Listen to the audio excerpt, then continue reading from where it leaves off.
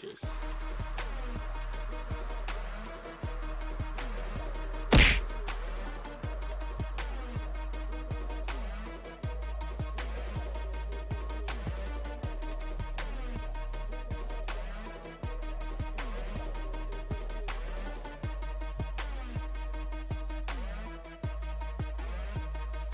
Bitches.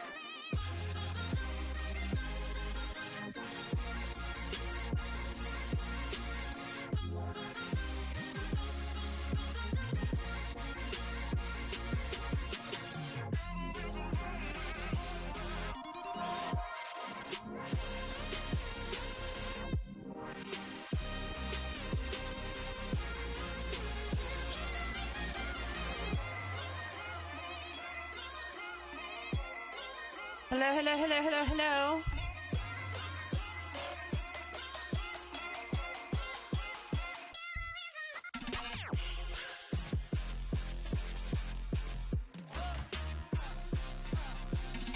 It's a Friday, and I ate entirely too much pizza.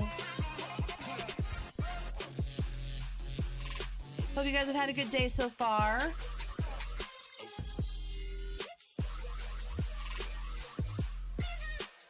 Water. Hello!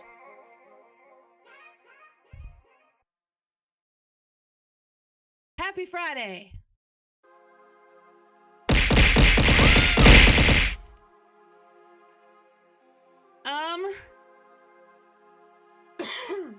I think it was 3:30 or something in the morning when we finally beat Temterra hard. It went a lot later than I expected.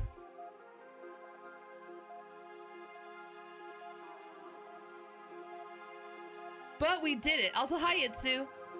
We beat the Temterra hard boss with just 2 Pictos and 2 Vipers. Water. It took a lot of tries though, but we did it. I was very excited that when we did it. But yeah, I don't think I got off until like close to 4 my time.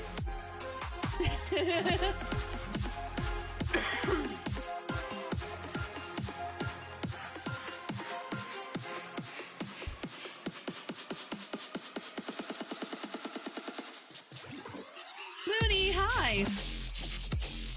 We're about to head out to the first zone, like from the main city. But what little I've seen, I've liked so far.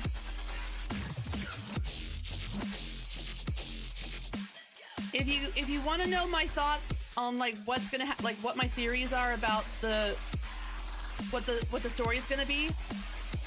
I talked about it yesterday at the beginning of stream, so you can check the VOD to like see my predictions.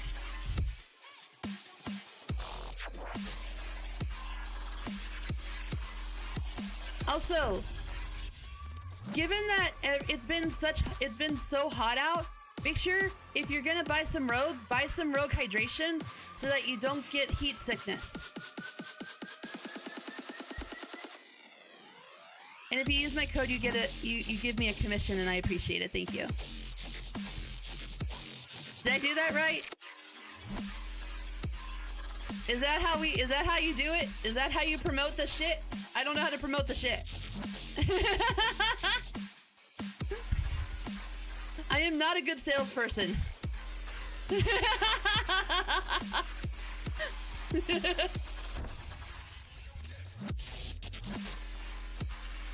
I'm too unconfrontational to really push for things.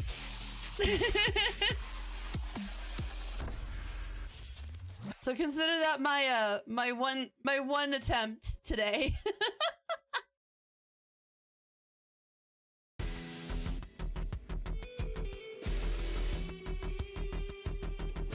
I am excited though. I'm very curious about what's gonna happen, because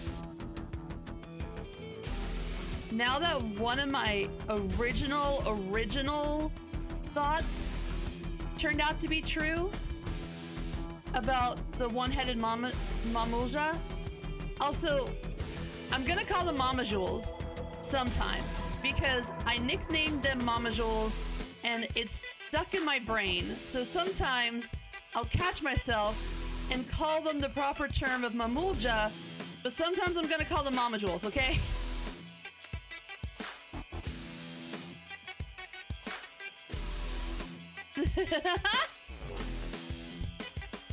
You want me to scold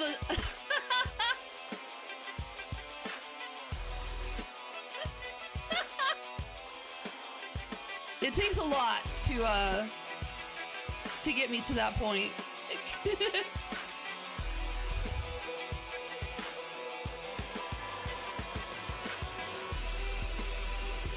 But yeah. I do. My initial thought when we first heard about the one-headed Mamulja, I was correct about that. So now I'm curious.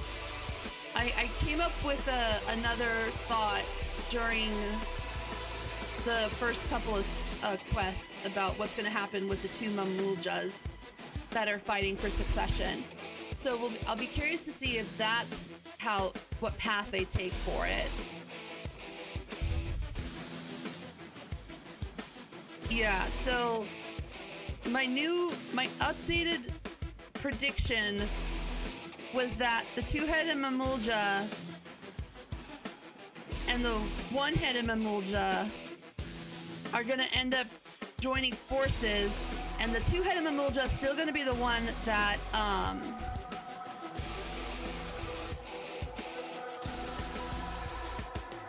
well, actually, I don't know now.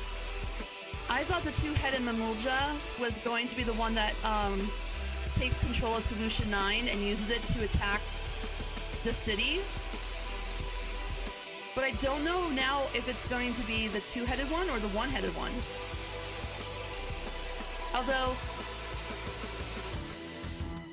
yeah, it's gonna be one of them. One of those two is gonna take over Solution 9, and they're gonna use it to take Tulialal by force. That's my theory. I was dead set. I was pretty sure it was going to be the two-headed one, because he's so sure that he should be the one that's in charge.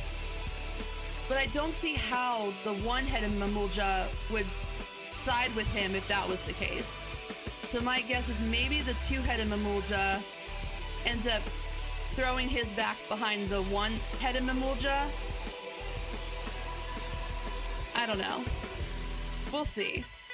One of them is gonna use Solution 9 as a weapon. That's my guess right now.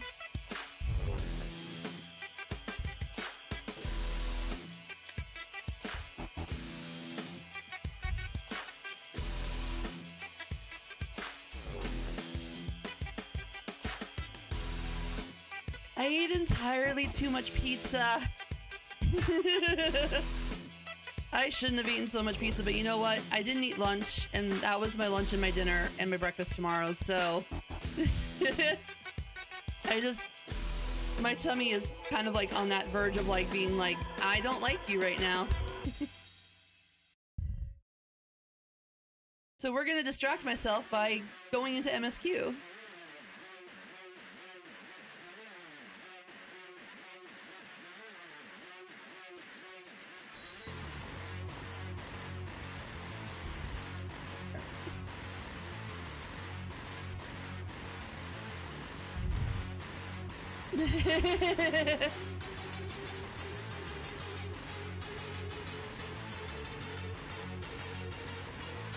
There's our happy little potato.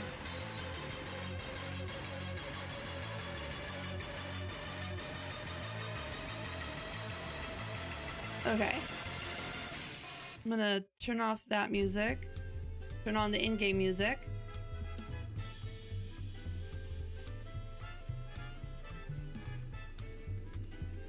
The swing jazz music still throws me off.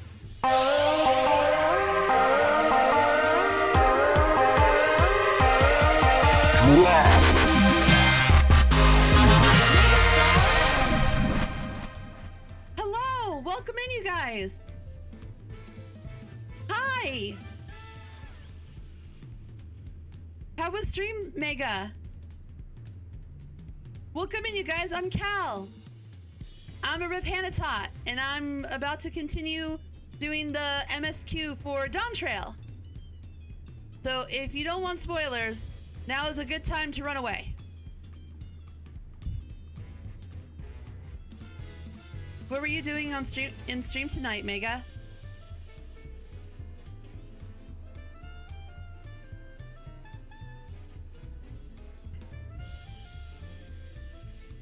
Leveling Astro? Oh, fun!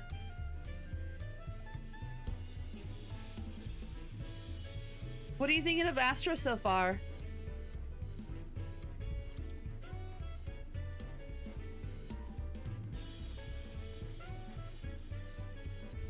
Oh, yay, I'm glad you're enjoying it.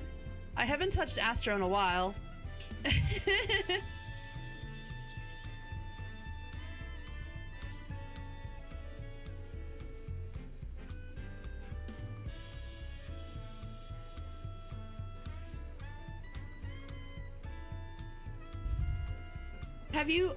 Are you in Dawntrail, Mega? Okay, go take a walk, go eat.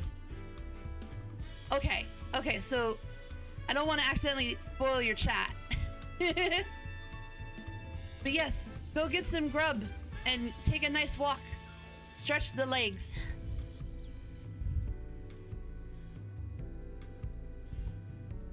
I'm gonna go find my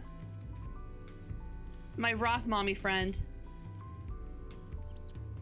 My friend held me hostage till we beat Dawntrail. Oh shit. Did they at least give you something worth it at the end? Like a nice treat? Did they give you ice cream? Or at least a candy bar for being good and finishing Dawntrail?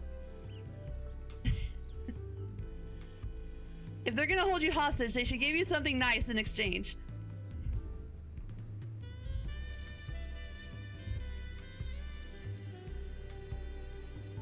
He told me good job. Oh no. We just found out Rosebud was the name of his childhood sled.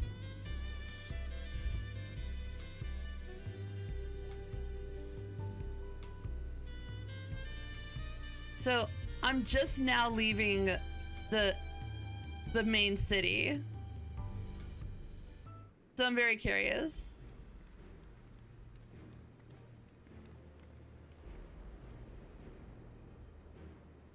Trust you to be the keenest to head out, Cal.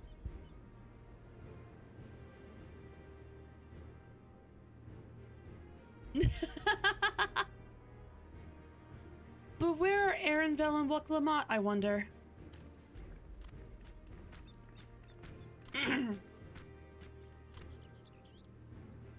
Oh, good, you're all here.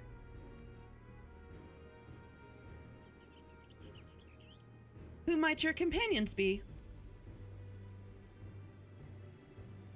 Seeing as we needed information, I thought who better to get it from than the locals. These two hail from the villages. Prince, thank you so much for the follow. I appreciate it. Thank you. He never stops grinding and I'm the laziest gamer ever. I mean, I feel that. I'm pretty lazy. I can only grind for so long and then I'm tired and then I need to take a nap. These two hail from the villages we're thinking to visit.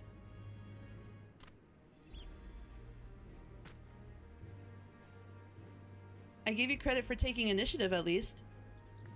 What do you mean at least? I am honored that the third promise would seek my advice. I too am happy to answer your questions. Any encounter might be an opportunity to do business. Law-abiding Pokemon! Thank you so much for the follow! I appreciate it, thank you! And thank you for abiding the law. I too am happy to answer your questions. Any encounter might be an opportunity to do business. Thank you both for your help.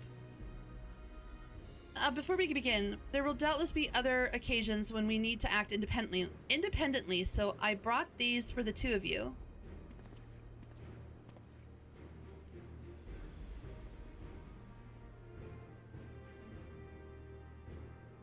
What's this? 'Tis called a link pearl, a gemstone harvested from a special shell. When linked together, they allow people to communicate across great distances.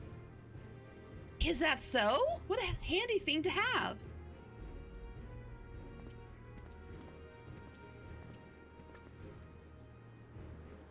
It'll be very useful on our travels. Speaking of which, I should get back to introducing my two new friends here.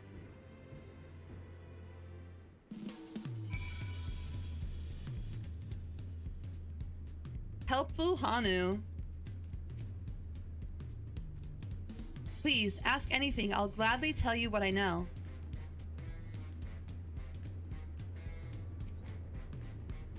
What a stroke of luck to forge this connection to the palace.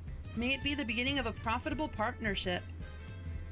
You've spoken like a true Uldan Lalafell, little beak man. Lord Dorito would be proud of you. Don't let him meet you guys, or don't let Hancock get his hands on you guys. Watching, hey! Wuklamot may not be as experienced or accomplished as her brothers, but she has an affinity for the people. For her, finding those willing to cooperate is as simple as asking. She's working as them. Living Trash Bin, thank you for the follow. I appreciate it. That's a great name too. Is there a reason the Pelu Pelu all wear those masks? Talk to Cryle. Let me talk to Cryle. There we go. Alice, I'm trying to talk to Cryle.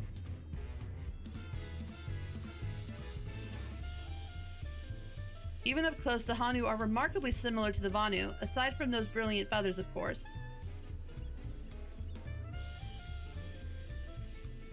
Watching, how's your night going? Wait, your friend Prince has 6 classes at 100 already? Seriously? Cryle, aka Pikachu. I call Cryle Pikachu. The Tuliolal saga features a number of Tiral's clans. 2 of those, the Hanu Hanu and the Pelu Pelu, have settlements relatively close to the city, so I brought a representative of each. As I mentioned before, the Hanu are a cheerful people who love their festivals. They make their appearance in the Lay of Reeds, and their home village, Okanu, is located in Kozama Uka.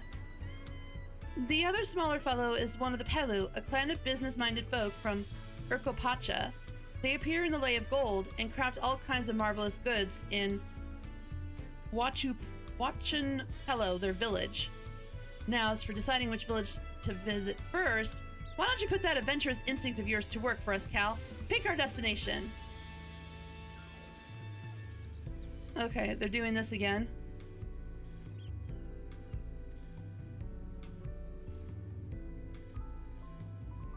Story elements and rewards will not be affected by your choice. Okay.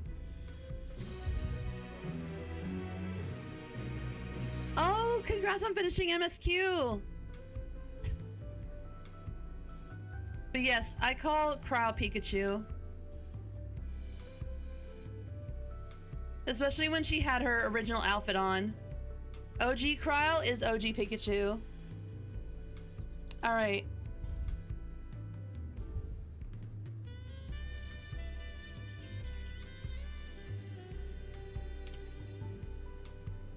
Hold on a sec.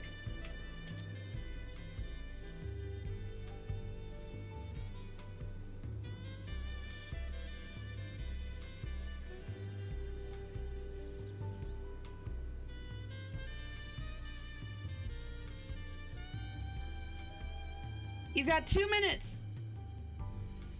Vote for who we go visit first.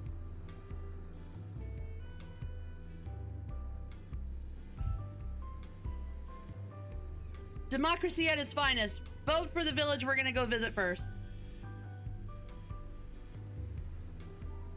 Water. And while we do that, I'm gonna admire Aaronville some more.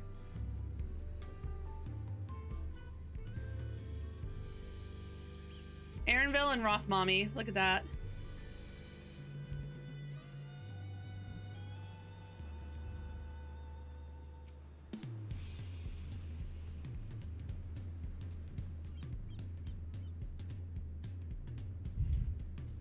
I'm at crotch height. That's okay though. Ruby?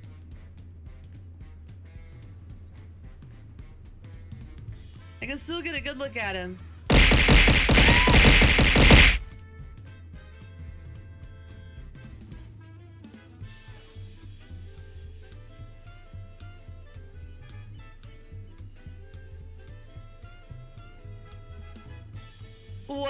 What, Ruby?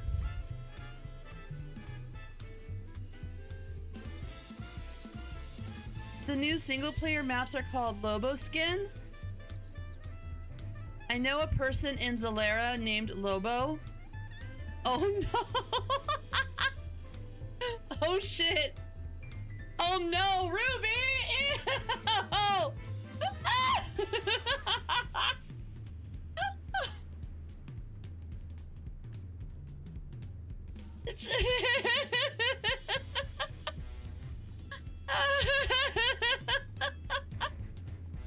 Oh my god, Ruby! Okay, like, we're going to the Palu first. Alright, oversized Lalafell people. We're going to Urko Pacha.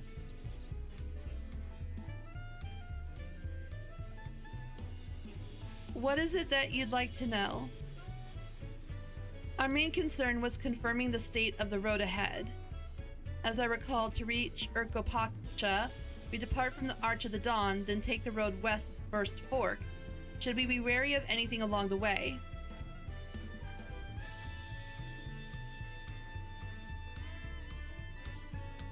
Wait, according to Wooklamot's voice actor, the head cannon for Pelu Pelu, they have an Usopp nose from One Piece. I don't know what that is.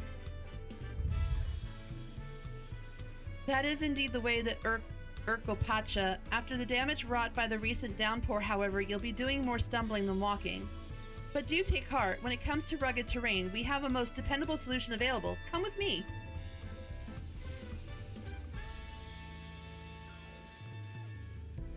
We'll be back to talk to you in good time, friend Hanu.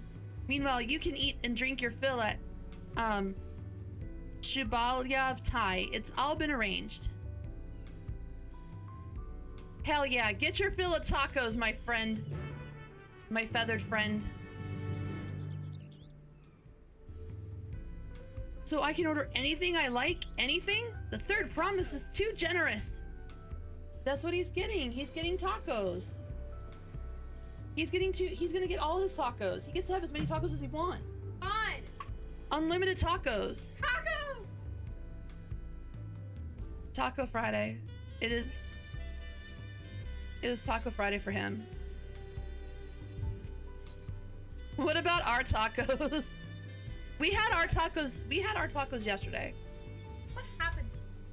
Oh, I see Prince.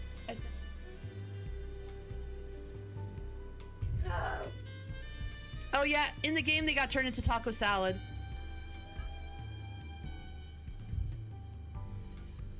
Oh, oh, that's the name of the character. That's the one with the Pinocchio nose. Okay, I've seen pictures of him. Okay. Where am I going? And why are you blue? Oh, you're the hunt board, you're the sightseeing log. We can deal with that later.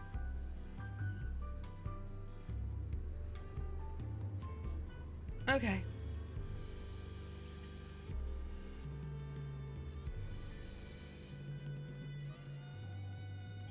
You're the hunt board.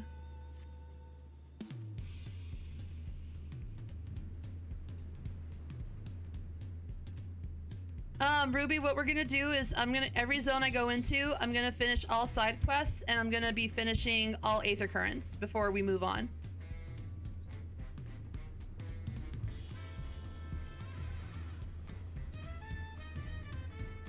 Because that's what I do with every expansion.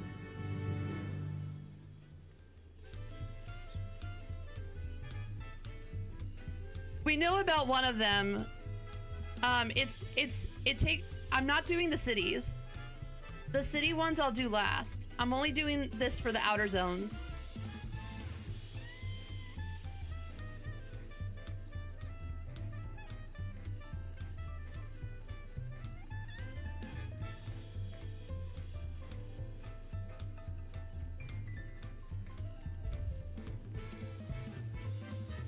If you look in the Discord chat, Ruby, we figured out the one that was the spoiler, and it unlocks after a certain point in the story, but it's in the city.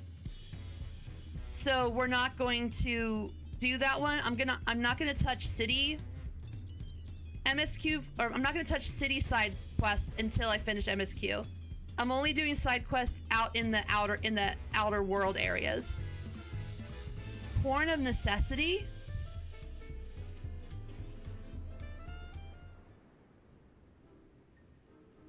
Okay, I'll look into it. Lawyer, where's that one?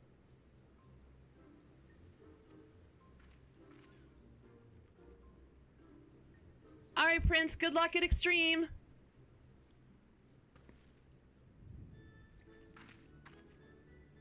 These animals can traverse Ukopacha's steep mountain trails as if they were gentle fields, all while carrying heavy loads. Our merchants would be lost without them. So they fill much the same niche as our chocobos back home. You don't have alpacas in Eorzea? Alpacas are native to Yogg-Totol. Eorzea has its chocobos, and the eastern lands have their horses. Why go to the trouble of breeding another pack beast in a place which ill suits its qualities and where it is not needed anyway? But must we ride these little monsters? I get the impression you aren't fond of alpacas. When I was small and being a bit naughty, I went around pulling on their wool. One of them spat at me, and it was the foulest stench you can imagine. Oh, I see. What do they like to ride? Alpacas bred as mounts are inquisitive and docile. Even those without experience find them easy to handle. No, Jojo! Bad Jojo! We're really doing this then. So, was my information useful to you? Yes, very helpful, even if it wasn't what I wanted to hear. Good, I'll take my payment now. You want me to pay you? I guess I should have expected as much from a Pelu merchant. Let me see what I have on me. The Pelu value the act of spreading joy through trade. As you should know, they take pride in making deals that benefit both parties.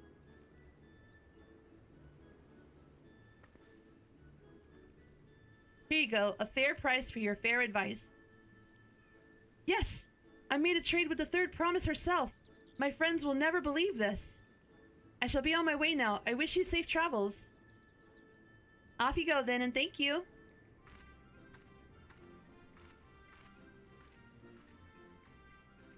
Better not get spit on again.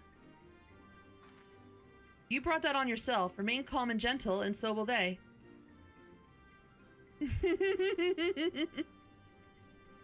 I'm still not happy about this, but if we need to ride alpacas to reach Urkopacha, then that's what we'll do. Oh no, lawyer!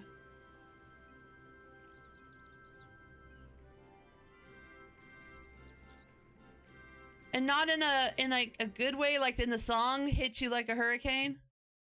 No rocking? Rock you like a hurricane?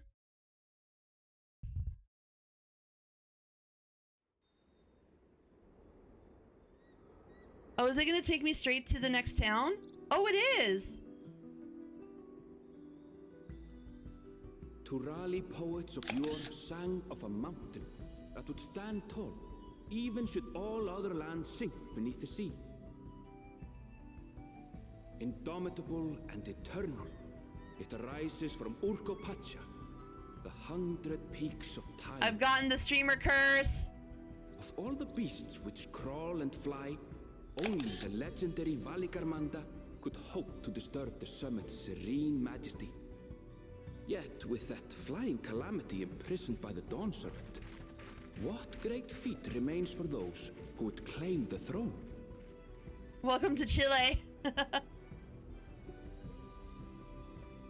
I usually get lucky. I don't normally get hit with the fog when I go into a zone for the first time. So this is Urkopacha. I've never actually been here before.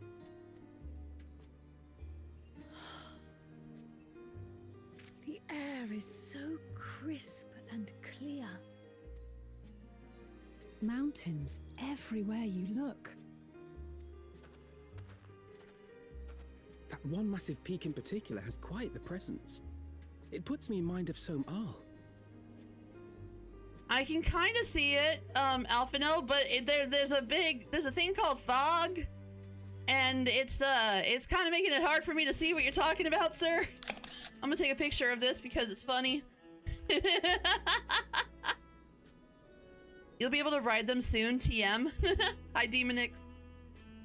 That is Workor Sormor, the tallest mountain in Yogg-Tural. Its sheer height makes it an imposing climb. But there are other reasons the ambitious keep their distance. Nani? Oh? Do tell. Where to begin? Excuse me, but you're Wook Lamat, are you not? I hadn't thought to encounter one of the Dawn's promise here of all places. Nani times 2?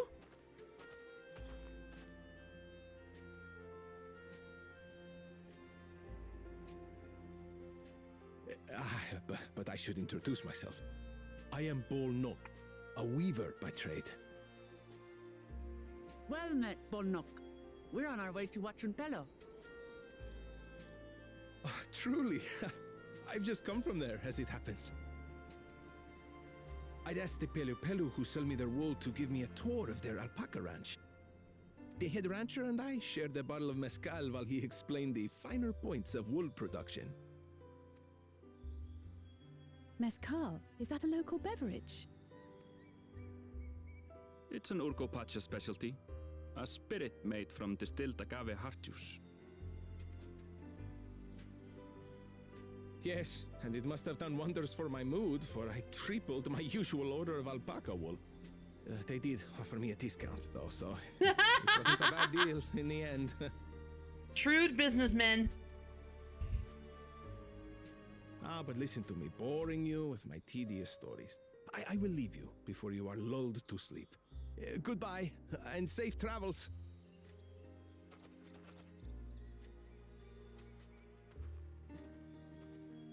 Oh, silly me.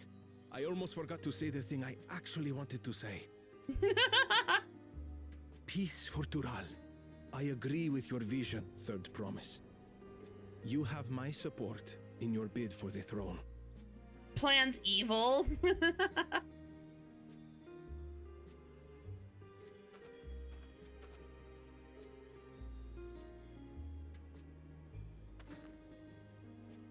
I gather from his tale we would be foolish to underestimate Pelu merchants. Okay, is it weird? Is it still? I don't know why, but now that I follow Colin, like I've been following his VODs of him doing 14, and like I follow his Twitter. I can't see Alphino without seeing Colin in my head. Yes, they do more than run the markets in Tuliola. Pelu peddlers can be found everywhere in Tural, traveling from place to place on their sturdy alpacas. They are effusive and engaging speakers, and many's the customer who's been talked into spending more than they bargained for. Alfie with a beard and much taller. They won't find this customer so easily charmed.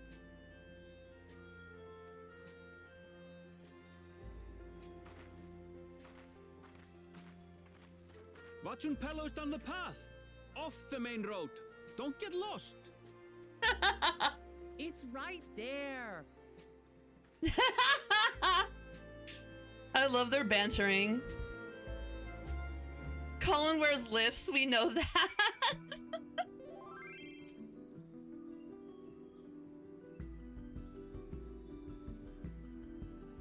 Oh my god, Ruby!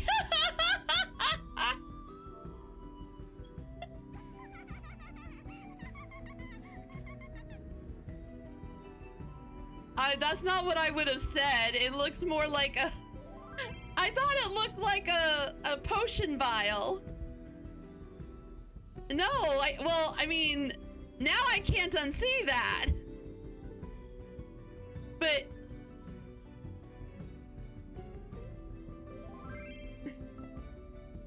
Oh my gosh, Ruby. You're so silly.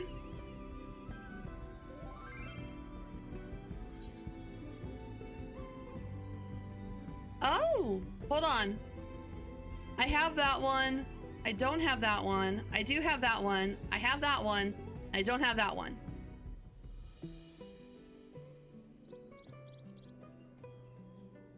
I do have that one. I don't have that one.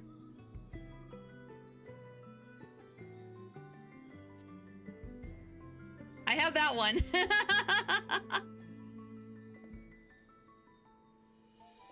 Okay, I don't have that one.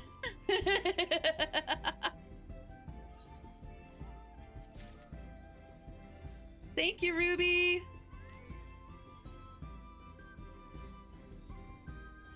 All the minions. Thank you.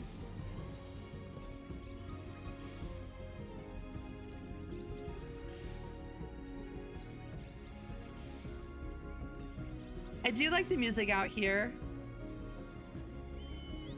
All right, Cheeto, let's go. Look at those cute alpacas. Read the description out loud. Oh, I know this one. the raccoon dog with a big heart and even bigger testicles. We all know about this one.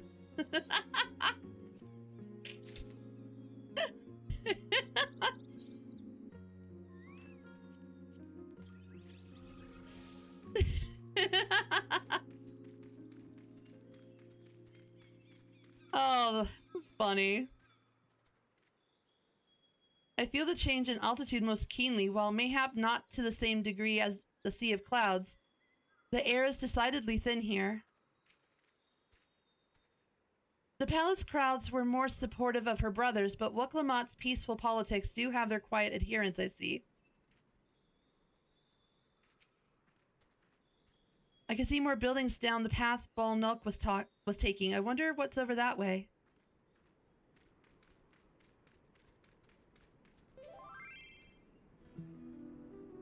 How do you call quicksands perverts before the founding of Ul'dah? A Bella D and Djinn?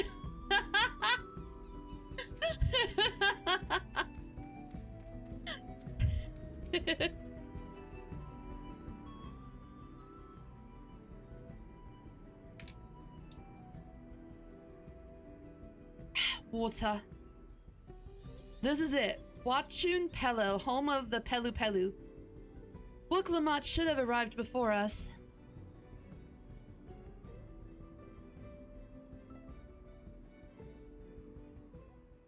That's not good.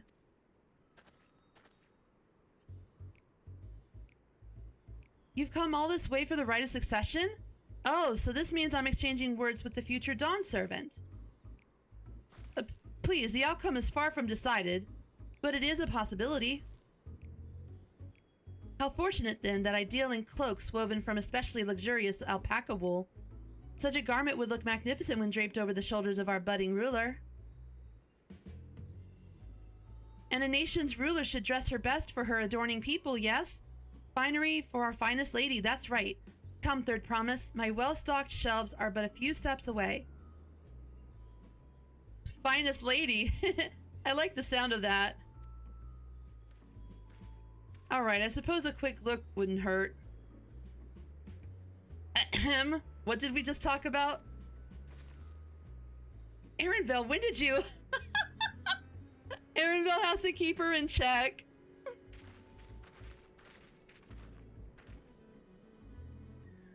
Ah, Shatona from far off Jahtaral. Northern winters are bitterly cold affairs, I'm told. I cannot imagine how you survived them without a lovely warm cloak of quality alpaca wool. No, thank you. I'm not in need of new clothes at the moment, and neither is the third promise. Perhaps another time. Of course, my shop door is always open.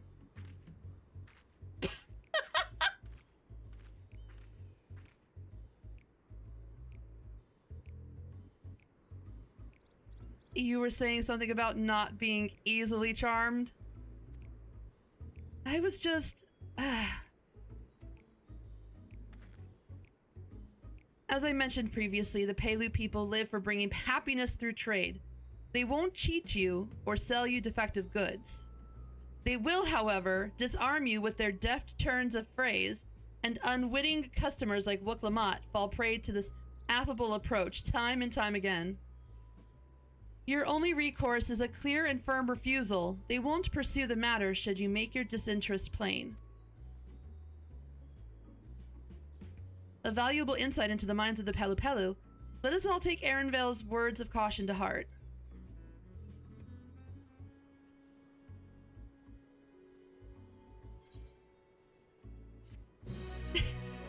Poor Wuk.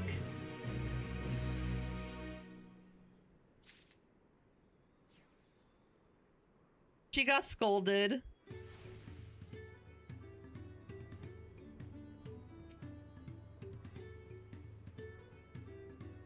Woklamat is lucky to have Erenville. Everyone, royalty especially, needs a friend unafraid to chide them when the need arises. This is like...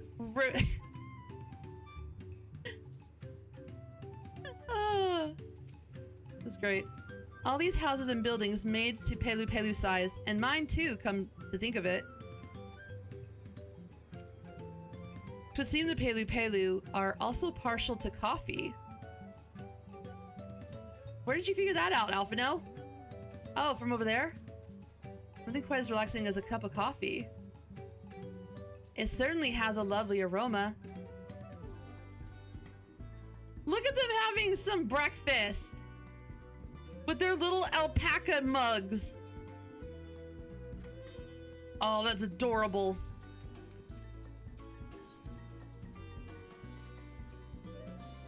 Not my finest, I'll admit. But now that we're here, let's do what we came to do. Find the Elector. Allow me to propose a strategy then. Prial, Alice, and I will speak with the merchants. You feel discriminated, Ruby? Prial, Alice, and I will speak with the merchants. Woklamat, you and Erenvale might try approaching the travelers and passerbys. Cal, pray investigate any of the establishments which catch your eye. Should we learn aught of use, let us relay it to the third promise. Vertical discrimination? Wait, there's a Lala only area?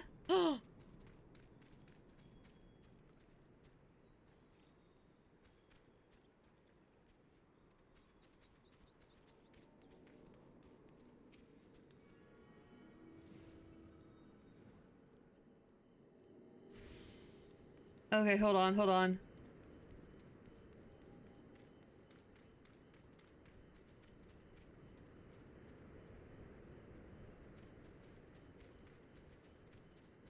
Hold on, impatient porter. I want to see the Lala open house. Ah! Wait a minute, you totally fit though. You're just tall enough.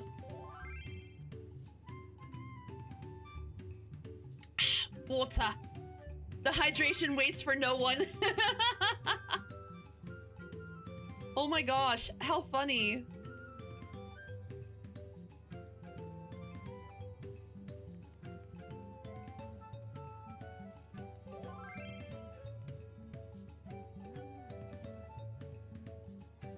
I mean, tall people could bend to come in here. Oh, there's no other rooms for me to explore? How funny. That's freaking hilarious.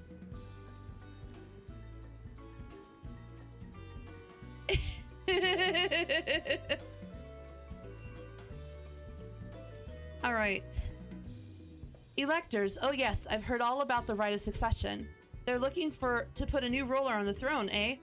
Personally, I'm rooting for Zeralja. If the first promise wins, he'll look to expand our sphere of influence. That means access to more resources and more customers, in the thousands column potentially. So many new trading opportunities to spread happiness far and wide. Others have been coming around to my way of thinking, so I've begun crafting goods inspired by the resilient sun. Would you care to purchase something? No, I would like to not purchase something. Very well. You said you wanted to know about the Elector? I could help you, but I won't. I can tell you're no supporter of Zeralja or his policies. Wow. Okay.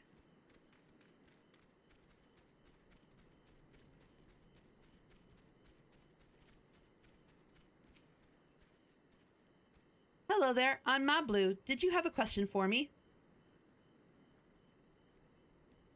Sorry, I don't know about any electors. You should take a moment to see our prized alpacas before you leave, though.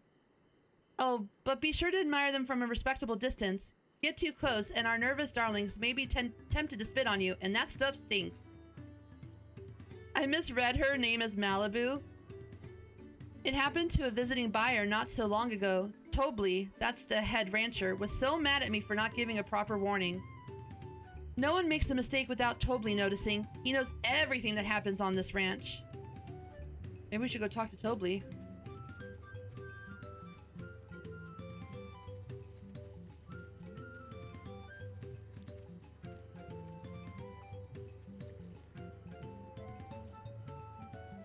Oh, missed opportunity. They should automatically spit at you if you get too close. That would have been funny. Yeah, that one dude was greedy.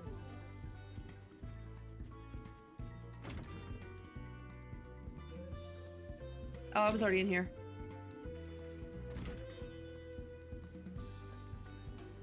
Can I go in here? No. Okay.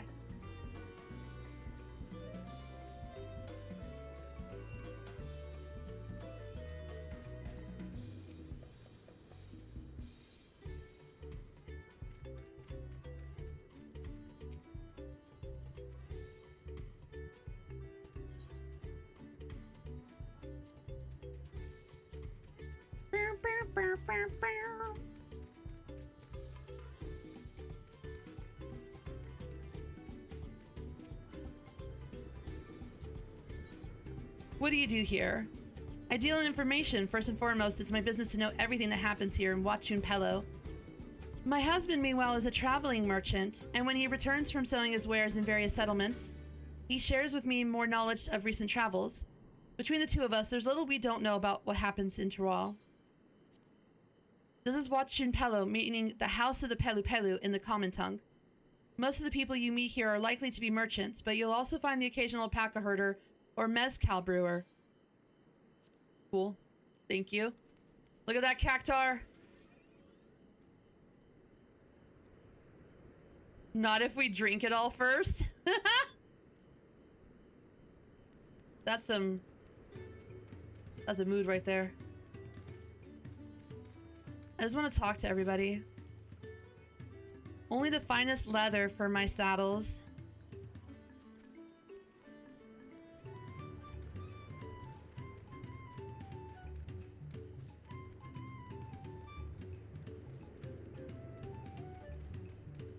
Raplu, you're wondering how we direct our alpaca wagons without reins? Well, a trained alpaca can be commanded with tongue clicks and whistles. 2 sharp clicks means hold up, while blowing hard through pursed lips means off you go. You should try it.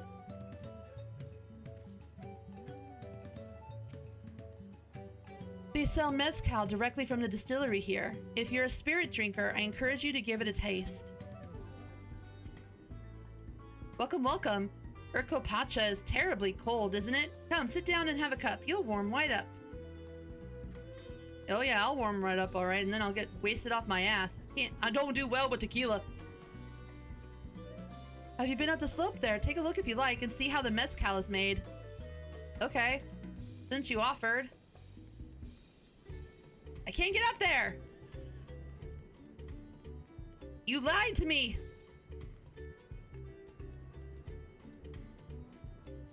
Ah, that's the stuff. Oh, look at the little cup! The little cup has alpacas on it too!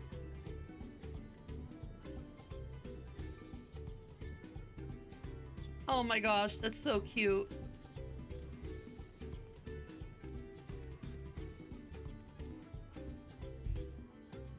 The Dawn Servant Selector. Ah, I thought you were a new face in town. Here for the right of succession, I take it. Me, I don't much care who sits in the throne so long as they keep Tyrol peaceful. People tend not to be in the mood to relax and sip our excellent mezcal once arrows and spears start flying, if you know what I mean. Speaking of which, would you like a cup? A joy shared is a joy doubled, I say. Oh, right, yes, you were asking about that elector business. Being but freshly returned from my trading route, I've heard that there's a contest afoot, but not much else. Our head ledger, Tobley, could probably tell you more about it.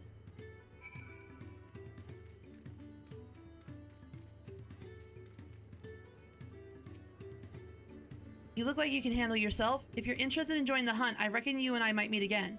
Okay, so you're the hunt. You're the hunt, dude. Sopley. Welcome to the house of the Pelu Pelu. Watchin Pelo. We have many local specialties on offer here, so please have a look around.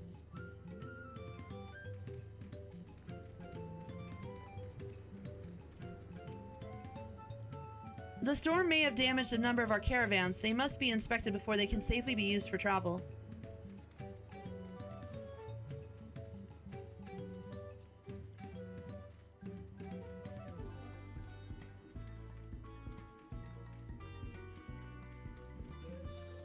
Look at these cute little houses. They're so cute.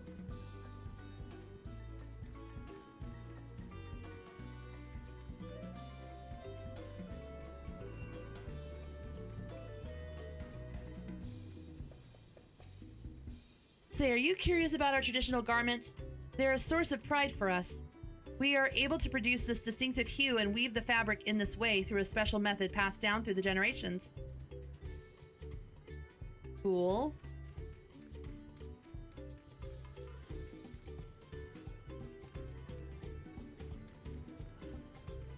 I love this zone. I love the little houses. You really have to watch yourself around these silver-tongued peddlers. I almost bought a bottle of mezcal and a stack of blankets, and then there was this enchanting ornament. Anyway, I did manage to learn that Tobley is the man to talk to about the contest. Now, if only they'd share where this head ledger of theirs is to be found. Really? He's also the head rancher. Well, the alpaca ranch is not far from here. I say we pay it a visit before the others return.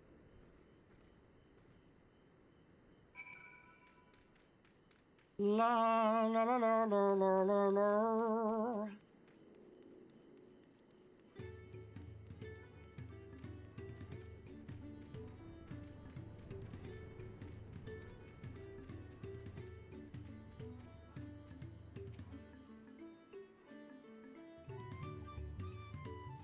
The first promise will come here too, won't he? I'll have to give him a nudge in the right direction. If you buy something from him, does he help you out?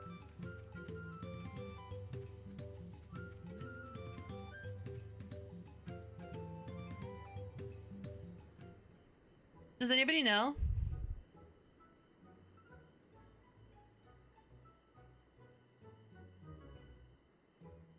Oh, that is a lot of alpacas. Still, we know the head ledger could be here somewhere. I can't let fear deter me. Not to say that I'm scared, of course.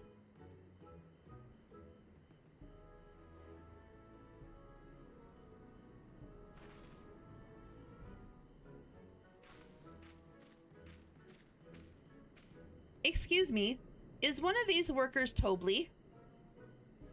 Tobley? Oh yes, he likes to mingle with the ranch hands and keep an eye on things. I can't tell you which one he is, though. You can't? Is that part of the contest?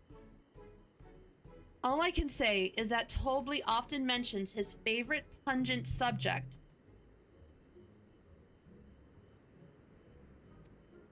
He also can't resist a profitable trade. Though who among us could, am I right? Still, if you bring him a very good deal, he might let his identity slip. Heh, so it's like a game. Easy enough. All I have to do is offer Tobley a deal he can't ignore. No problem at all. Well, maybe one problem. I don't think my purse is deep enough to pay everyone who he might think be Tobley. Let's ask some questions first to narrow down the field. Great, we can meet back here to share our impressions.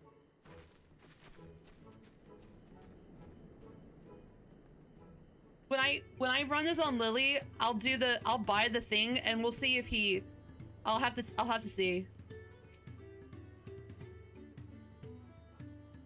Obviously, I'm not Tobley. I mean, oops, I shouldn't have said that. You're meant to find out for yourself who Tobley is, or if an elector is even in the village at all. Good luck!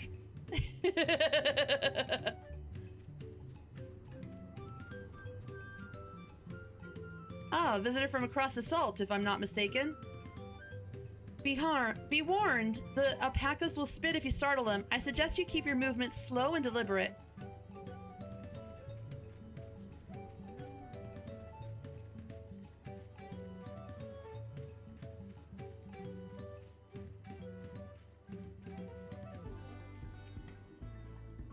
Am I Tobley? Yes, that's me. Excellent work from the third promise and her entourage. Sharp instincts. Shall we commence the rite of succession then?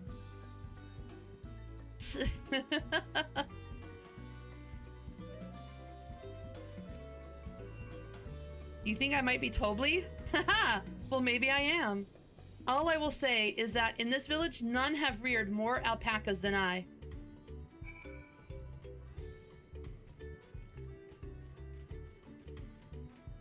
Okay, just because I need to know.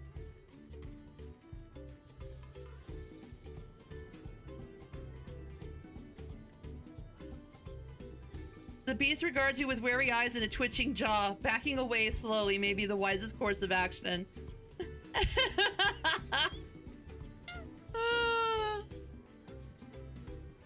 That's freaking great.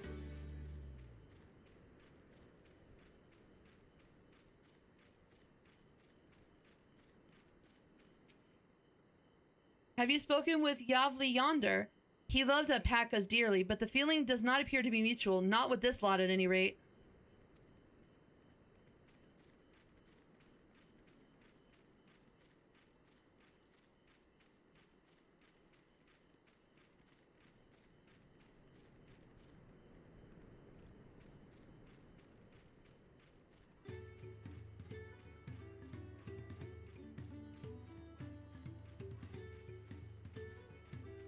Look, I'm gonna talk to all of them.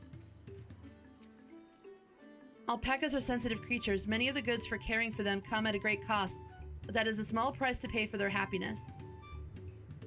Okay.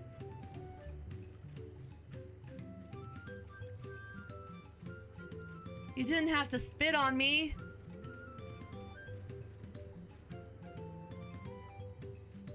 This guy is not having any luck.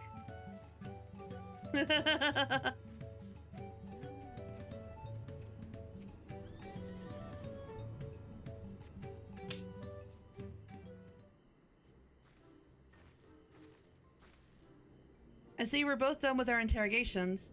So who do you think it is? I have my suspicions, but let's hear your pick.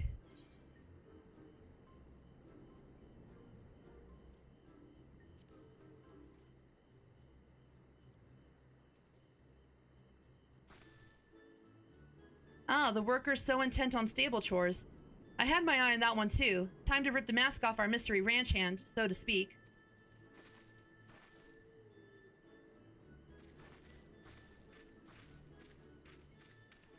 We know it's you, Tobly, and to prove it, I propose a deal. A generous sum of coin for confirmation of your true identity.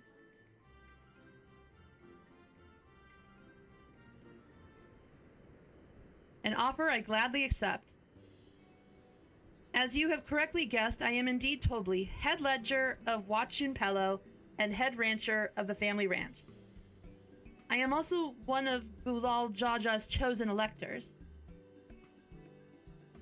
Aha! In a place featured in the Tuliolal saga, just as we thought. I was right to trust in your instincts, and I wager this won't be the last time.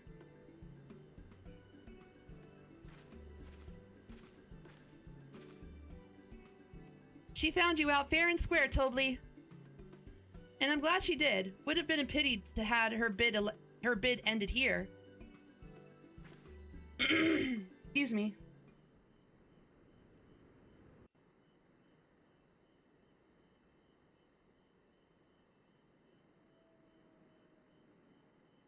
Deducing the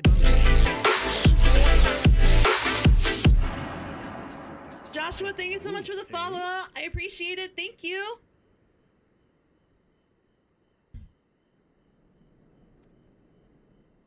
Right. Not hard at all.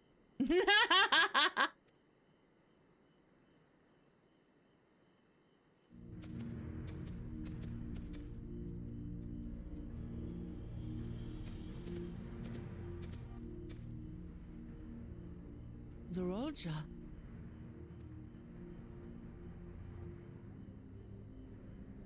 I am told the head ledger, Tobly, is to be found here.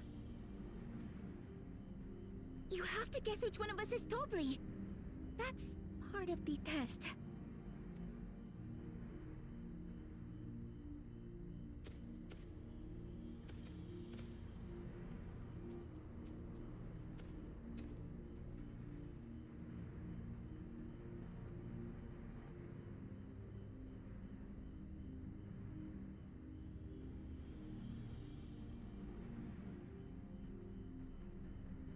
Oh. You're Tobly. without even asking a single question. Very impressive indeed. With that amusing prologue out of the way, we can proceed to the actual challenge. Per the Dawn Servant's instructions, I was free to devise any manner of feat. I considered a number of possibilities in the 10th column. But I think I have a good one.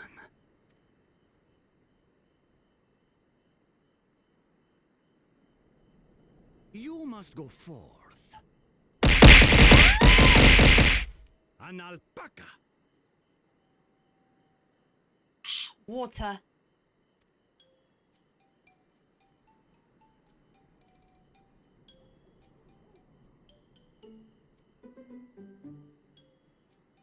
While I've not had the best experiences with alpacas, aren't they generally docile creatures? That doesn't sound like much of a challenge. Bring out the example! Oh boy. Oh boy.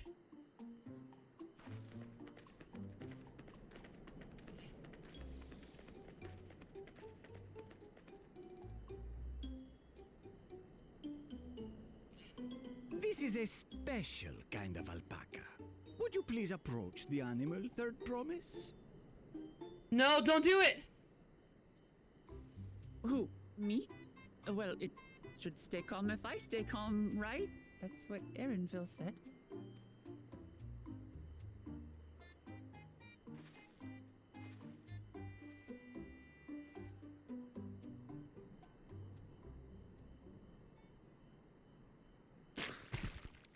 Oh no!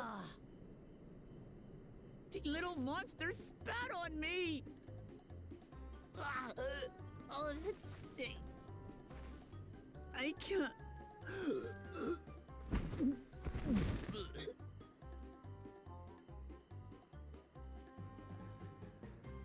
Alpacas are paradoxical creatures, being both extremely curious and extremely cowardly. Oh my gosh, Jojo! Press your luck when they're frightened, and you'll get a face full of spit, as you've all just witnessed. Has an awful stench, their expectoration. The globs contain half-digested food, you see, making it an effective deterrent against perceived threats. Wild valley breed like this one are especially timid and can therefore be quick to lash out. They're also especially hardy. Indeed. We take the rugged wild alpacas and breed them with our gentle domesticated stock. Yeah, This that's some produces nasty the shit right strong there. yet beatable pack animals prized by our traveling merchants.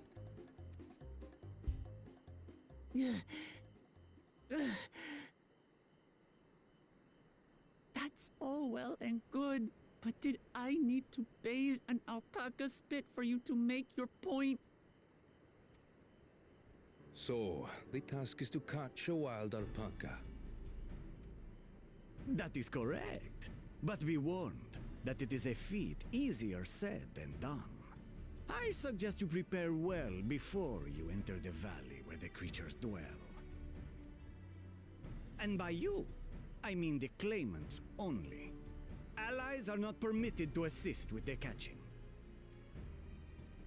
The alpacas will help me judge which of you is worthy of receiving a keystone.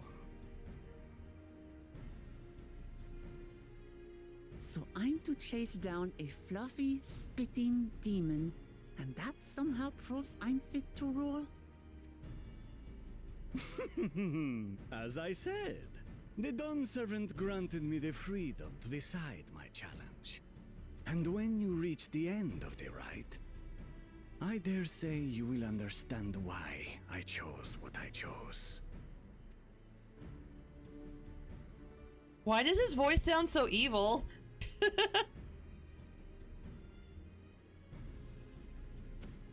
Very well. This won't take long. Wait!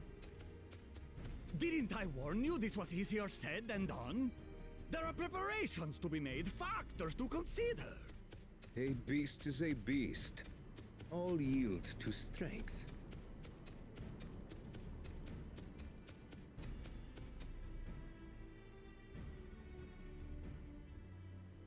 So far, this experience has done absolutely nothing to improve my opinion of alpacas.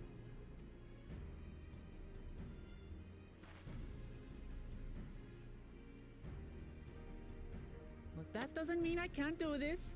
Revolting spit aside, they're just another animal.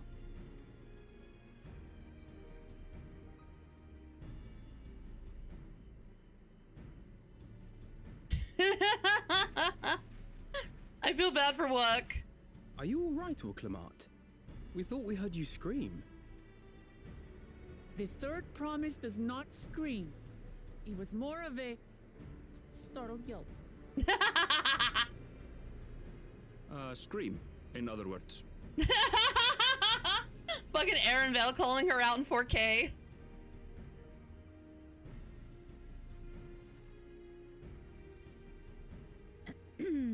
Did you find the Elector?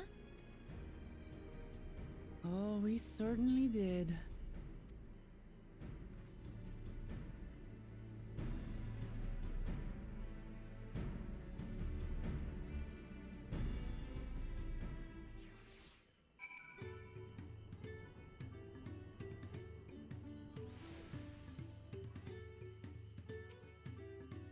I've done my duty and assigned the claimants their feet. The rest is up to them. I was impressed with how easily Zeralja found Tobli, but also sort of frightened. Judging by the volume of Wuklamot's scream, alpaca expectoration must have a nasty odor indeed. I'm content to remain ignorant of the smell. Zeralja puts me in mind of Garlemald's own exalted son. Of the two, though, Xenos was undeniably more arrogant. Why does it keep clicking on freaking Alice? What the hell?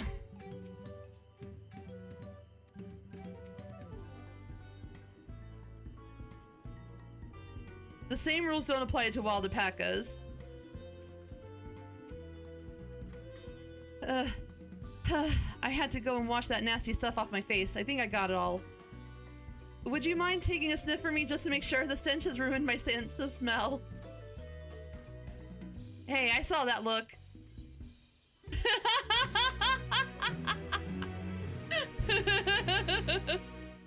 So, can you still smell it? Be honest.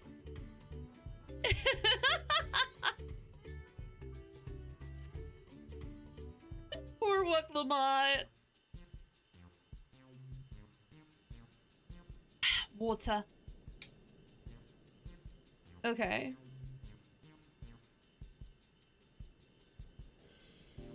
We need something chill in the background while we're waiting. Straight to the heart. I went a long time acting like I wasn't broken apart by you. As Wuklamot helped demonstrate, the valley alpaca are wary of people. Getting close enough to catch one will be not an easy task. You might have warned me about that earlier. I've had enough trouble with tame alpacas. How do you expect me to wrangle a wild one?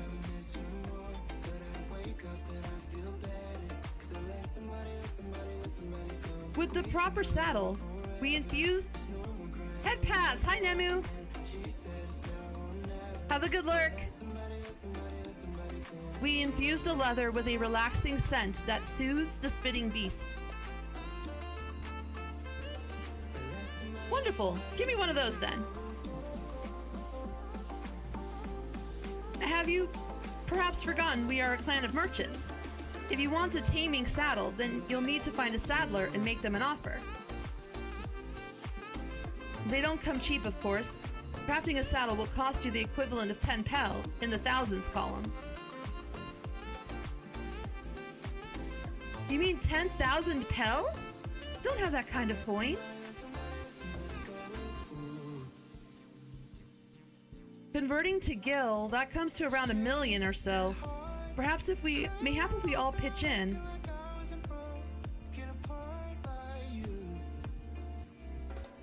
No, this is my feat to accomplish. I wouldn't feel right about having others pay the cost. I'll find the money somehow.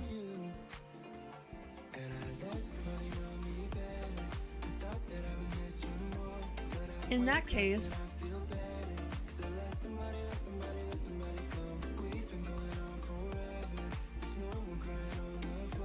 that basket of wool is worth the sum you paid me earlier, 1 pel in the hundreds column. Beginning with the wool, you can trade for even more valuable goods until you have something suitable to bargain with for the saddle. That's a nice gesture, but you think I can turn 100 pel into 1 million? That's 10,000 times more. We need 10,000 pel, not 1 million. So we're looking at 100 times more. Oh right, I panicked and got it confused with Alphino's million gil.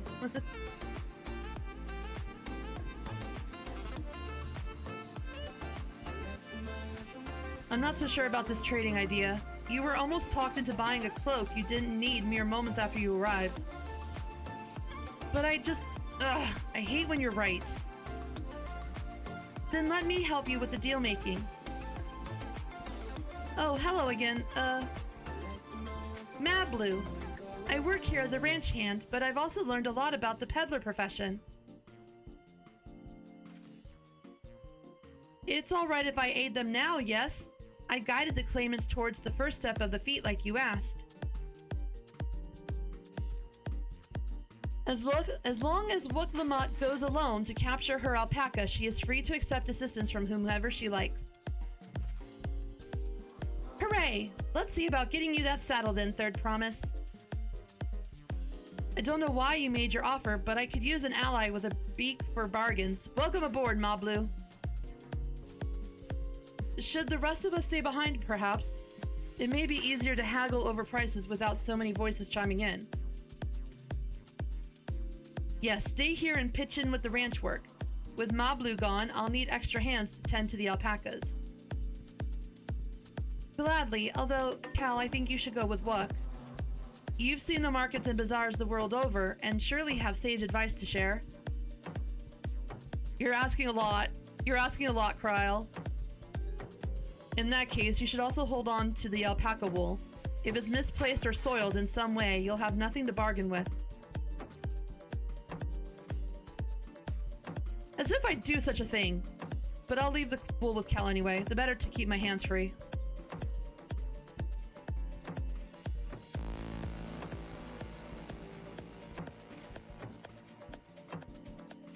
To begin, I suggest we try trading the wool to Havli, the saddler. He won't agree to the deal, of course, but it'll give us an idea how much he'll accept for his wares.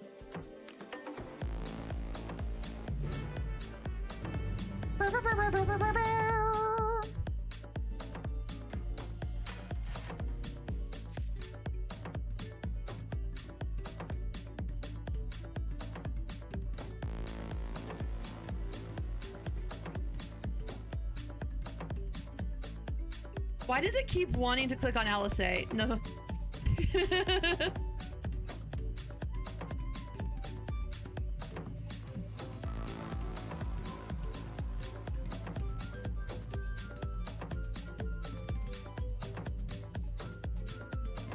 Mablu hasn't given up, I see. All right.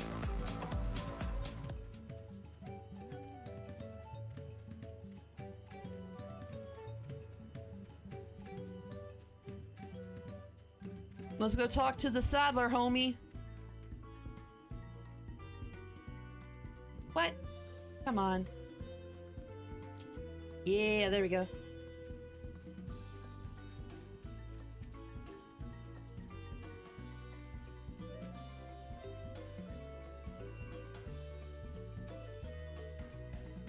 Okay, let's see.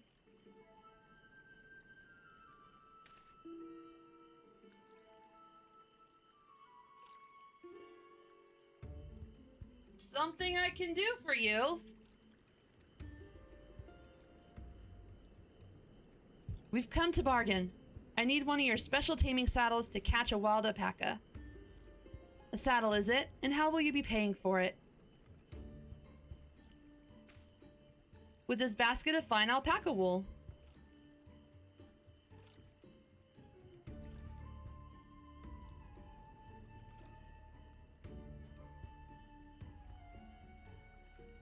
What does a saddle maker have for wool? Besides, this would barely cover the cost of a single strap buckle.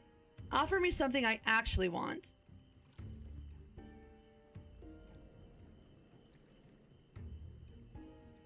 And what might that be? Mezcal. I like to nurse a cup at day's end while I inspect my finished work. Bring me a jug of quality stuff and you've got yourself a deal. This bodes well for us, Third Promise. Such mezcal can be had for only 5 pel in the thousands column.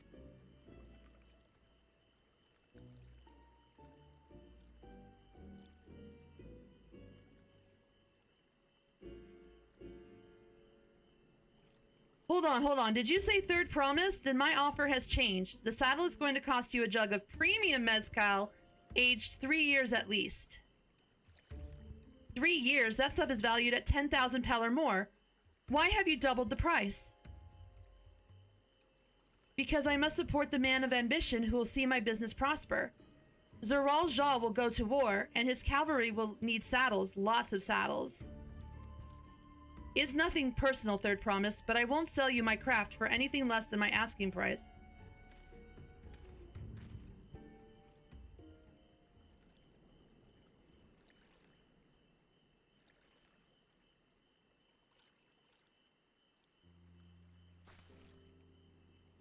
Can't say that I blame him. I'm known for championing peace, and peace is unlikely to bring him more customers. Those of our grandparents' generation remember the dark days when the clans were at war. Many of these Pelu pray for your victory, Woklamat. The younger ones, though, to them, strife and bloodshed are us children's stories. They think themselves safe from these horrors and take the peace we now enjoy for granted. Still, others are unsatisfied with this quiet prosperity and crave the future the Second Promise envisions. They've become obsessed with innovations like the dirigibles and have made a trade swift and easy. Then you have those like Havli, convinced that the First Promise's plans for conquest will afford them opportunities for great profit.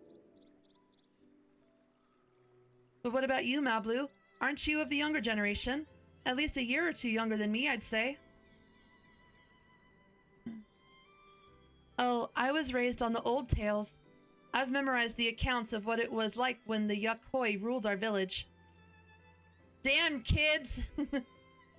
Being brought up on the Andrew Tates and John Pauls of the world. Water.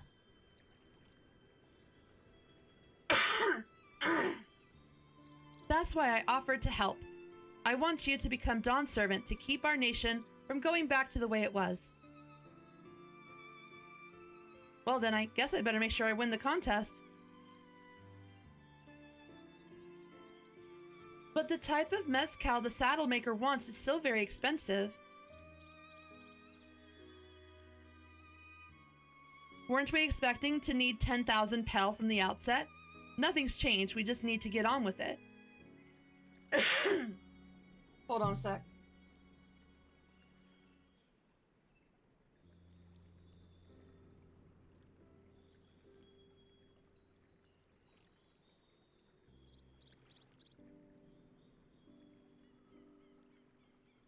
Okay, my mic wasn't turning back on.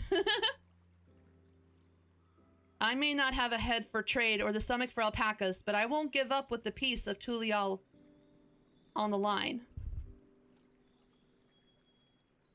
And neither will I. We will make you Dawn servant.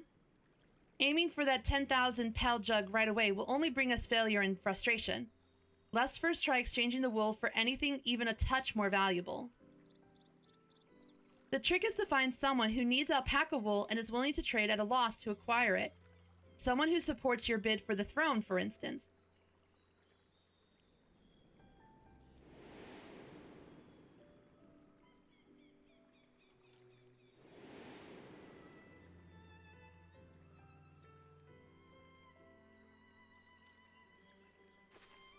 Of course, the Weaver. Bolnok was his name, I believe.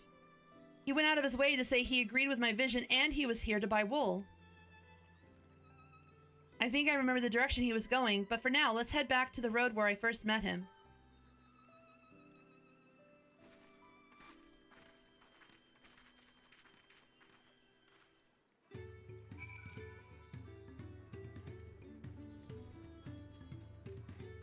Okay.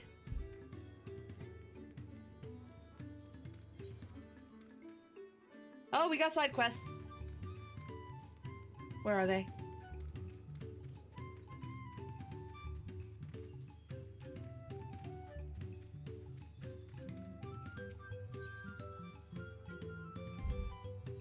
Zivlu is counting down the days until she can resume trade as normal. You must be the artisan from Tuliolal. You're right on time. The damage these caravans sustained from the storm must be evaluated as quickly as possible, so I must ask you begin your inspection immediately. I'm sure you know this well enough, but be sure to check whether any of the frames have been cracked, the canopies ripped, or the balloons on either side punctured. We cannot move the caravans until we know they're safe. Have care while inspecting the caravans. Ah! Hi, ZZ. You'll find the caravan stop throughout the settlement. You need but inform me when you're finished.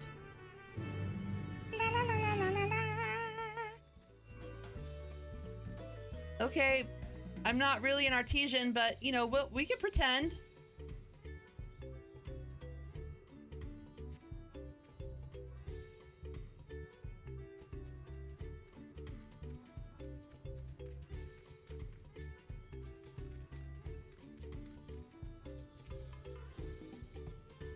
Okay, so lore-wise, it looks, as far as I know,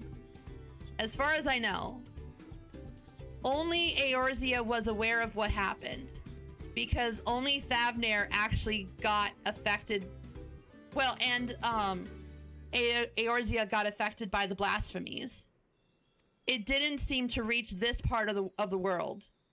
We apparently defeated it before it got here.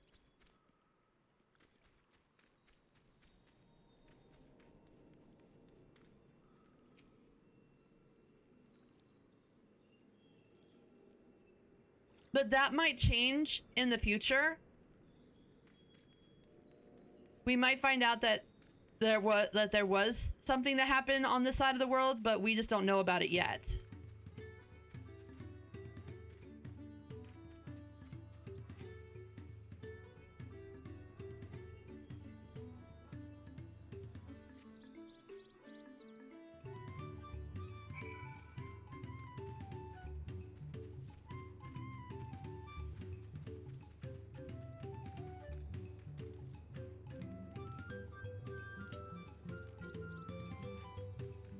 It's not a spoiler to say no one here knows about you, which seems very far-fetched even to not hear a whisper of this warrior of light.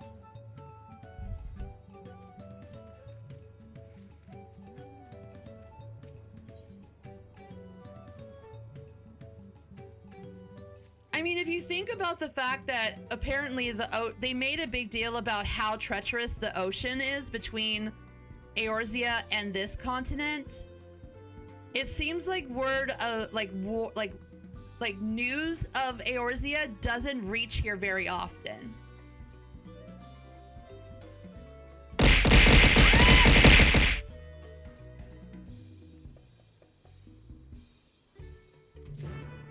Okay, what were you saying? Tell me, friend, are you not curious about the vibrant carmine hue of our traditional wear? A shade this vivid can only be brought out through the application of an age-old dyeing technique. Help me out and I'll tell you all about it. In the hills southwest of here, which you can reach by exiting from the nearby gate, there are a few spots where sapped nodocactars are commonly found.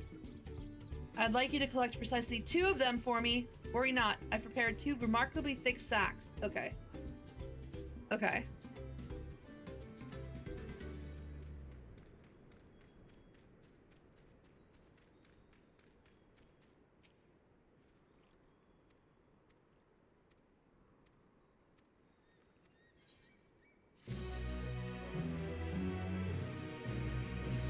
It could also be that maybe in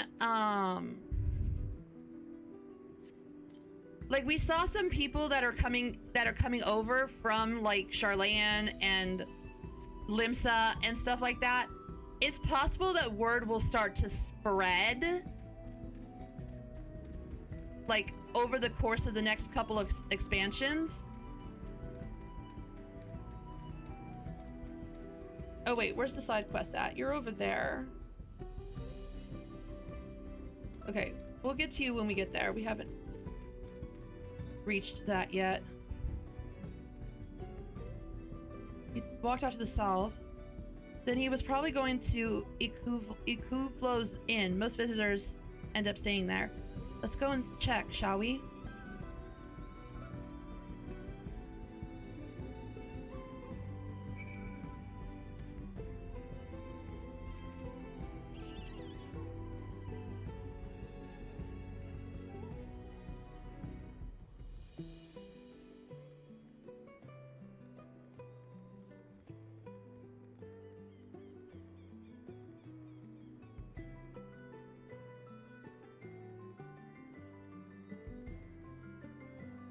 I mean, outside of the forum, I think some people...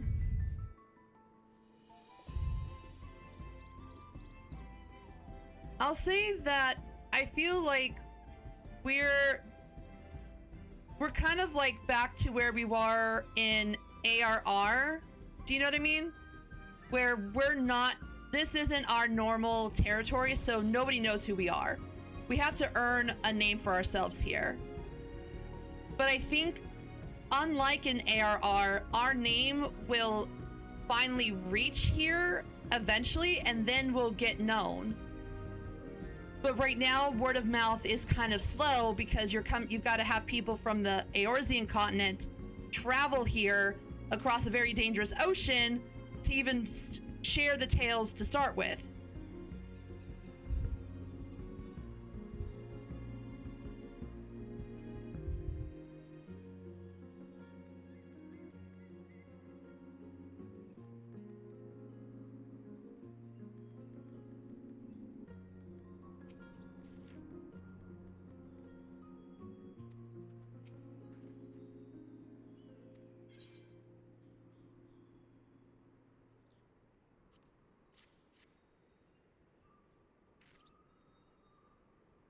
Okay.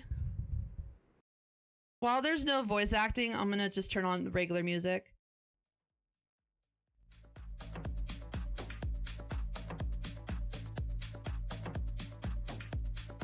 Well, Nook, I'm glad we found you. Are you interested in making a trade? Third promise, you wish to do business with me? Might I ask what this is all about?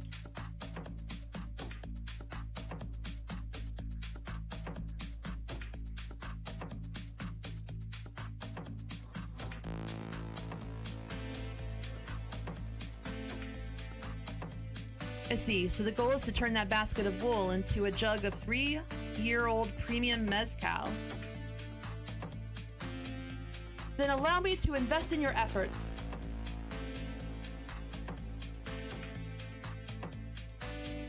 Peace in Tyrol is what allows me to cross freely into the lands of my suppliers. Naturally, I would prefer that one pledge to preserve that peace win the throne.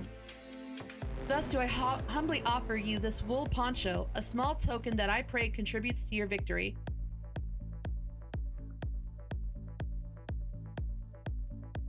Oh, that's fine craftsmanship. A garment like that would easily fetch 5 pel in the hundreds column. That's very generous, Bolnook. Thank you. I promise I won't let you down.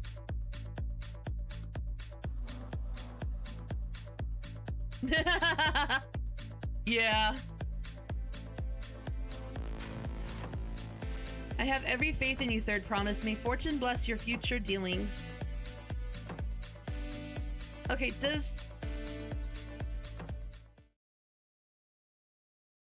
I don't think my computer likes me playing 14 and my music at the same time.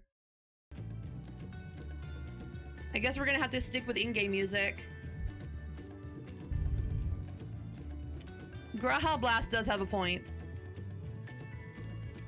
I can't believe you quintupled your investment with your first deal. We're off to a spectacular start.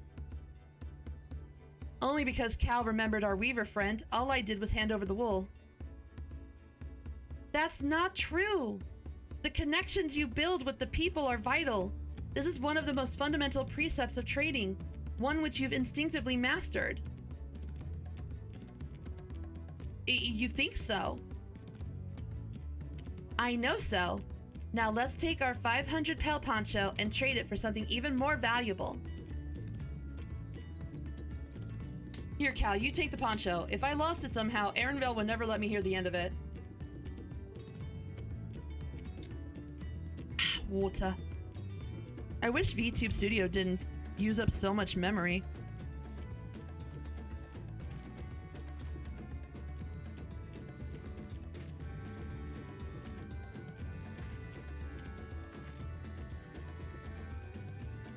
All right, let's go. Excellent trade. Oh my god.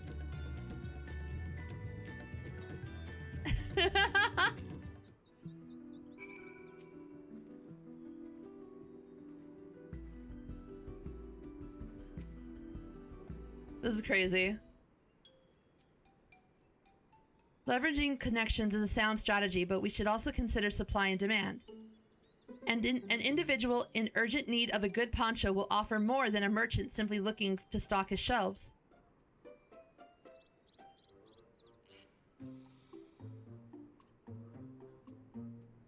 Oh, the Graha Blast thing?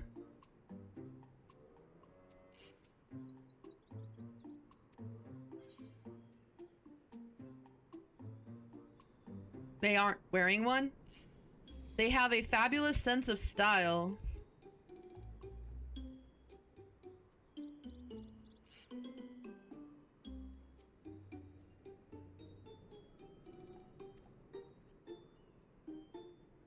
Damn.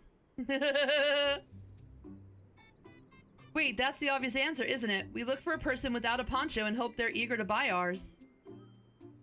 Yes, there you go. We find the demand for our supply.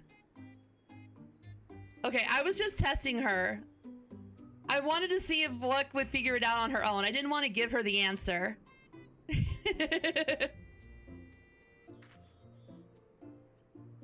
We could do worse than starting right here at the end. There might be interested travelers.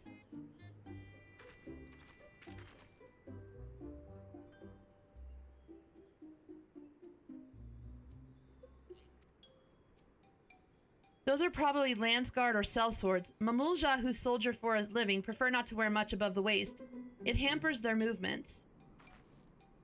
So even if they have bared shoulders, Mamulja carrying arms can be struck off the list.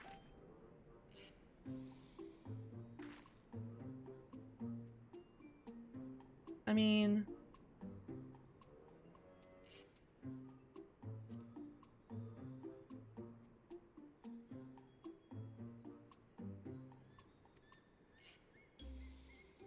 Okay, so then... this one?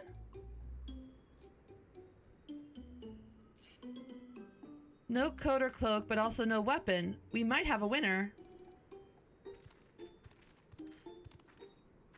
You're not a mercenary by trade, right? I was curious about your bold choice of dress, or lack thereof. Oh, it was no choice of mine, believe me. I was attacked by beasts on the way here, and barely escaped with my scales intact. My coat was not so lucky. I'm actually a toolmaker from Tuliolal, and was dressed quite smartly, all the better to show the Pelu I'm a man who takes pride in his appearance and therefore his work as well. But now look at me. Well, sir, this is your lucky day. Oh, the excellent trade animation? What a splendid poncho. This would be the perfect replacement for the coat I lost. We'd be willing to part with it if you'd like to make a trade. For one of your fine tools, perhaps. What about this hatchet? I crafted it myself and will vouch for its quality.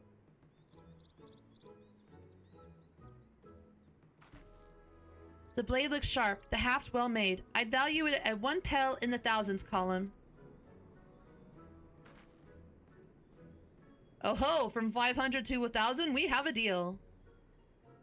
Wonderful. A fine garment such as this should put me on even footing with any Pelu merchant. Like the eponymous owner of Miplu's mate garden, for one, her field hands use hatchets to harvest the mate, and I thought to impress her with the tool I sold you. No matter, I have other wares to sell. Glad I am to have met you.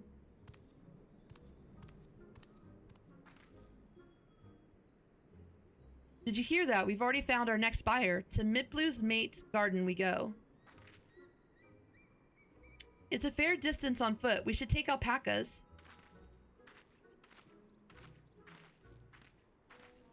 Yeah, it is interesting. These ones will be the calm type, right?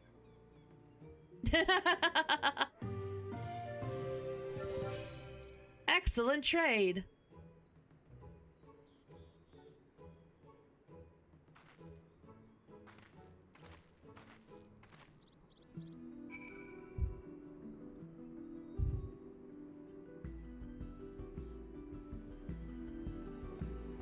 Okay.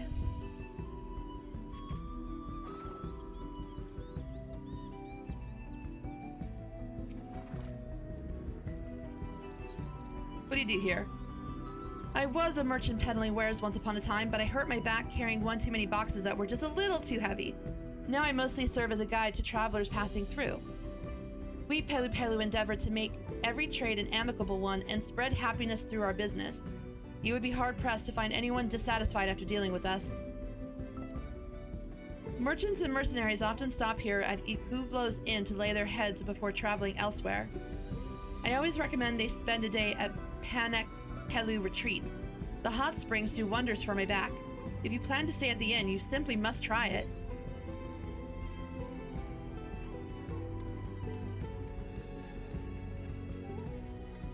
Oh, I'm sure, and that's very true. It's just I like that they excuse me.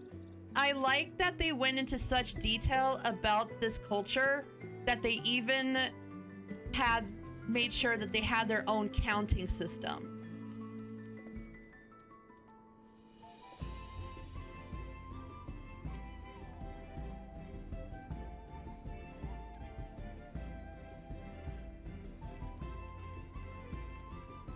I want to go in. I want to go into the inn.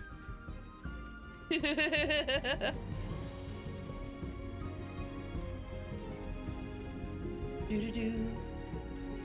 Do-do-do. Oh, wait, I'll get right back to you. I see a current. Whee!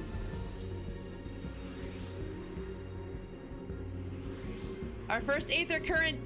Let's go! Woo!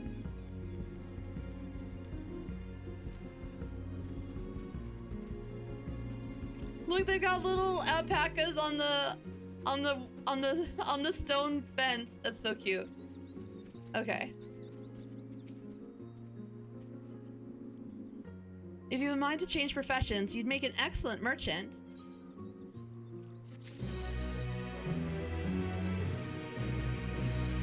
Oh, wait.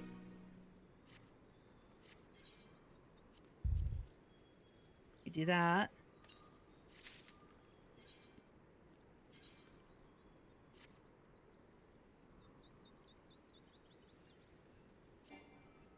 I can't apply a glamour play here. Are you a sanctuary?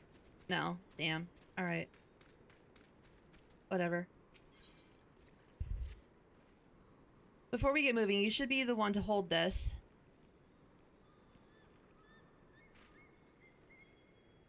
With that, I suppose we should hop on the alpacas Mablu has so kindly provided.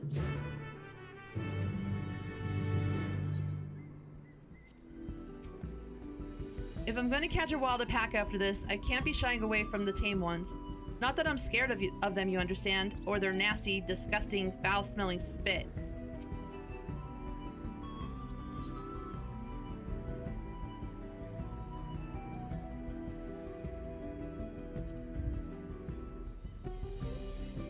Oh my gosh, look how cute! Hey, Falcon. Red Ranger. That's why I just do them ahead, like while I'm in the zone. It just makes it easier. That way when I leave the zone, I've unlocked flying and I don't have to worry about it again.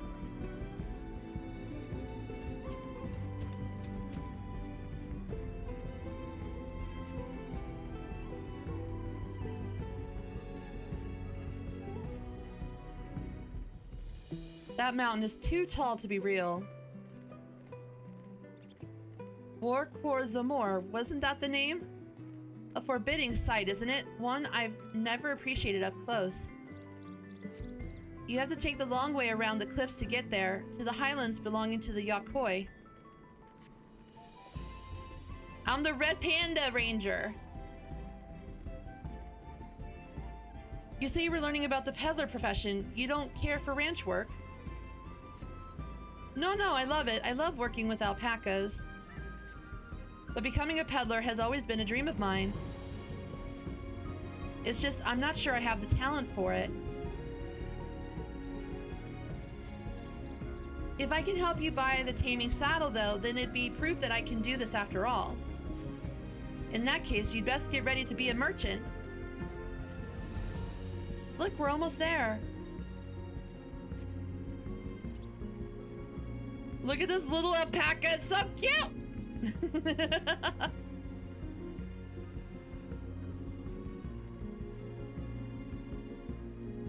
Adorable.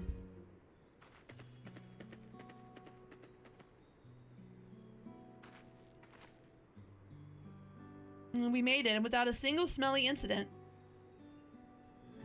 I sent the alpacas back to Ikuvlo's inn, so we'll walk along the main road when we return to the village. Speaking of roads to travel, you were adopted by the Dawn Servant, weren't you, Third Promise? That I was. Then perhaps you understand. I was an orphan too, you see. Tobly took me in. He took in all the ranch hands, actually. All of them. Yes, and everyone works hard at their chores, grateful for the opportunity to repay the head ledger's generosity. Yet here I am, the only one wanting to go off and be a merchant.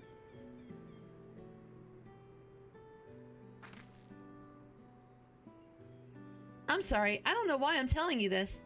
We need to keep trading things for your saddle if you're to prepare for the feat of gold. As it's mate harvesting season, they can't have too many quality hatchets. Add to that Wooklamat's way with people, and we should have no trouble making a favorable deal. That's Miplu herself over there. Pass the hatchet to the third promise, and let's get to bargaining.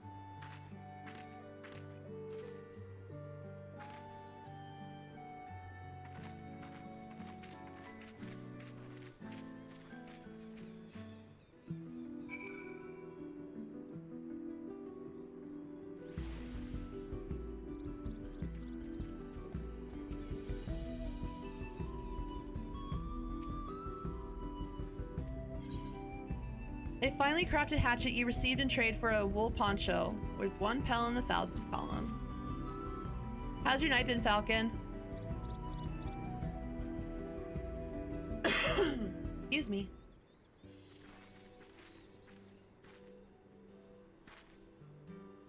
Water.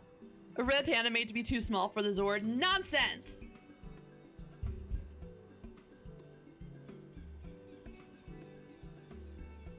If Voltron can do it with their little lions, then so can I, damn it.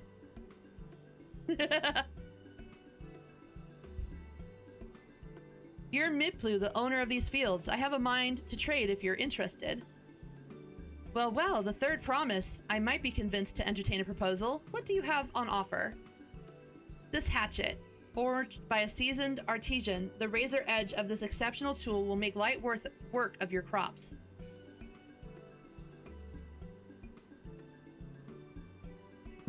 The quality is acceptable, I suppose. I offer you a large sack of mate leaves in exchange. A sack of mate leaves is valued at 1 pel in the 1000th column, the same price as the hatchet. This deal will bring us no closer to the mezcal. Warehouse! If I may, Mistress Miplu, it's harvesting season, is it not? Does not the demand for hatchets afford them a higher value? It is indeed the season, which is why I procured an ample batch of tools well in advance. We've missed a window for demand. In that case, we'll have to fall back on connections. Think of it this way. A generous deal here will put you in the third promise's good graces. Surely that's worthy of consideration.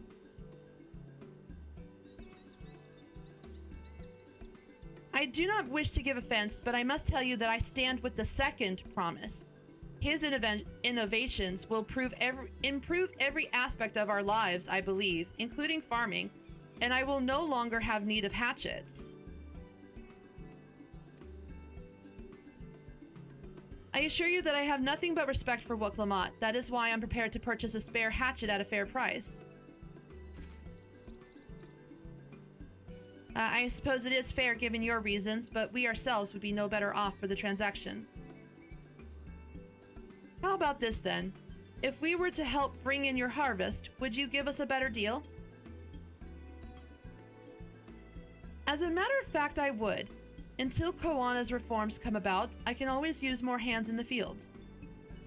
Then you can go ahead and add our labor to the bargain.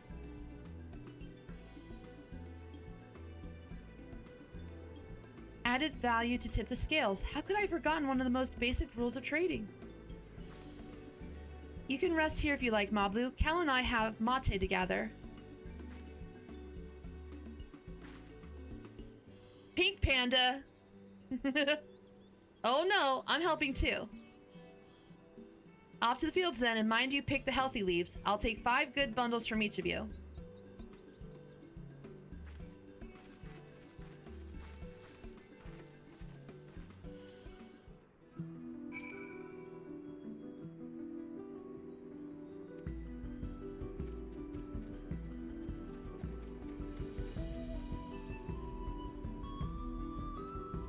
Ooh. Aether current.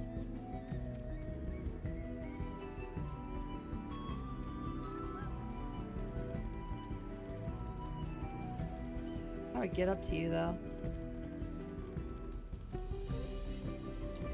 Ah, over here.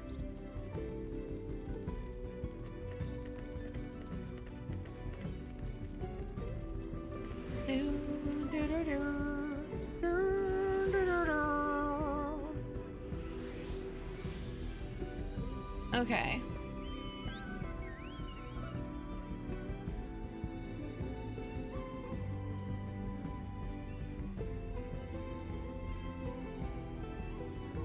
Is this what mate really looks like? I like drinking yerba mate.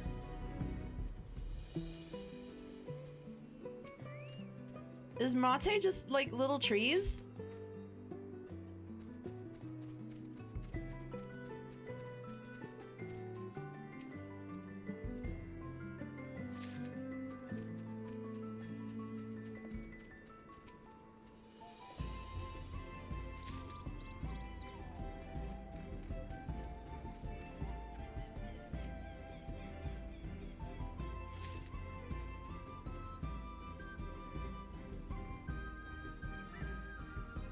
It's so pretty.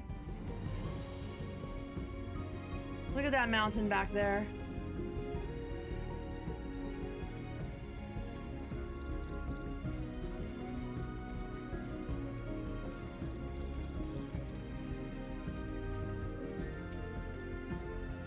I wasn't sure Midblue would bite, but it goes to show that you never know until you try.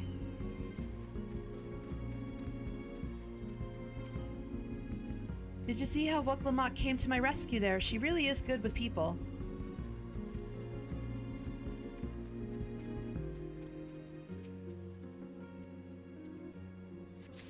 Pink Panther?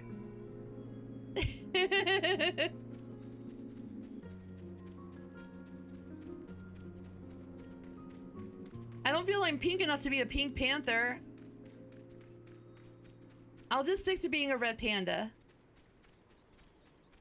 I like being a red panda.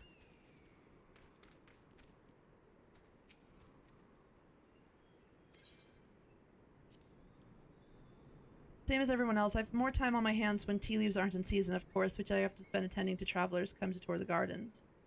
Well, I'm not the spry young woman I once was. The mate keeps the spring in my step. Yes, of course. If I could just remember what Midblue asked we tell visitor. Here at Midblue's mate garden, we grow the freshest of mate leaves, packed with nutrients comparable to even the healthiest of vegetables. While originally grown to suit the tastes of we Pelu Pelu, we hope to someday see mate shared with the whole of Tyrol. Valid. Okay. Yeah, I know mate is a tea leaf because, there's a brand called Yerba Mate. It's the only kind of, like, energy-esque type drink I can drink because it's just tea. And their mint infusion is really good.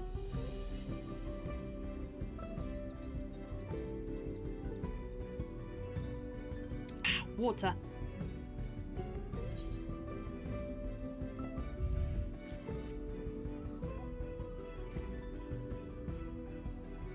I can take that. Cute, adorable Lalafell, I'll accept that. Excuse me. An acceptable harvest. We'll see how your companions fare before I make any decisions, though.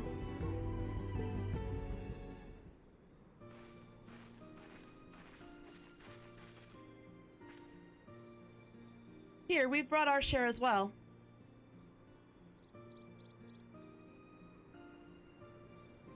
Thank you, Third Promise. This is more than enough to hold up your end of the bargain. Now it's time to honor mine. After adding the value of your labor to the price of the hatchet, I'm prepared to offer you a full sack of our highest grade mate leaves. Premium mate. Bought at the shop, one sack of those leaves would cost no less than 5 pel in the thousands column. Then we can bid farewell to this hatchet.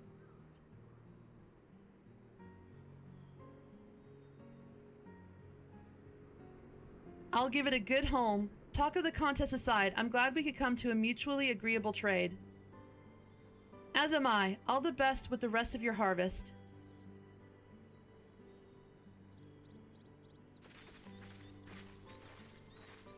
Half of them are dungeon drops? Oh, wow.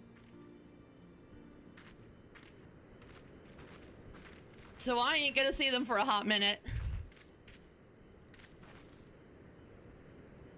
Mablu, what's wrong? It's as I was saying before. Even after everything Tobli's done for me, I'm planning to abandon it all and become a merchant. But then I needed your help after forgetting a basic rule of trade. How can I expect Tobli to accept my decision then?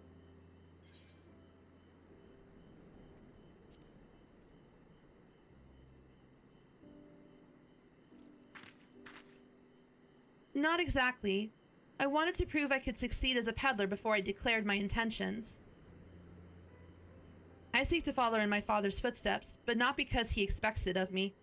I want to preserve Tyrell's peace, and becoming Dawn's servant happens to be the best way to do it.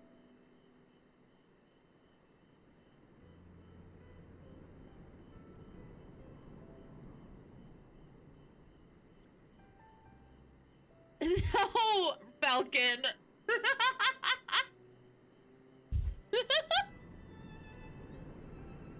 You should live a life of your own choosing, and I wouldn't be surprised if Tobli held the same opinion. Talk to him. You're right. It's better to find out for sure than worry over what he might say. Thank you in advance.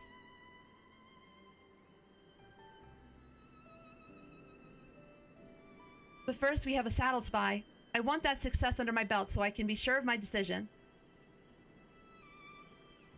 What's next then? We try to trade our tree leaves for something halfway to 10,000 pel? No, I think we're close enough now. We go straight for the premium mezcal. Bargain our way into double the value, eh? Think you can do it? Trust me, I'll make this trade work. I admire you, Third Promise. That you're holding your own against such strong competition for the throne is inspiring. Am I really holding my own against Kawana and Zaralja?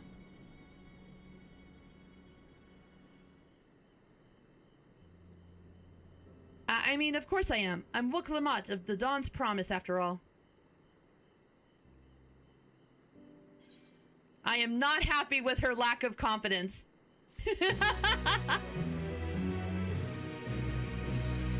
Yeah, that's gonna suck, Jojo. Excellent trade.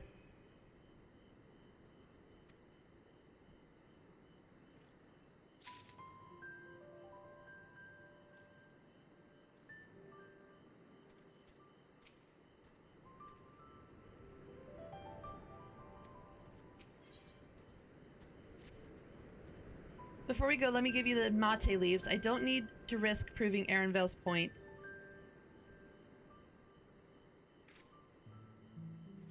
Ready then? Our next stop is the Mezcal Distillery.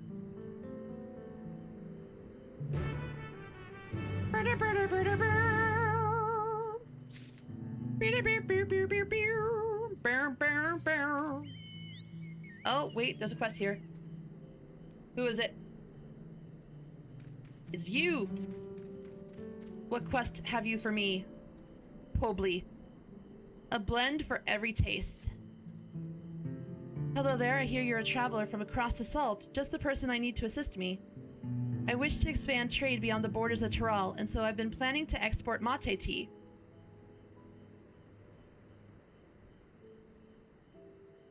Have you leveled the trust, though?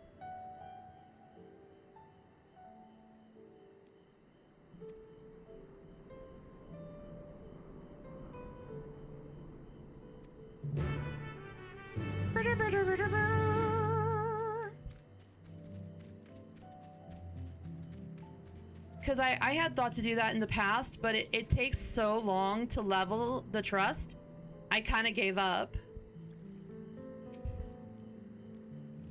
You must be the one. Try our new blends. I prepared 3 for you to sample. I believe there's nothing more telling than the expression one makes when they sip their first cup of an unfamiliar tea. So go on, have a taste, but please stay where I can see you.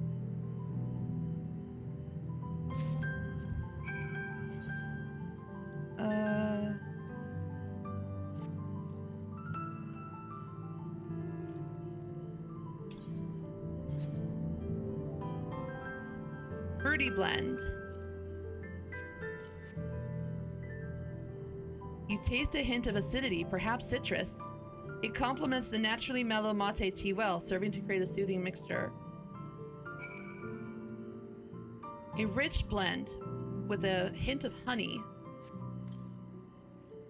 Honey and vanilla tickle your tongue, a delightful blend. It may very well have wide appeal in Eorzea and beyond. And a earthy blend.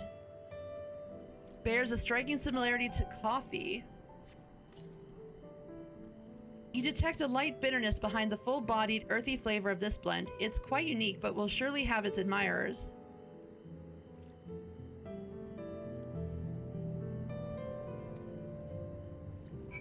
Cool. Thanks for the tea.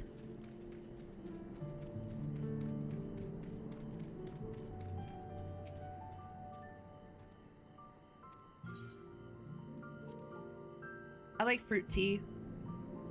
I thought perhaps people would enjoy something with a more refreshing flavor, so we tried mixing in fruits from Yachtel.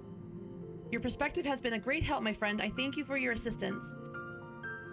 Though mate tea can be found anywhere in Tyrol, there's no guarantee that it will enjoy the same popularity in foreign lands. We must experiment and innovate if we are to capture new markets.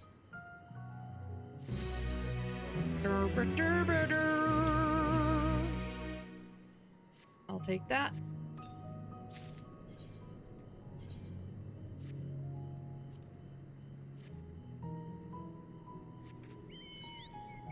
Okay, and we've got these quests down here to do. Actually, where's my... We're gonna need him.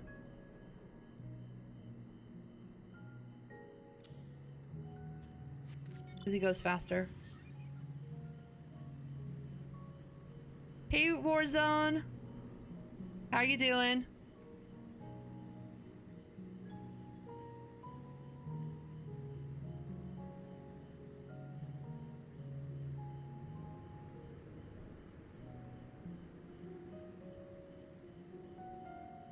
How's your night been?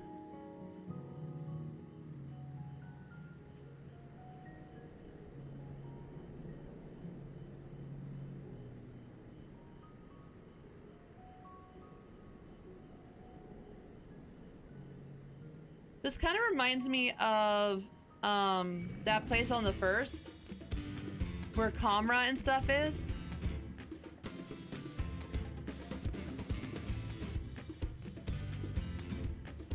Oh, so that's the battle music. They previewed it in the trailer. Clever.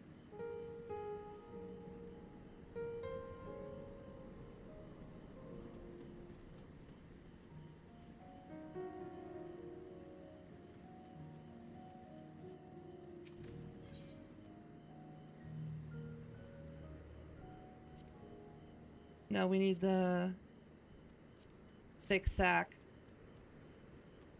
Oh my gosh. As you force the Nodocactar into the sack, you notice a red substance clinging to its cuticles. Yeah, we're doing the Pelo Pelo first.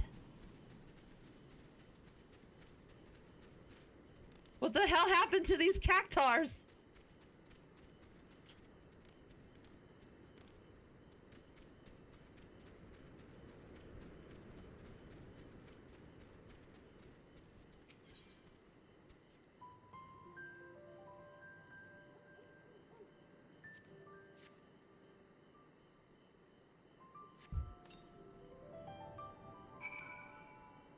Okay.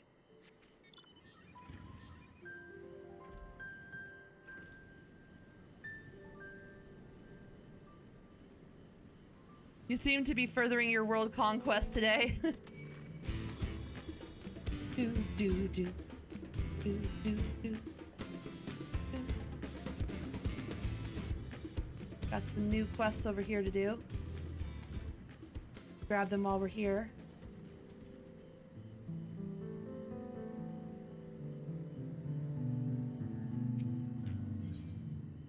Gondal, the troubled craftsman, is in need of a helping hand. Excuse me, miss, do you have a moment? Please, I need your help. I'm a craftsman come to discuss a new project with a client, but I seem to have lost my lucky charm. My dear doll. I'm afraid how the meeting may turn out without it. The last time I saw it was at Panapeklu Retreat. Maybe it fell out when I was gathering my things. I'm to meet my client in just a moment, and I wouldn't do to be late. I realize this is sudden, but would you find my doll for me? I'll delay the meeting as long as I can. Gotta find my creepy doll. Gotta find the creepy doll.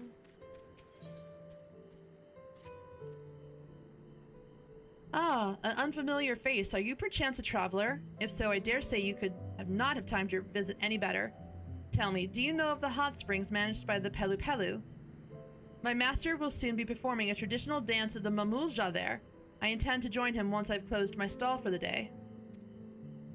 If you're interested in seeing it for yourself, simply head to Panapeklu Retreat, south of here, and look for a dancer carrying himself with poise and grace.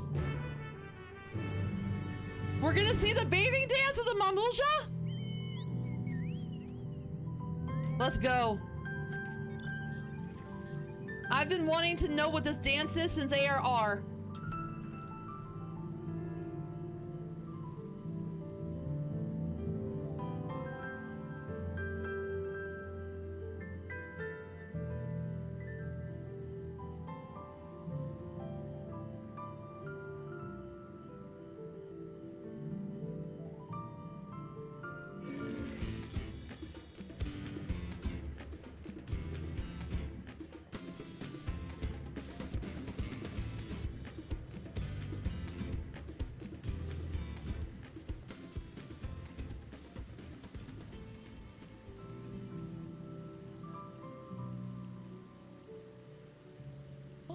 Look at that Roth mommy in the bikini top. Hello.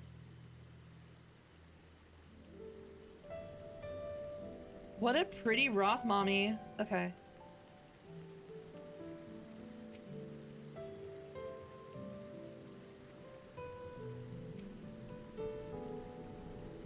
I'm here to see the dance. You are interested in our traditional bathing dance. I am honored. It would be my pleasure to show it to you. But to truly appreciate it, first you must understand the purpose behind each movement.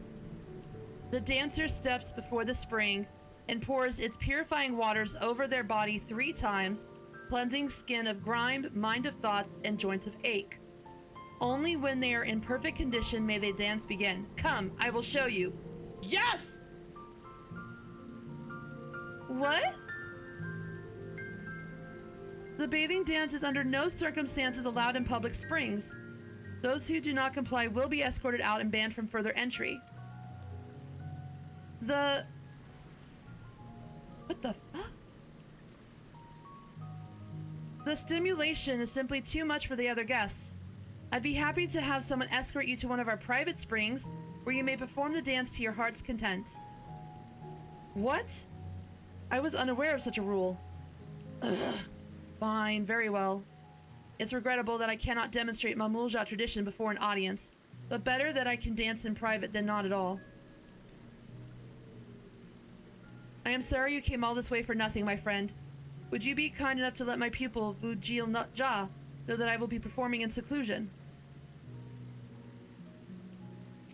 Why?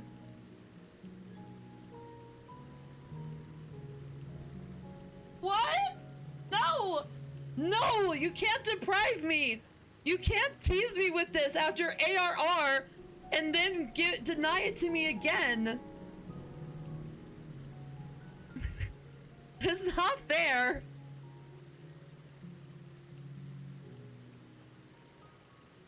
Water. Have you seen the bathing dance? It's appropriately named if you ask me and not for the reason you think. Trust me, you'll be washing your eyes out after seeing it. Well, nobody will give me the chance to find out, Mavly! So how am I supposed to know? No, God! No, God, please, no! No! No! No! You see this angry face on this barrel? That's my face right now in IRL. Let me see the goddamn dance! How dare they? How dare they?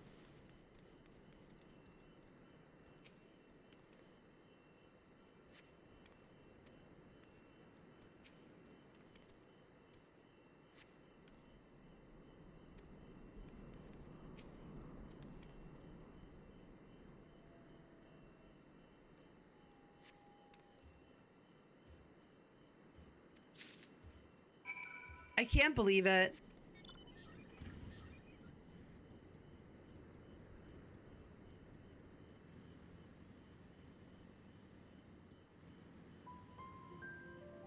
I can't believe they tempted me. I can't believe they did that.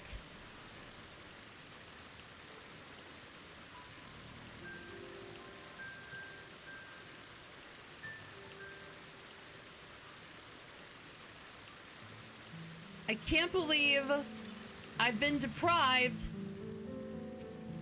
Kavli?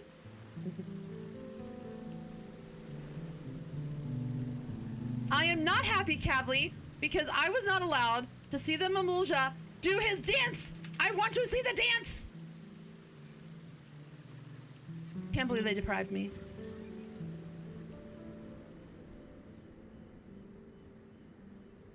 How could they do this to me?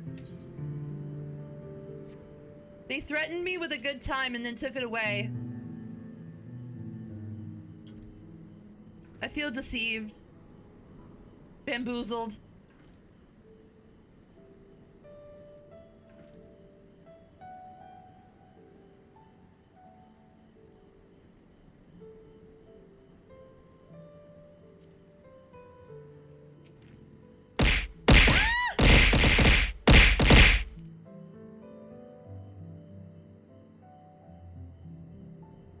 Water. Oh dear, forgive me. I didn't realize the dance has been forbidden in the public springs. I traveled all this way to perform it, following in the graceful footsteps of the most experienced and most handsome of all my master's pupils. Oh, Bulgalja, how I miss him. He left Tyrol many years ago, saying he would make a name for himself as a mercenary across the salt. I hope he's well. He's the one that was doing the dance.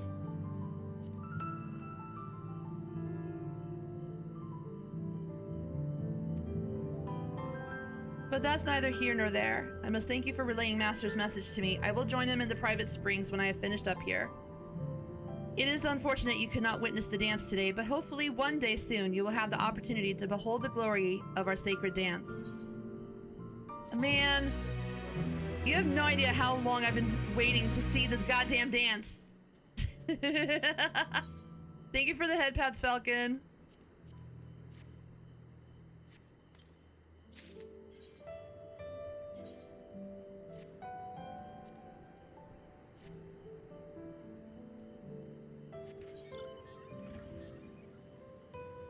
Let's give this person their doll back.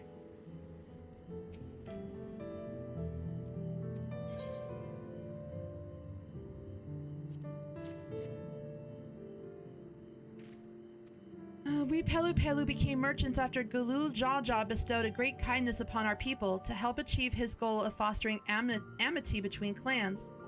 This doll's bright smile serves as a reminder to uphold that ideal, to spread happiness through trade. We became merchants after Gulul Jaja bestowed a great kindness upon our people. Oh! We have lore. I've no doubt that you, being the kind-hearted individual that you are, will enjoy great fortune and happiness in your future business endeavors. I truly can't thank you enough for your help. You're welcome. Alright, back we go. Whee!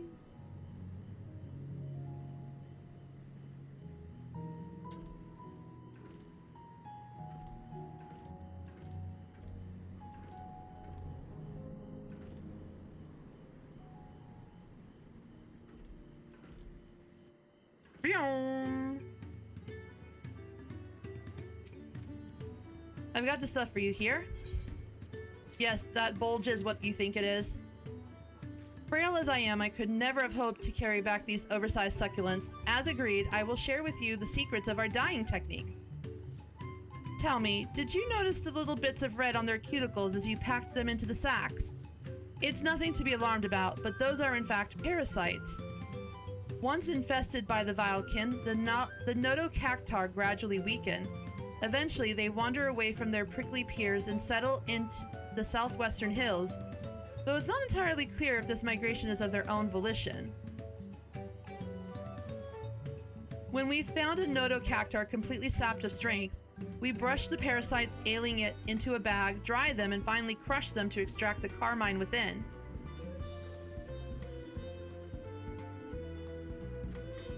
I'm sure using insects to create dye must seem unusual, but when living in parched lands with sparse vegetation, one must develop a deep and rich understanding of all that is available. Deep and rich like the red of our dye.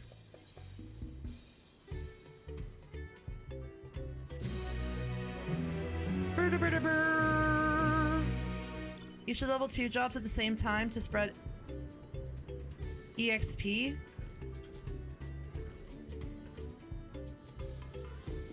I haven't decided what I want to do for my second class, though. We'll want to speak with a man by the name of Gobley. Even among his fellow distillers, he's regarded as a master of the craft. He knows the value of his product, so if we're to convince him to trade for twice what the leaves are worth, we're going to need targeted information. That means asking around and taking in the gossip. If you could talk to the people here in the distillery, Cal, perhaps Lamont could do the same at the village entrance. I'll head to the north side and see what I can learn.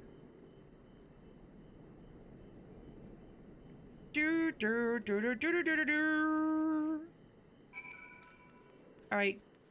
Spill the tea, so to speak. Me, I'm a chef from Tuliolal. I often come here to buy Gobley's mezcal, the finest in Tyrol according to my customers. He always brings out a jug during our dealings, but I can't handle the stuff too well myself. I take small sips, not wanting to be impolite, you understand, but still end up so addled as to agree to whatever price he quotes me. It would be nice to have less potent refreshments during such conversations, else I might have to seriously reconsider our arrangement. Oh ho ho! Someone doesn't like being used, and I don't blame them. There's not much I can say about Gobley, but I can tell you what Gobley's been saying. The other day, he was muttering about monsters prowling around Agave Jaws. That's the field where they gather ingredients for the mezcal. Their presence has made it harder to procure said ingredients and thus driven up the price of his product. A boon, some might argue, but it's hard to celebrate when it affects the work as it's done. Can't rightly bring joy to people if you can't keep making the thing they love. We're gonna do some extermination. Gobley might be a deft hand at distilling, but he's got no sense when it comes to appearances. Rumor has it he's been invited to the palace for business negotiations. If he presents himself to the court wearing his usual rumpled attire, though, he'll be laughed out of sun perch. Did we get all of the side quests around here so far? Ow. And this is a two-sided region, so we'll have to see if we can find all of the ones on this side for Aether Currents. What did you find out? Oh, we can make use of all those tidbits. This deal is good as sealed. As for me, I found out where Gobley is working. There's a millstone at the top of the slope behind the distillery. You go ahead, and I'll bring Lamont. La la la la la la la la la la la la.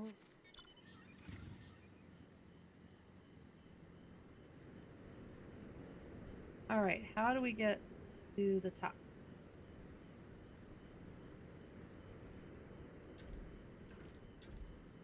Nope, can't get to the top that way.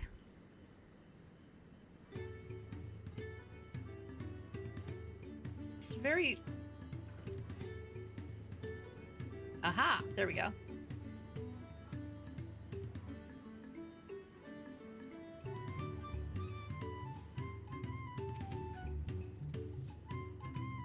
You have business with me, madame? Why don't we talk down below so as not to distract the alpaca from his work?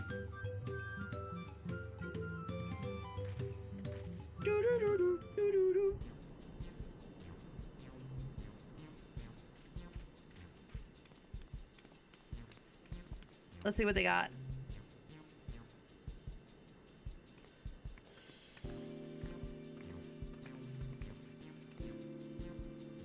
Now, what's this about? Keep it brief if you would. I'm a busy man. We're in the market for a 3-year-old jug of premium mezcal, assuming you have any on hand, that is. Ah, an excellent choice. I must warn you, though, it doesn't come cheap. We don't have PAL, but we can offer a sack of mate leaves in exchange. It's top-grade stuff, like the mezcal. No deal. Mate leaves are well and good, but I don't have any use for them.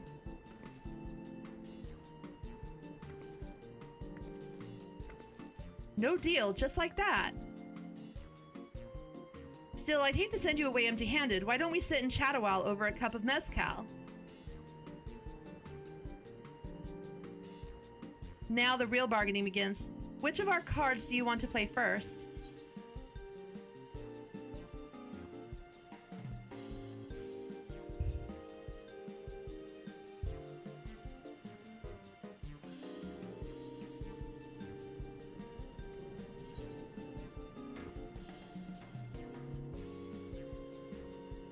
Okay.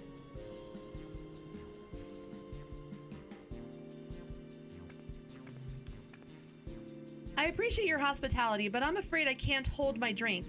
I've heard one of your regular customers, a Hubijo chef, is the same. Seeing as not everyone can enjoy mezcal, I wonder if you might benefit from having other refreshments to offer. Something like mate tea, for instance, and brewed from the finest leaves, of course. You're right. Absolutely right. I had noticed a growing reluctance on the part of my Hubijo friend, but did not realize I myself was to blame. I must endeavor to be a better host. Still, even with that added value in mind, no sack of leaves is worth the mezcal you're after.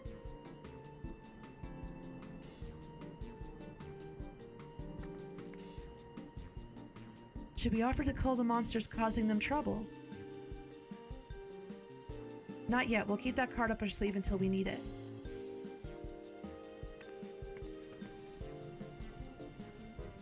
As I expect you're aware, the rite of succession is currently taking place. That's why the third promise has graced us with her presence.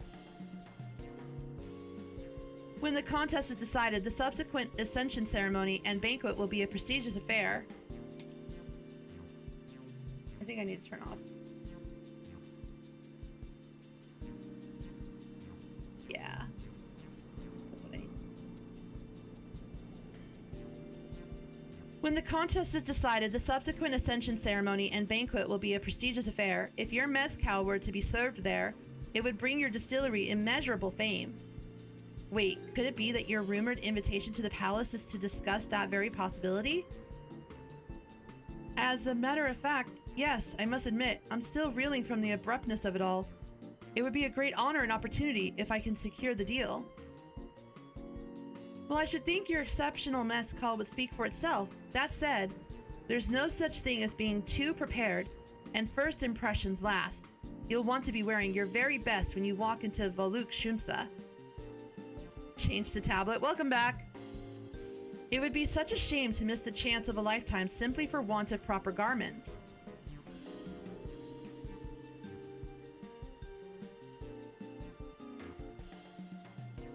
That it would. Are you saying you have garments to offer? Something ideal for court? We have no garments on hand, I'm afraid, but we can provide you with the next best thing, an introduction to a weaver. His name is Bolnok, and his works are highly regarded in Tuliolal.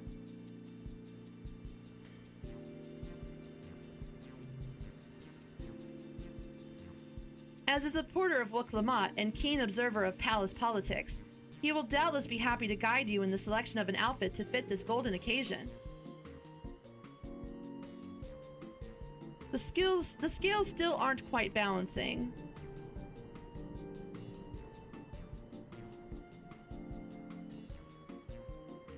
Say, weren't there monsters running amok in Agave Jaws? That's a problem we could easily solve for you. Truly! I would be most grateful for your immediate assistance. I was resigned to hiring sellswords to clear them out. Factoring in that saved expense and an introduction to a trusted weaver, this is shaping up to be a sound bargain. All right, you have a deal. Yes, I knew you'd come around. Give us a moment and Cal and I will take care of those prowling nuisances. In the meantime, I'll use the time to pen an introduction letter to Bolnok. The fields you're looking for are just north of Huachun Pello. Be safe.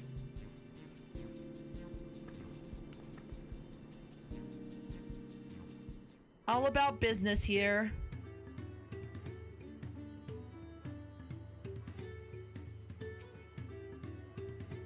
That young woman is one formidable traitor. At least he respects it. He's like, I respect that hustle, girl.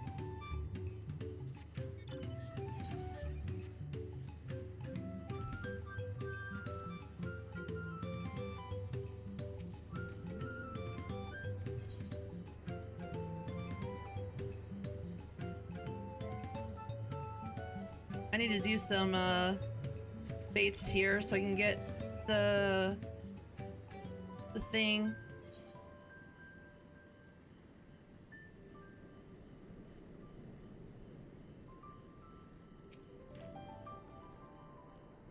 That should be agave jaws just over there. This will go faster if we split up. Come and find me once you finish clearing out your share of the pests. You got it, dude. Where's egg?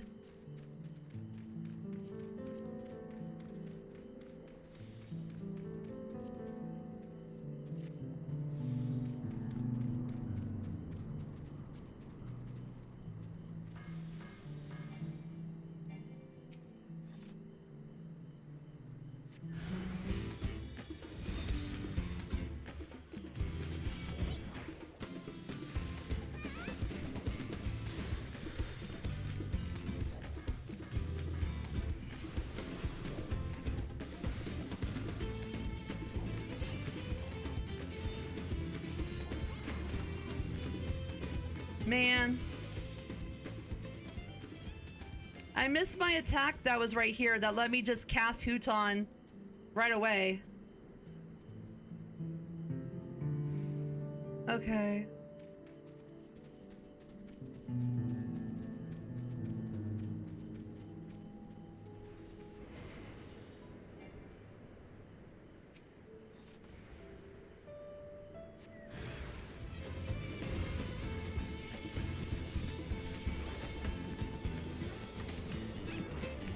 I gotta remember how to ninja. It's been a while.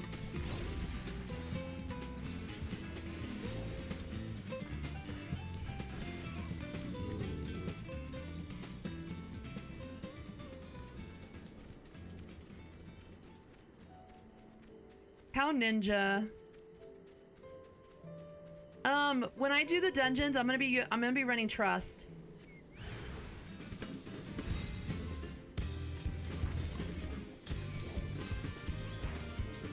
What are the little knifey things for now?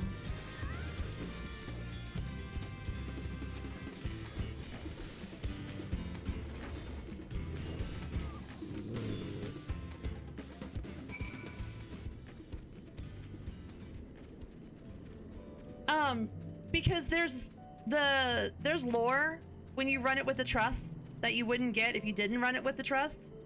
And I'm a lore whore. I want to know all the lore. Compared to the creatures I hunted with Papa, this was no challenge at all. Let's head back to the distillery. All that's left is to give Mablu the sack of leaves so she can seal the deal.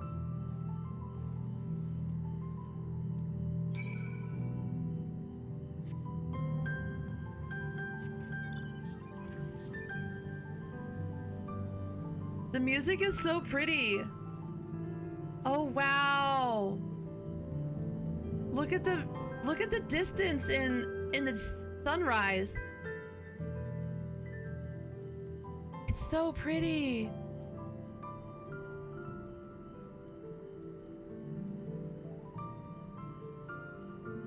Wow.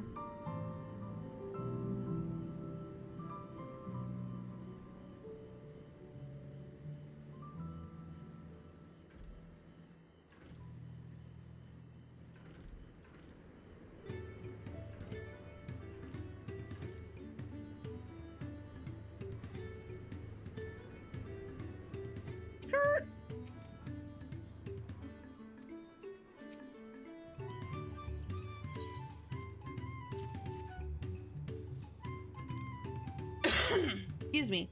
Thank you for looking after our precious trading goods.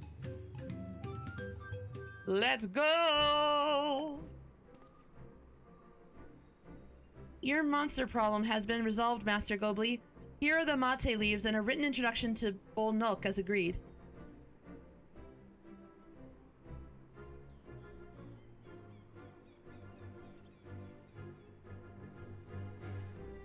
Then the deal is done. Here, your jug of premium mezcal aged 3 years. Please accept it with my compliments.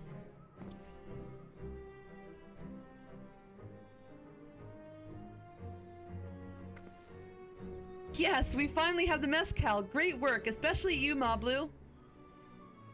You were the one that inspired me to come this far, Third Promise. But let's not celebrate until we have the saddle in hand. Mablu, is it? You drive a hard bargain, young peddler. I look forward to doing business with you in the future.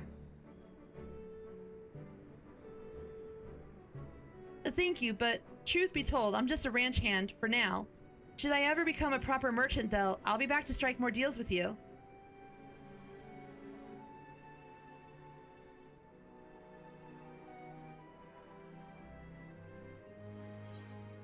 Let's go!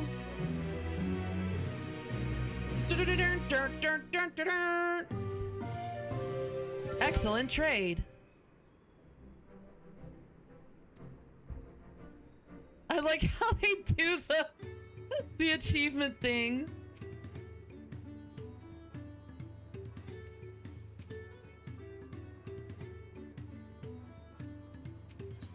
All right.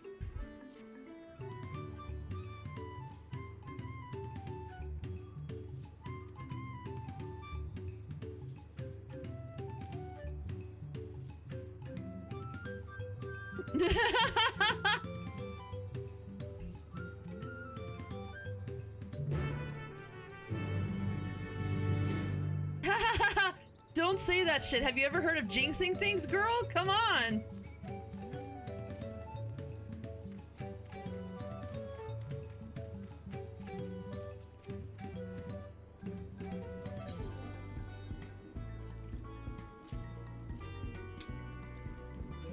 Capitalism, ho! That's right, Wobble. Water.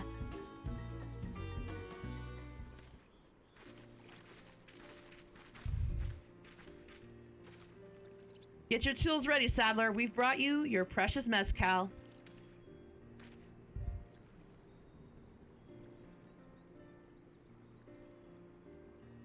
Wait, you actually got your hands on a jug? But you had nothing, a few measly clumps of wool. What we had was an inspiring trader with a gift for negotiation.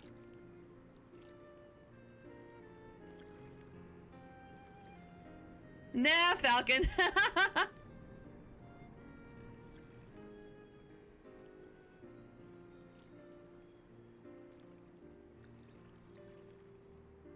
Although I'd sooner aid no claimant but Zeralja, I cannot go against the guiding principles of the Pelu Pelu. The trade is a fair one. I will craft your saddle, Third Promise. Great! Stay and wait if you like. I have all the requisite material, so this won't take long.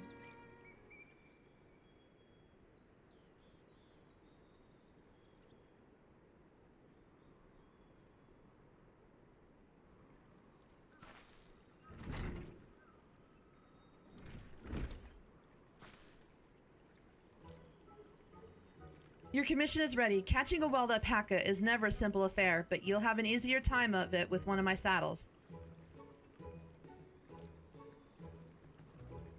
Now, if you don't mind, I have other work that needs finishing. Ah, I can taste that smooth mezcal already.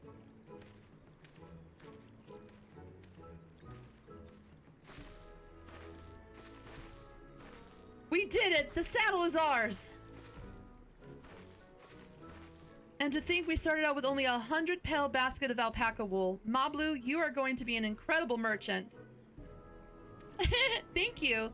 It makes me so glad to hear you say that, Third Promise. We got what we came for, so let's return to the ranch. The others will be waiting. Hold on. This is a good shot. Always take an opportunity for screenshots. Feat accomplished.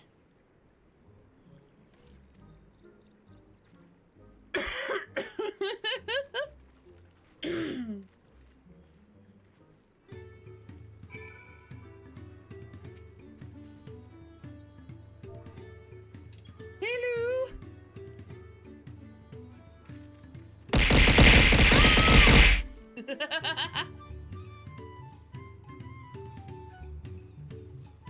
Water. Alright.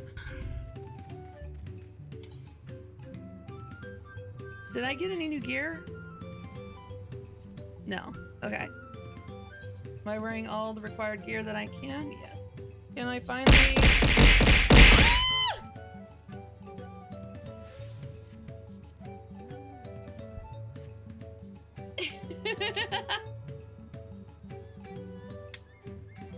Water.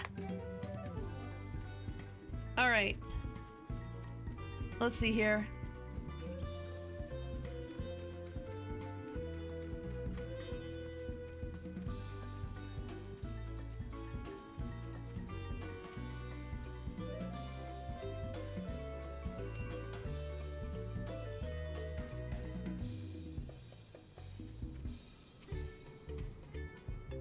I made the mistake of startling one and caught a glob of spittle for my trouble. I'm beginning to understand Wooklamut's aversion to the animals. Tobley and Arenville have been teaching us how to care for alpacas. One gentle girl ate the feed straight from my hand.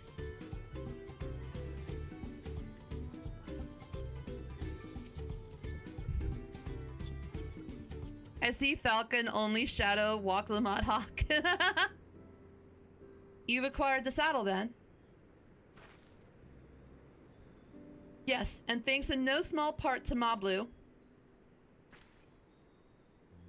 Before you rush off to catch an alpaca, though, let me teach you how to saddle one. I'll bring out one of our wild-born friends so you can practice.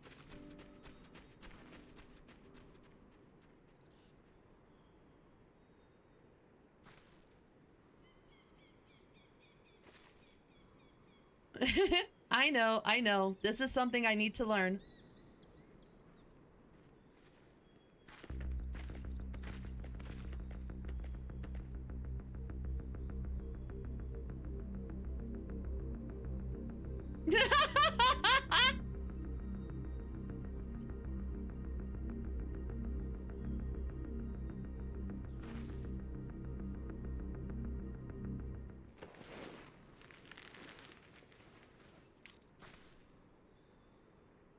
Great sunken gods, I did it!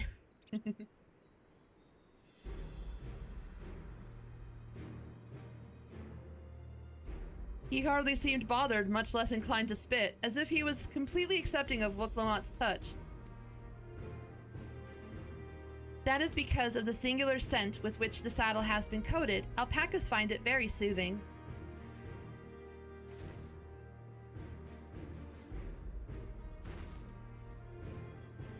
You know, I've never taken a good long look at one of you before, but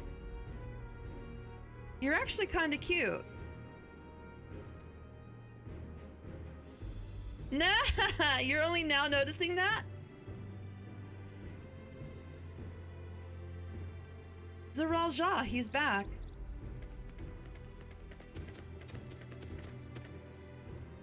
Having done exactly what he set out to do. Is it just me or is it glowing? I've heard tales of such a beast. They say the golden alpaca lives a solitary existence deep in the valley, where it shuns the company of both man and its own kind. He caught a shiny.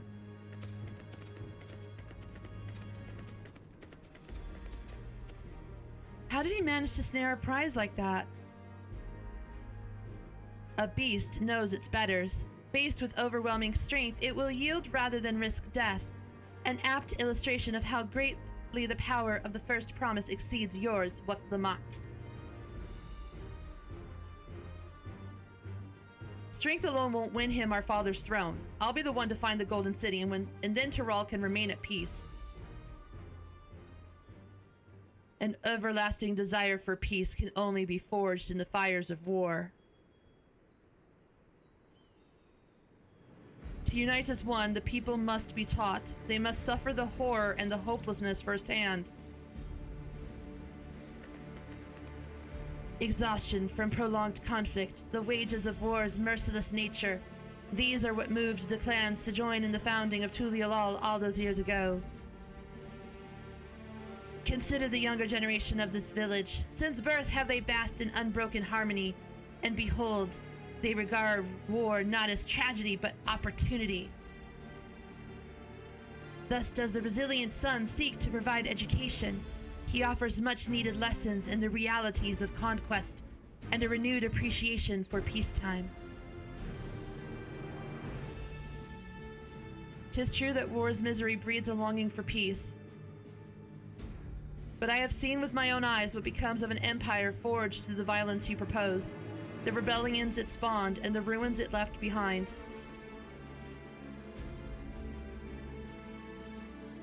The Garlean Empire was a congregation of simpletons.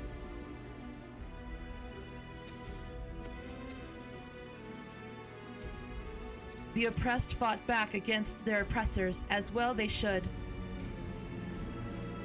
Men are not beasts. Only a fool would seek to rule over all with the threat of force alone. This is why Galul Jaja did not elevate the Mamulja, why he treated all clans with equal respect. However, the first promised has his gaze fixed upon more distant horizons. He would unite not only Tuliolal, but the star in its entirety. What? Why? I need not explain myself to you.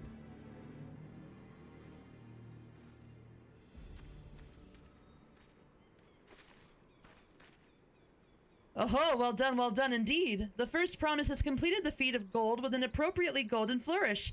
May I present to you your much-deserved keystone?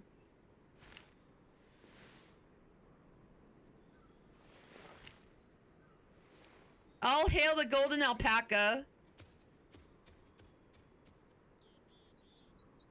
He's always been like that, never sharing his innermost thoughts with me or even with Kawana. It's like we're not even family.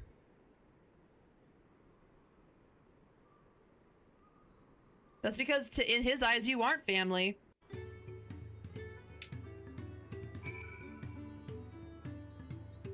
Water. I can never agree with Zeralja. I want Tuliolal to be a land of peace, now and always. So much of our star has begun to embrace reconciliation and rebuild, and this would-be warlord would thrust us all back into turmoil. We cannot allow it to happen. What kind of idiot thinks the world can be united with war? Even most Garleans have since realized that the conquests were a mistake. Am I a water Pokemon? But should he achieve his peace, then what? A golden alpaca in the flesh. Like the Golden City, I thought them a children's tale. I'll ponder Zeralja and his mysteries later. Right now, I need to think about finishing the feat of gold. I have my saddle. I've practiced how to use it. So lead on to where the wild alpacas roam. Even if we can't enter ourselves, we can see Wuklamut off on her hunt.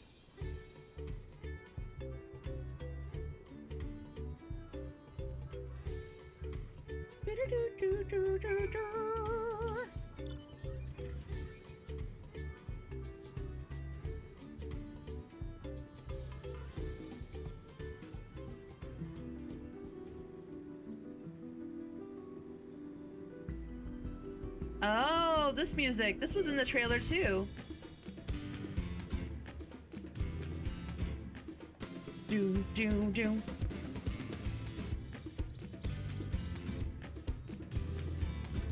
It's so pretty. Tell that to Russia.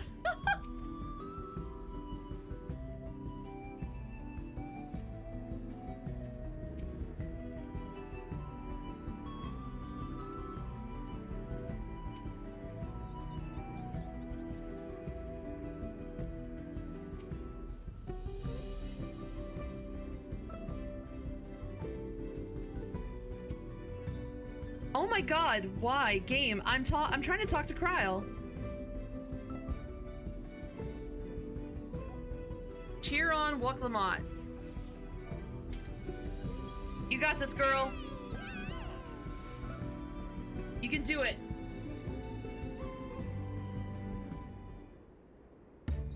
Just put your back into it. Good luck there, Promise! Thanks.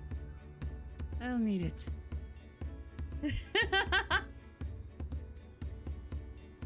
Truth be told, still not sure about alpacas. I'd rather not go near one if I can help it. Hey, Sakuno!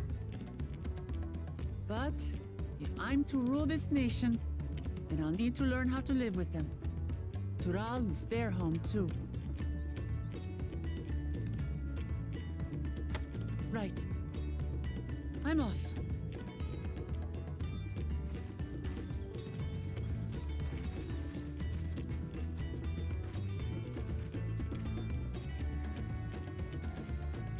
So, shall we head back to the ranch, or...? I'm staying here. As will I. Wooklamart is alone in this. The least we can do is stand watch and await her return.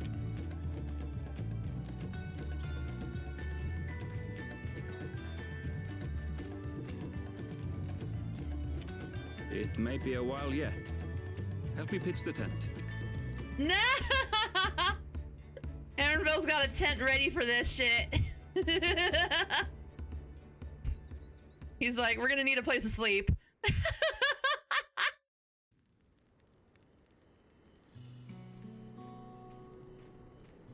Aaronville without his backpack? Trust a gleaner to come prepared for anything. Ah, there's what the scene of the trailer's from. What's a gleaner?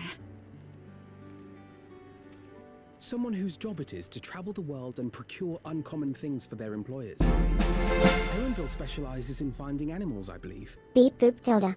Sorry I missed the stream yesterday. Roxy, thank you for the resub. Oh my gosh, 20 months. Thank you so much. I'm a steal Pokemon? No! No! I don't steal Pokemon. I love Pokemon. That's why I don't capture them.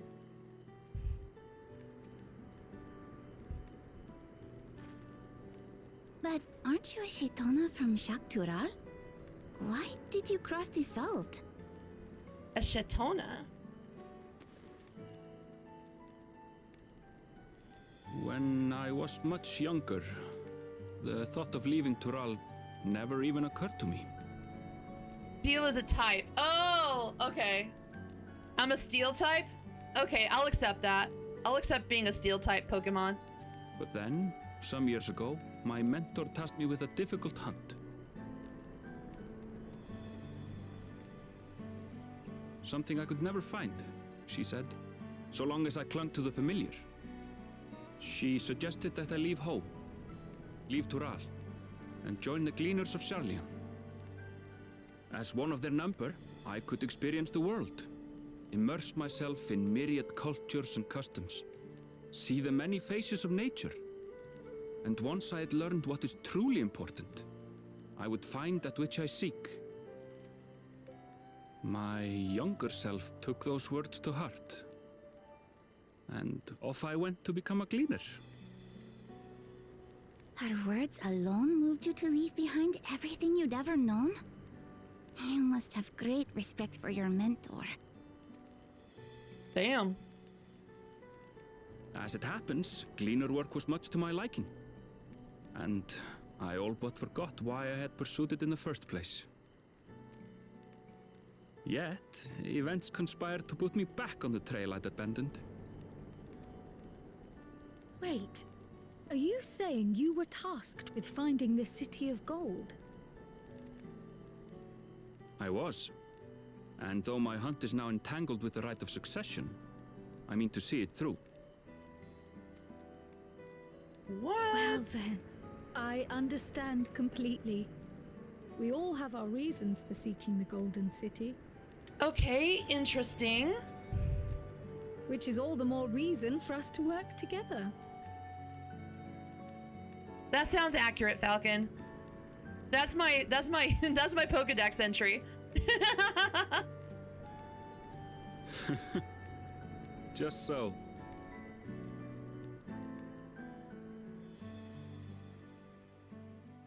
Okay, Roxy. Have a good lurk.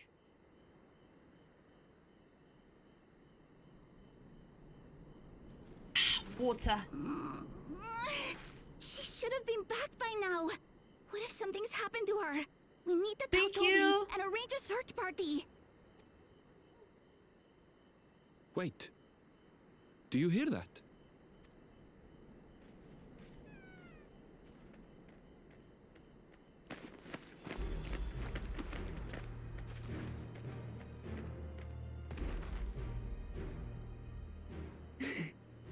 I did it.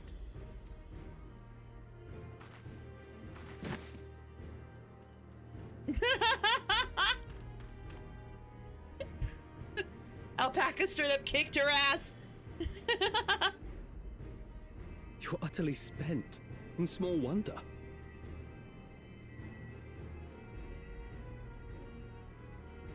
Well done, Third Promise. The ranch isn't going anywhere. Take a rest in the tent. I think I will. Thank you all for believing in me.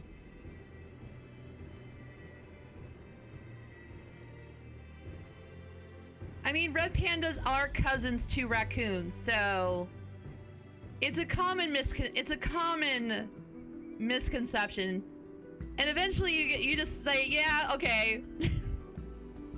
We're relatives, so it's fine.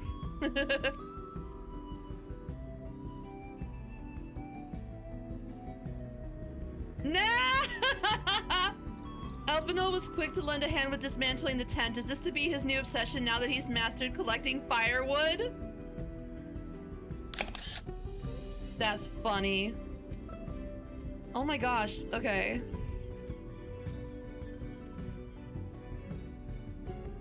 I'm glad Wooklamot was able to catch her alpaca, and Arenville choosing to share his story with us was a welcome surprise. So, okay.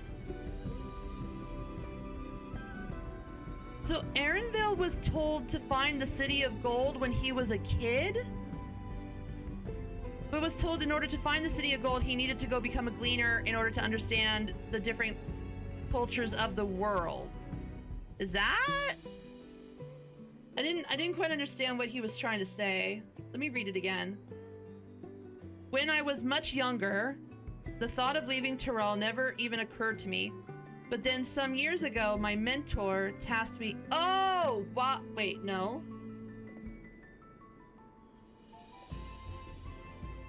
Yeah, some years ago, my mentor tasked me with a difficult hunt. Something I could never find, she said, so long as I clung to the familiar. She suggested I leave home, leave Tyrell, and join the Gleaners of Charlayan. As one of their numbers, I could experience the world and immerse myself in myriad cultures and customs, see the many faces of nature, and once I had learned what is truly important, I would find that which I seek.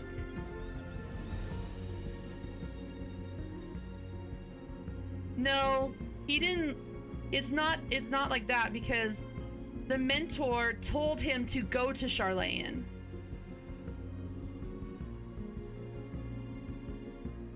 So he talks about when he was much younger, he had no thoughts of leaving Tyrell, but then a mentor told him, gave him a task, but to find it, she said, he wouldn't find it if he clung to the familiar, and suggested that he leave Tyrell and join the Gleaners. So a mentor, when he lived here in Tyrell, told him to leave Tyrell and join Charlayan's Gleaners, and through that he would figure out what it was that mattered most to him, and that would be how he found the City of Gold.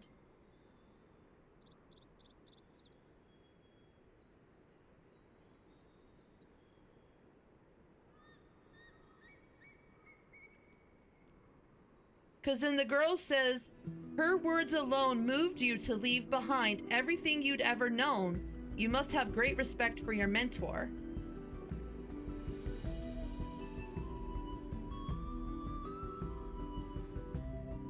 Huh.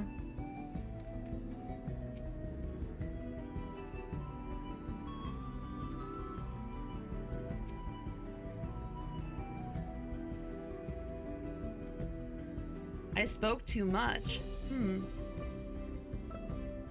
Maybe even walk.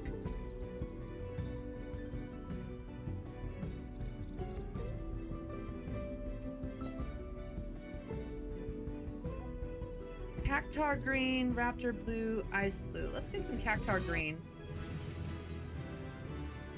Knowing the Pelu Pelu, Mablu is minded to rush ahead to the village.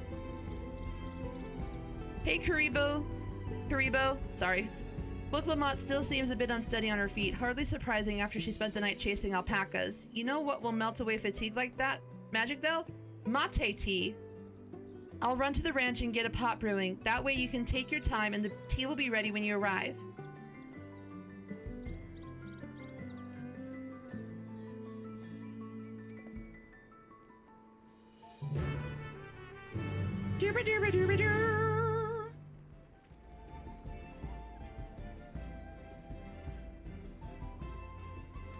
So to find what it was, to find that which he sought, aka the City of Gold, he needed to leave everything he knew behind and go become a gleaner, according to his mentor that he was teaching him here in Tyrol.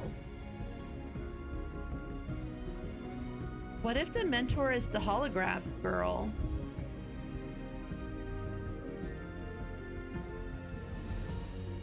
Ooh, so many interesting things. Okay, I need to, what is, where is key item?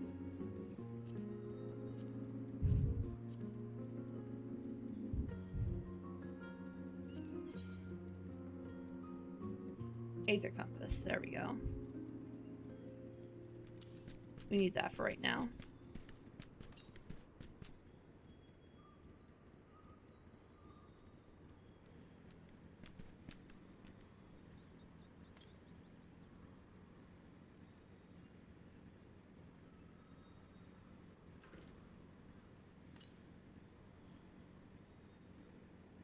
Okay, so it's up there somewhere.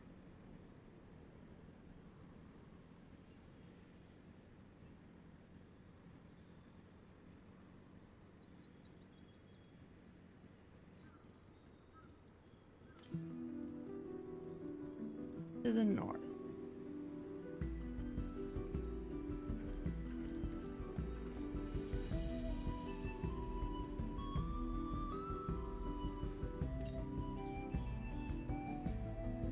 Aha! I see you!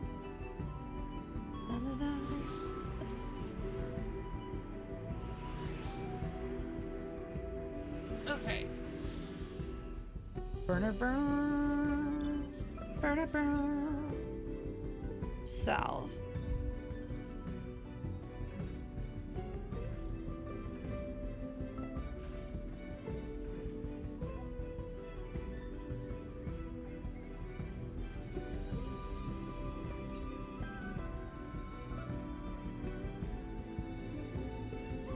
Candy. It was cotton candy because it's all windy and spunny like cotton candy. Okay, what are we doing? Southwest.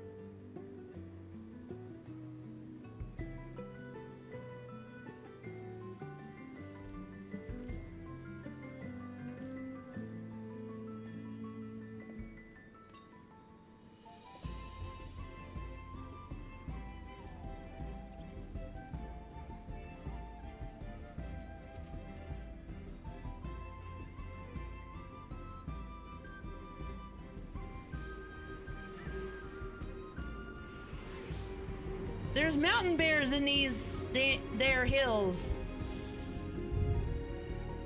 Have you Google horse pocket? I have GPS. To the south. Okay, that's over there. I can't reach that one. Doesn't look like I have a way to that side of the valley yet.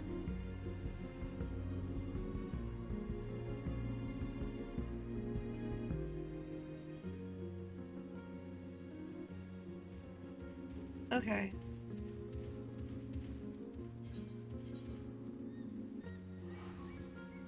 Let me go back to the aetherite and we'll go from there and see what we can't find.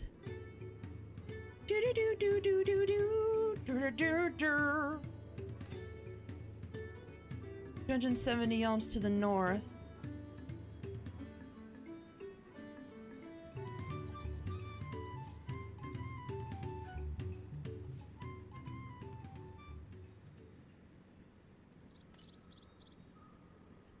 Northeast. Kiribel, thank you for the head pats. Yay, head pats! To the east. Are you up here somewhere?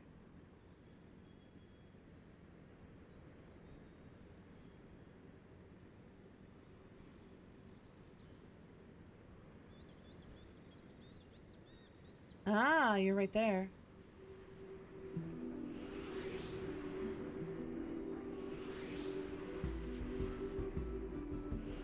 Not yet. That's what I'm trying to get the aether currents from this side of the region. 675 to the south. Okay.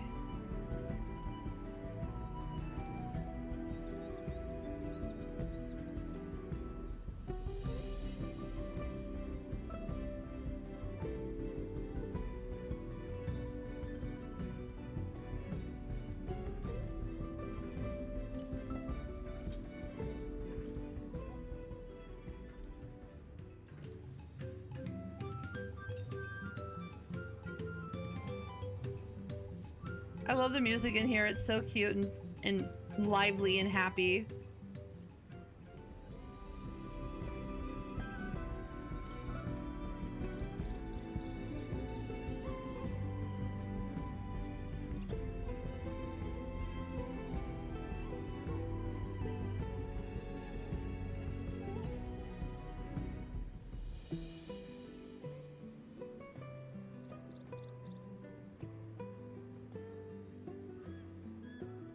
Is it up there?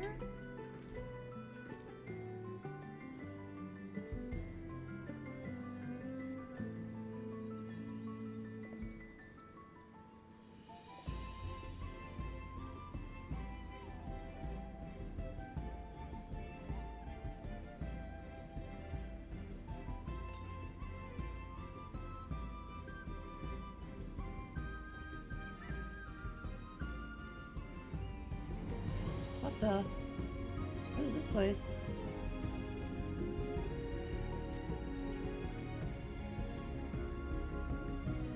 Did anybody see an aether current? Oh, it must be up there. Dang it. Not gonna be able to get that one.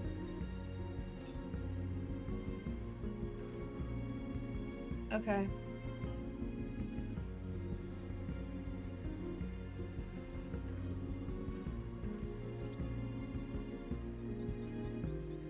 Just to be on the safe side, I'm gonna check over here.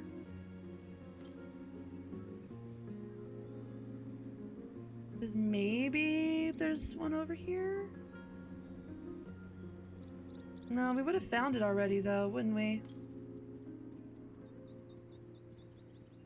Yeah, it's over in those ruins up there. Okay. I guess those are all the aether currents we're gonna find right now. Let's see.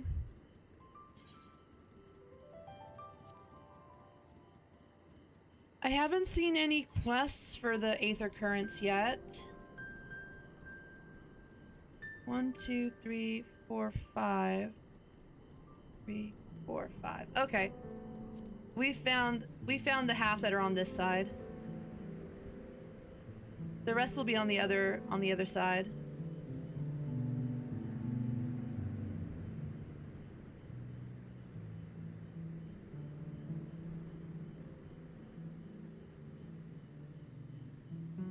Let's go back. Yo, what's that thing? Oh, it's these guys, the Silver Lobo. You're interesting looking fellow, aren't you?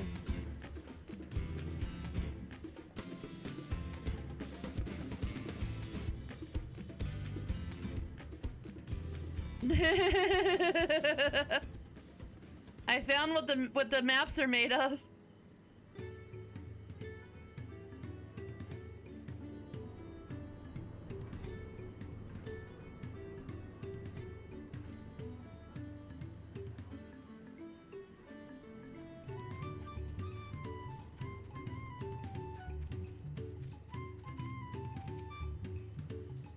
Came back ahead of the others, did you? I should hurry along with the tea then. Wuklamot can't be that far behind.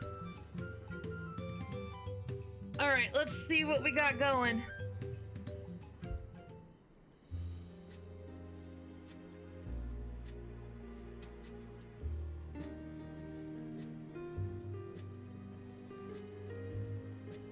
Oh, that tea really is magical. I feel better already. I see you've become more comfortable around our fuzzy friends. Watching this one taught me a lot about alpacas. What grasses and fruits they eat, what sounds they react to, their adorable little quirks. I guess I've grown kind of fond of them.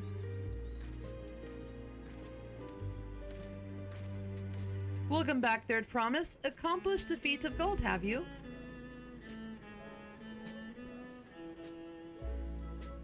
Yes, there is no mistaking a valley alpaca.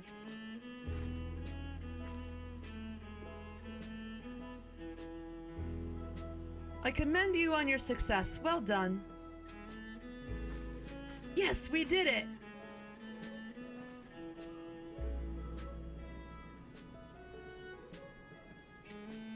Although, I couldn't find a shiny one like Zeral Jah did.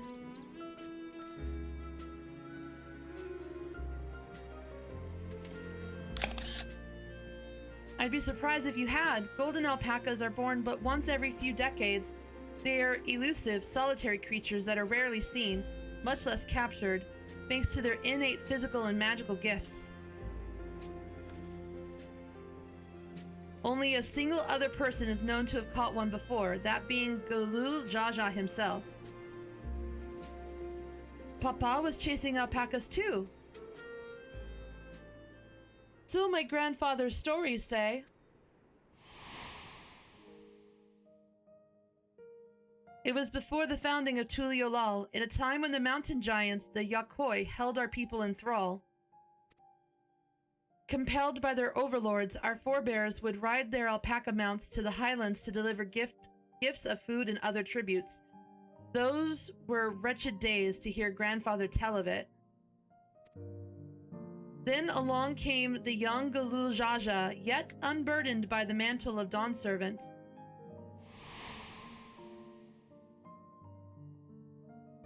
Our people were amazed by this imposing two-headed figure equal to the Yokoi in stature, and puzzled by his entourage of mismatched companions. Some trembled in fear, believing a new conqueror had come. Yet Galul Jaja showed no such inclinations. He sat and spoke with us, sipping from the cups of mate tea we offered him, and grew somber when he learned of our plight.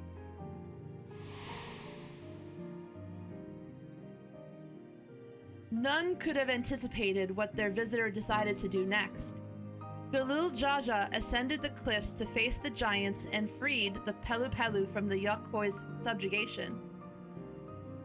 He then turned an appraising eye upon our riders and proposed we take to the road to peddle our beverages.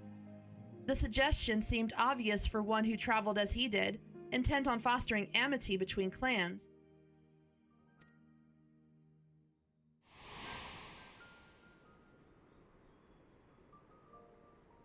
So it was that a few words from Galul Jaja transformed us into a clan of I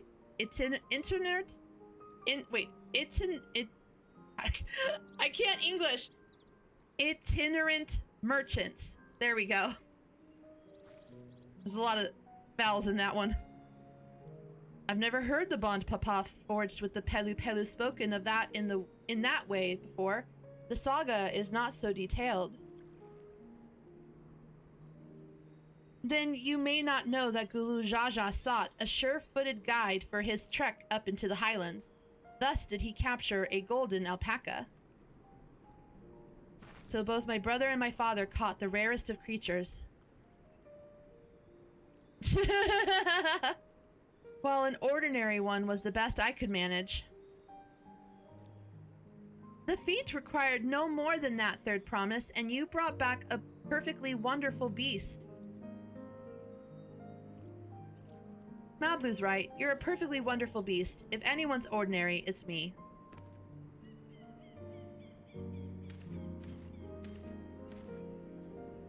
Not only did you accomplish the feat of gold, you also made many trades and brought joy to many people in true Pelu Pelu fashion. I sorely doubt your sibling could have achieved the same result.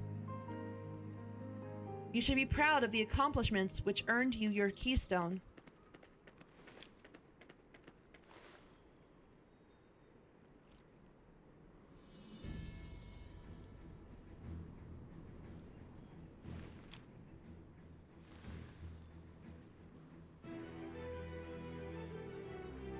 So this is what they look like. Go on, set it in the tablet.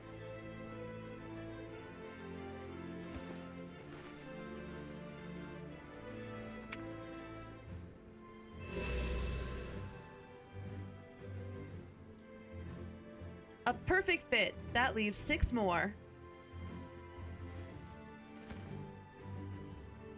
You're well on your way, Third Promise. We'd have been lost without you, Mablu. Thanks to you, I learned so much about the Pelu people and your customs. It might seem obvious, but I've come to realize the importance of properly knowing something. It was because I didn't understand alpacas that I was uncomfortable around them. I'm thankful to you as well, Wuklamot. You've given me the courage to say what I wasn't sure I could ever say.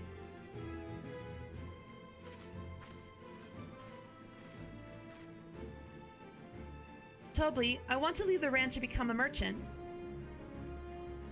I appreciate everything you've done for me, and I've loved every moment caring for the alpacas. But this is something I needed to do. I need to walk my own path and make my own trades. Excuse me. Wata. As your parent, allow me to say one thing.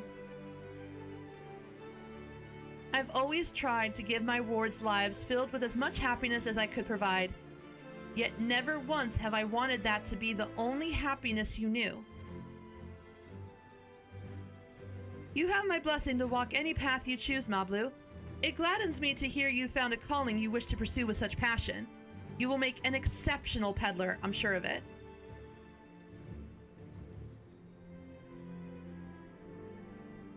Thank you, Tobli. What did I tell you, Mablu?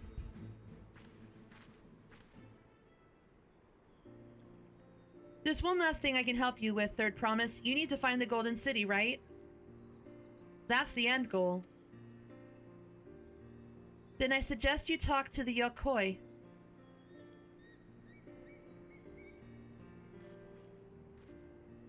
They once ruled over far more than just Urkopacha and the Pelu Pelu.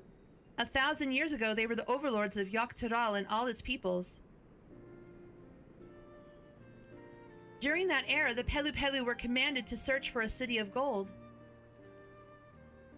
They scoured every corner of the continent, but never found any trace of that fabled place. But if they didn't find anything, what could the Yokoi have to tell us? They may not have found it, but the fact that they thought to look for it at all makes me curious. Perhaps there's value in delving into how the legend originated.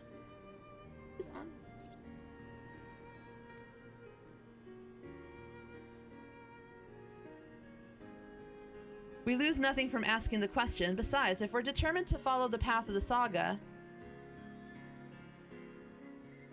we'll be visiting the giants eventually.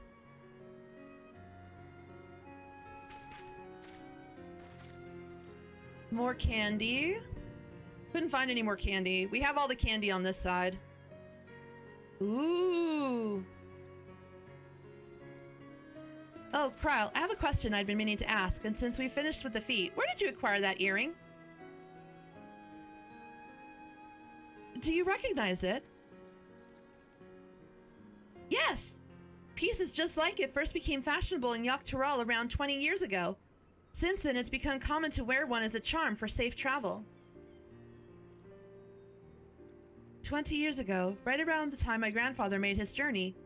Yet the Dawn Servant implied the earring was connected to the Golden City in some way. Surely there was more to its significance than simple fashion. If you want to know how it first came to be crafted, I could try to find out. Seeing as it's a regular seller for many merchants, I'm curious to learn about it myself. I would appreciate that very much, thank you. Jumping feet first into the peddler business, eh, Mablu?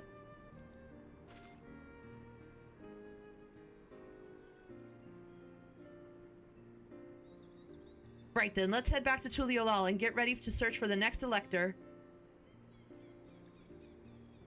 Let's go! Farewell for now, and thanks for all your help. I will become Dawn Servant, so make sure you set aside your best mezcal for the occasion.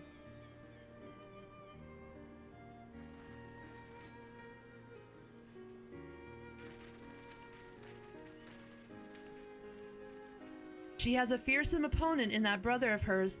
He even brought a golden alpaca to heal. But you've heard Zoral Jaw's supporters talk.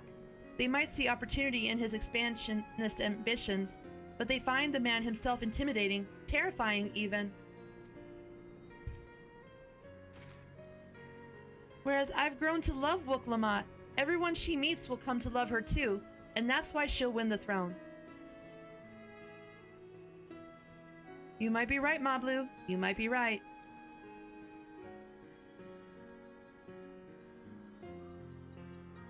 I'm kind of liking that we're like the buddy. I don't have to do any heavy lifting this round. I'm kind of appreciating being the side character for once.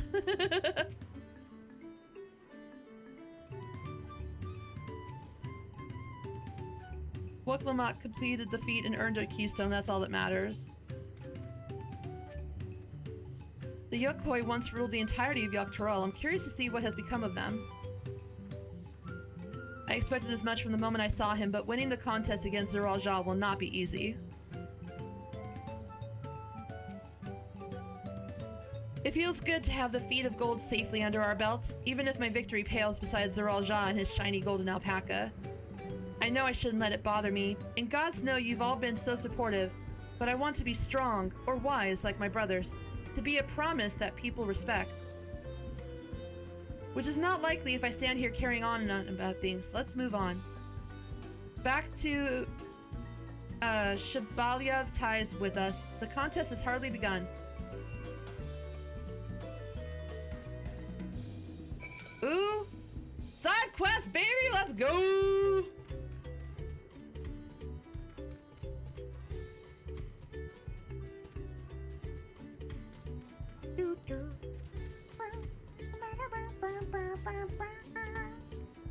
Where the hell are you? Oh, you're up there. Okay, hold on.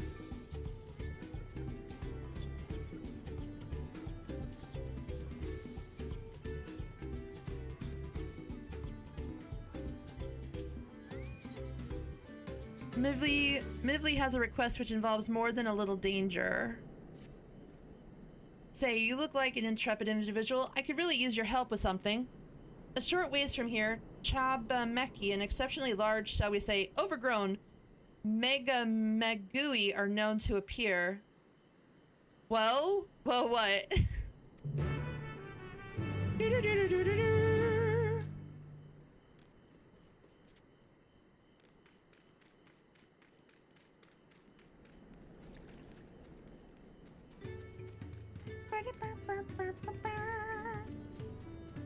Oh, you're up there.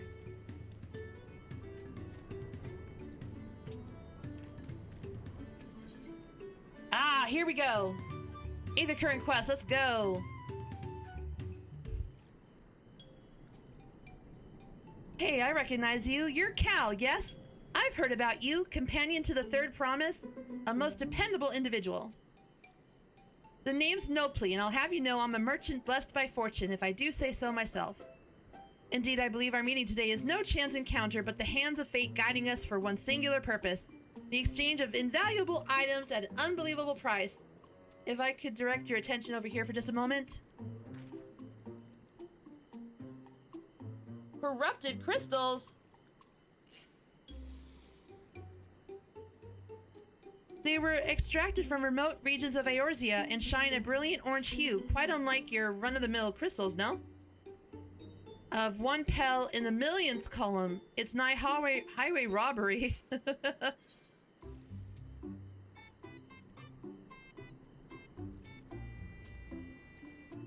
They're not even worth a fraction of that price. What do you mean? Considering how much it set me back to purchase them, the price I'm offering should be perfectly reasonable. Strange. These are precious crystals, are they not? Not really.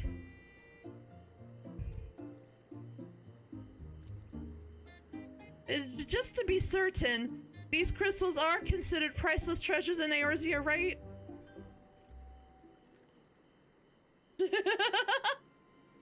Homeboy got swindled.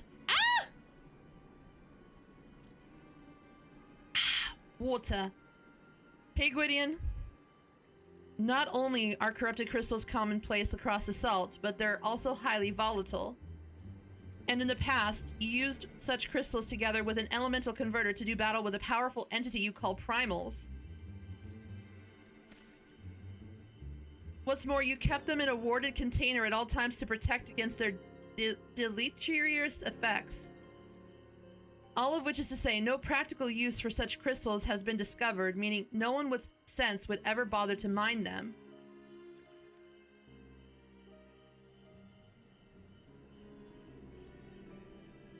He bought radioactive crystals. Who sold him radioactive crystals? We're gonna have a talk with him.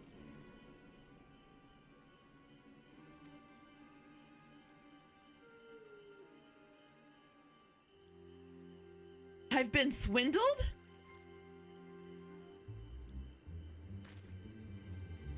At the very least, I was able to learn about the crystal's true nature before selling them to some poor soul. Fortune hasn't abandoned me completely yet. At any rate, I'd like to verify whether these crystals truly hold no value. Would you be willing to help me look into this, Cal? I need someone I can trust, and that you'd be willing to share the truth with me says a lot. No need to answer right away. Give it some thought. If you've no interest, be free, blah, blah, blah. Of course I'm gonna help you, because you got Aether Current. The power of Lala and my Tonberry will compel them to, retract this purchase.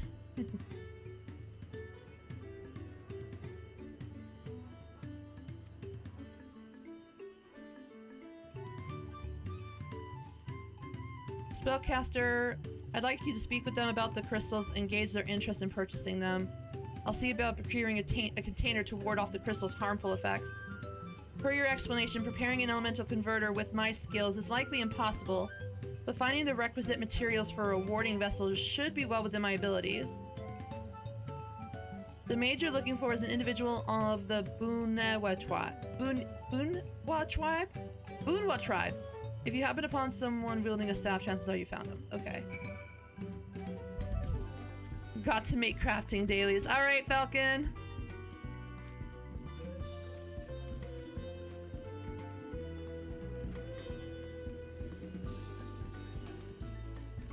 Boon-e-wa. Okay. No, you're not it.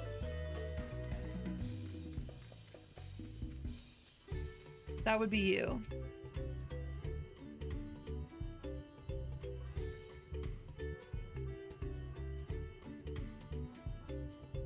I'm afraid I have no interest in purchasing them. If they're as volatile as you say, there's little to be done with crystals whose very nature can change on a whim.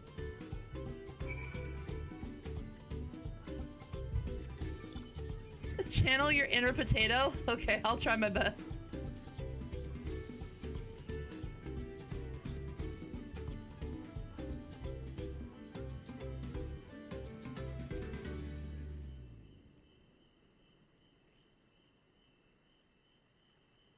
So even the mage was not interested. Nevertheless, I thank you for speaking with them on my behalf.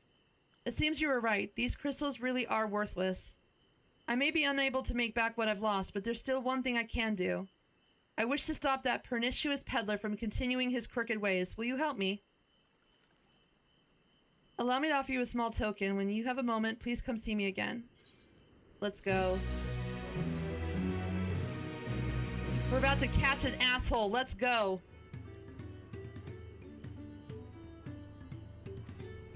I'll ask around if anyone else has had similar run-ins with disreputable merchants. I'd like you to find the scoundrel and keep him in your sights. Oh no, is this a stealth quest?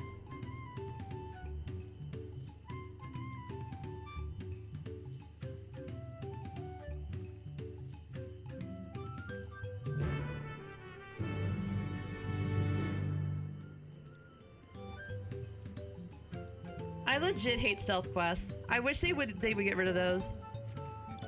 That was like the worst thing they ever implemented in this game, was those stupid stealth quests. I'm so bad at them.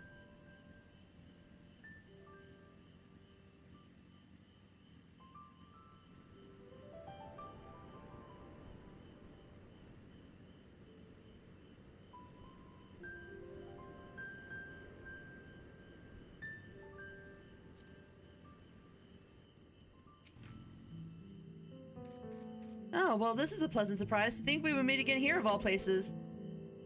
Oh yeah, this is the dude on the ship! What up, buddy? Gigi Molu, at your service. Since my arrival, I must say business has been booming. I'll spare you the details of my most recent transaction, but suffice it to say, I earned quite a handsome sum from a most generous young merchant. Truly makes the lengthy voyage here feel well worth the trouble. All that remains before I return to Eorzea is to purchase some commodities. Alas, ever since I felt the soothing waters of Hana Kailu retreat on my skin, I can think of little else. The mere mention of it has stirred my yearning to avail myself of those hot springs once more. It was a pleasure to meet you again, my friend, but I must be going. Farewell. Oh, this is the asshole? He sold the radioactive crystals. That mother sucker.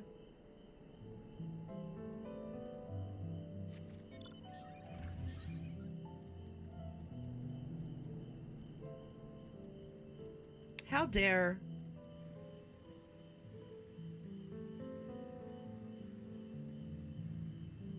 Okay, I've got some things I gotta do. Catch a merchant. In pursuit of mezcal. Let's go finish this real quick.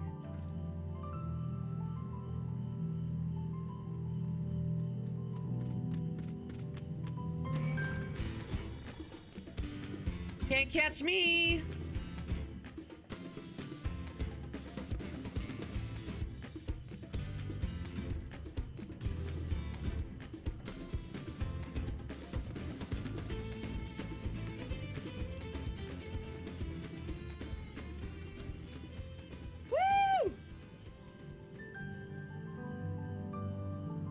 Why do they gotta keep making the potatoes the evil bastards that sell the bad shit?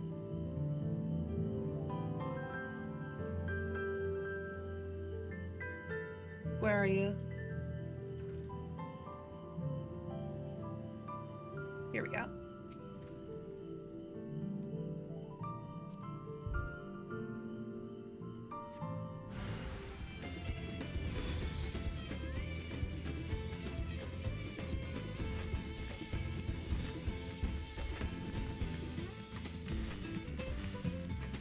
Sorry, I had to eat an egg.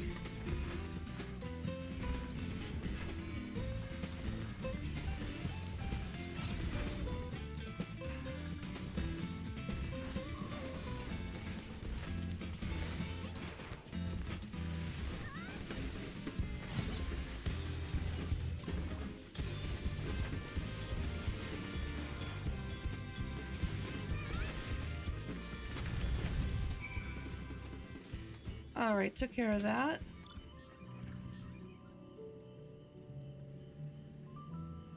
Got some quests up here. Probably just grab those while we're here. Egg. Exactly.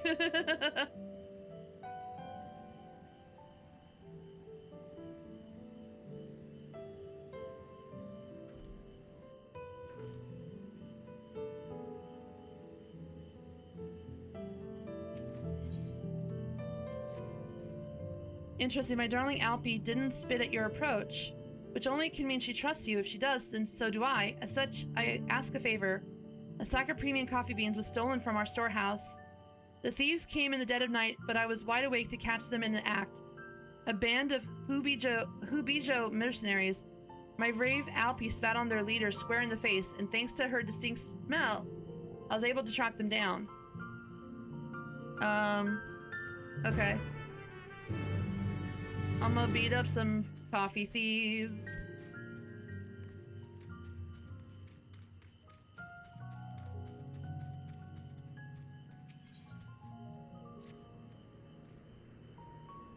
I was taking a stroll through the valley the other day when I discovered coffee beans scattered in the brush with not a coffee plant in sight. I thought I brought some back here to brew. The taste was simply exquisite. I'd like to acquire more, but they're Oh no! Oh no! Do you not know? Sabali, do you not know? Sabali, you're gonna have a you're gonna be a you're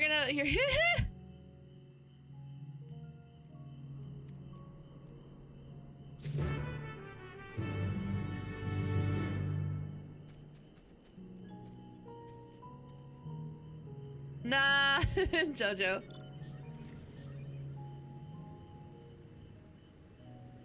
They're gonna learn about beans that have been pooped out. Poopa beans, poopy beans, poopy poopy poopy beans.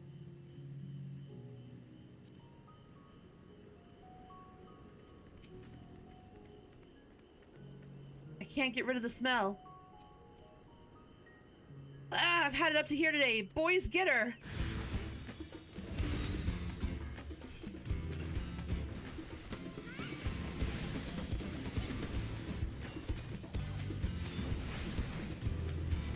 I do like the fight music.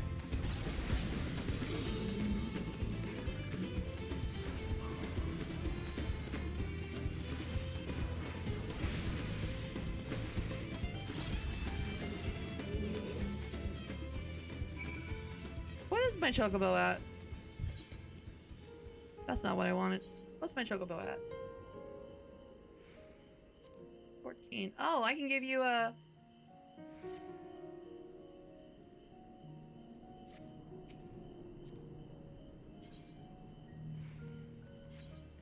I can give you a Thavnarian onion. Yeah, let's go. Damn you, you'll regret this. I'll be taking those beans now, though. Thank you. Now to go find some bears and teach that Pelu about poop coffee. What is over here? Oh, I can't go past the rope. Okay.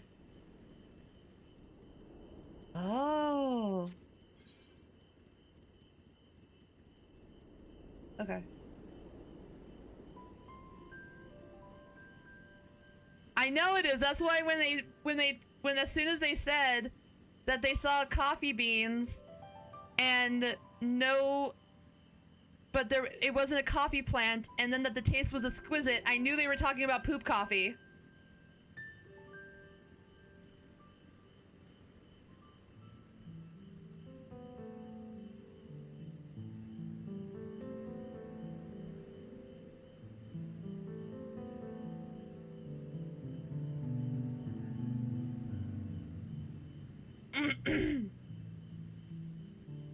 I mean, okay, so there's a breed of monkey and they're known to eat coffee beans. And then because the coffee beans go through the digestive system, it like activates the coffee in a way that can't be done by smoking them or roasting them. And so what they do is they follow the monkeys, and then they pick up all the poop, they clean them all off, you know, they clean them and sanitize them, and then they use that to sell as coffee, and it's really high grade, expensive coffee. But apparently, because of the way it's digested through the system, it makes for the best tasting coffee. to like exist out there.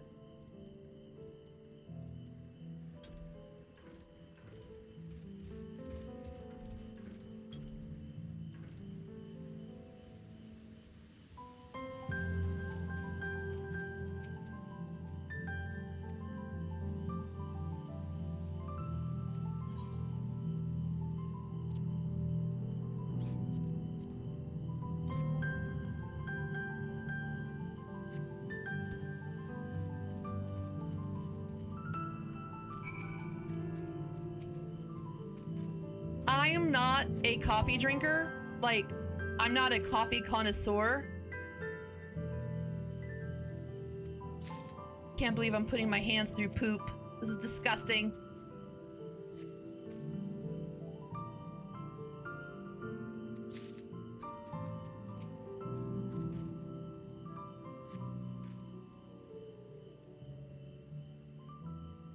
You persevere in the name of delicious coffee.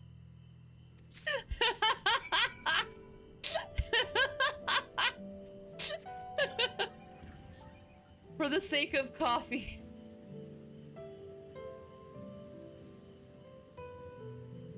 Oh, the ghetto mocha. I fucking love that. That's how I used to, oh, that's how I always drink my coffee, is with like hot chocolate powder. I love my ghetto mochas. They're great. As a broke ass bitch, that shit's delicious. Especially if you get some heavy cream and you mix a little bit in there. Good stuff.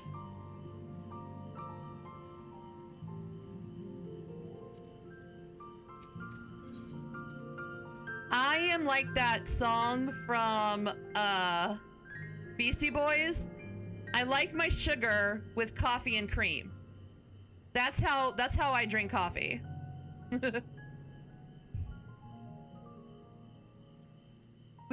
We named it Carbucks. Nice.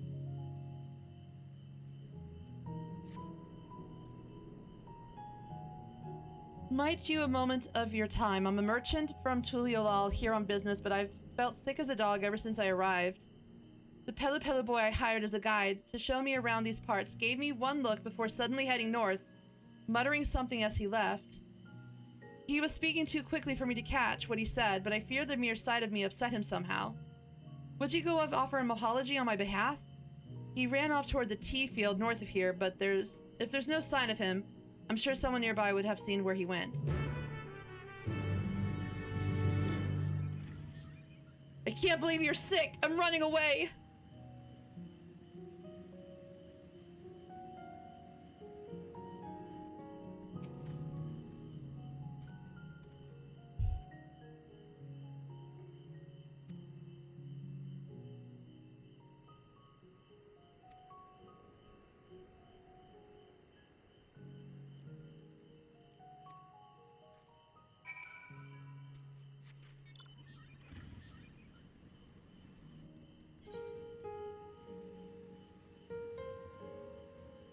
Oh, nice. Share it. Share the beauty of the ghetto mocha. We need to spread it to all the corners of the world.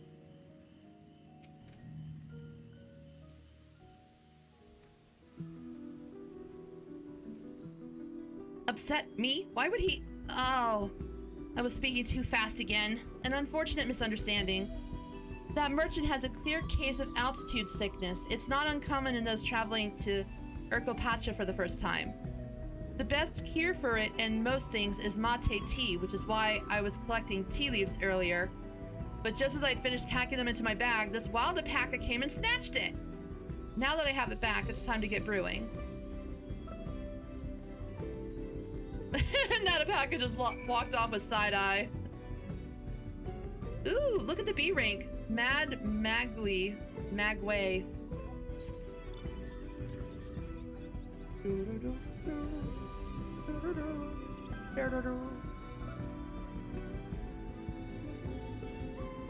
Nice. You love to see it.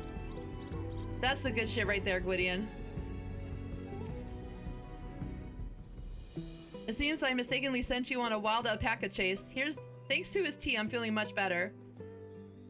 Mate tea is a vital source of nutrients in these highlands. I'm sure you can promote it as a nourishing potable back in the markets of Tuliolal. Why not buy some in bulk now? Ha! Not only a talented guide, but a convincing salesman. Very well, I'll give your offer some thought. But first, might we continue our tour?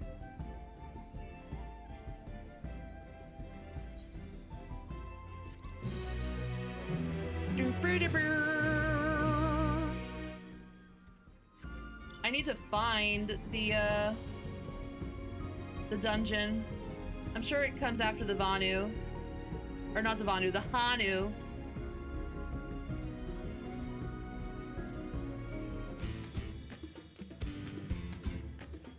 Can't catch me, Cactar. Nanatar. Whatever. You can't catch me either way.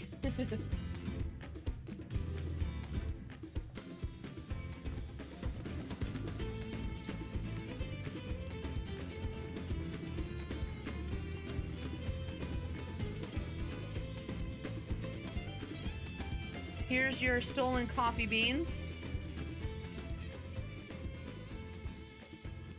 I can't remember exactly, just that it took a while before it showed up. I mean, if we're going by Shadowbringer's logic, and if we're going by Endwalker logic, the first dungeon didn't happen until after the first split quest happened. You do A, then you do B, and then the quest that leads to the first dungeon pops.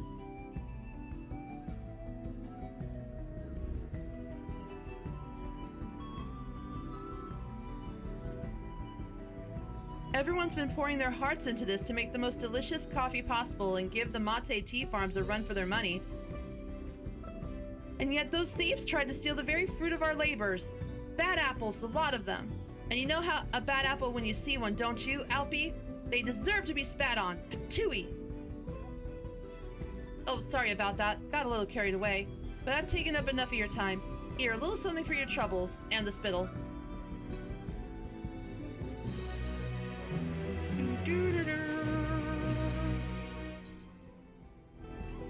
Give me my gear.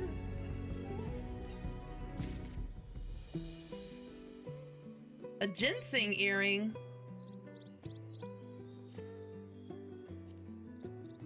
I'm healthier already. Alright, let's turn in this other quest.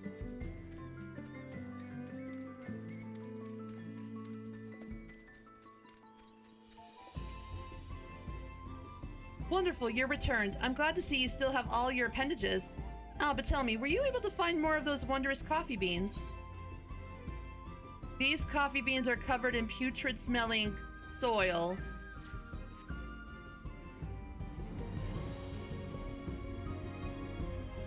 Is that soil?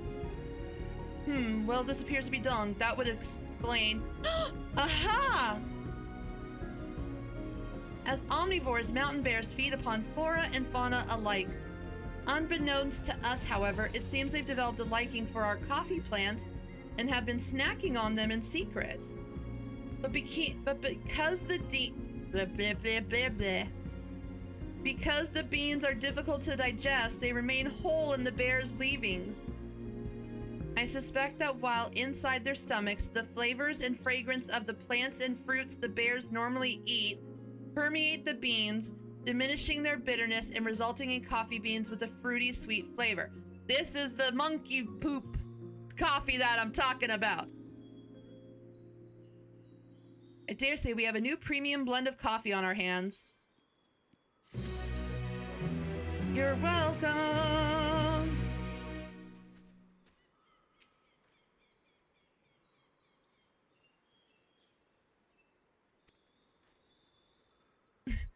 You guys are gonna have a Tom and Cheeto special blend of coffee over there.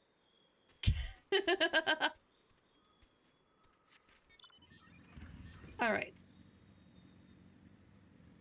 Back we go.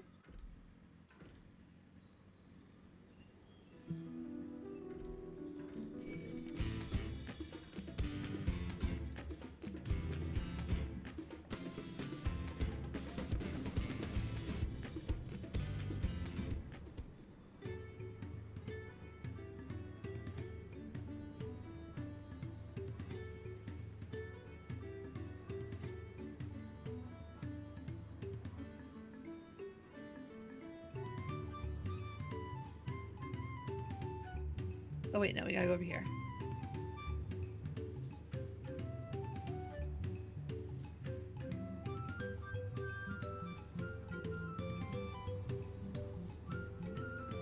Sir, where are you? Oh, you're up there. Okay.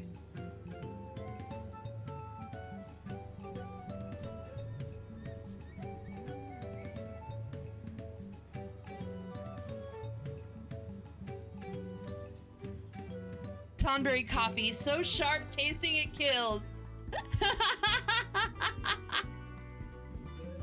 It's the palate cleanser. It cuts through the grease, making it an excellent palate cleanser between meals.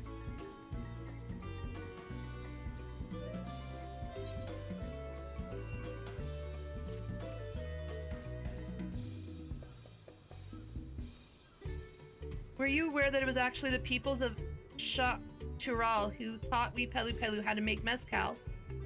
They taught us to make the liquor with agave, but we also learned that using the bulb of a mega magui gives the drink a real kick. And the mega magui would give me a real kick if I tried to procure their bulbs myself. Which is why I can't thank you enough for your help. I've no doubt the batch of mezcal I make with this will be a delight.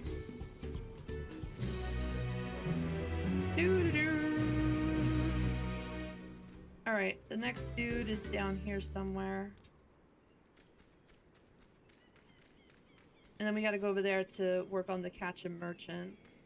I'm just avoiding the stealth quest as much as possible because I hate stealth quests.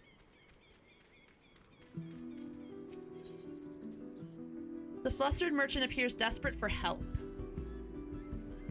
Oh, thank goodness, a capable-looking traveler. Please, I need your help. My caravan was attacked by beasts. I had a bodyguard, a young Mamulja mercenary, but he could barely fend for himself, let alone me. But he somehow managed to throw me over his shoulder and carry me all the way here. But no sooner did my feet touch the ground than he ran back into the jaws of death. Damned if I can figure out why. Injured as he was, I don't like his chances. Please, I beg of you, go to Shabayu Keg and save him.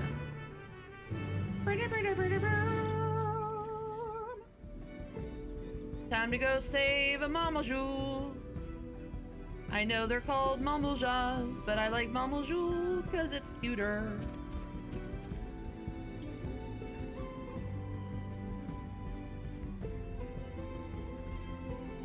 Ah, it's these guys.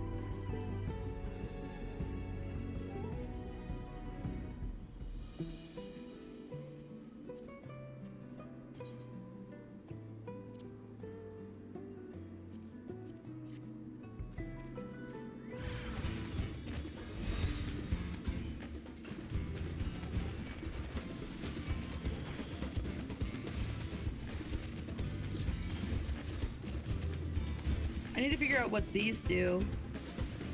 Like, what am I supposed to do with that?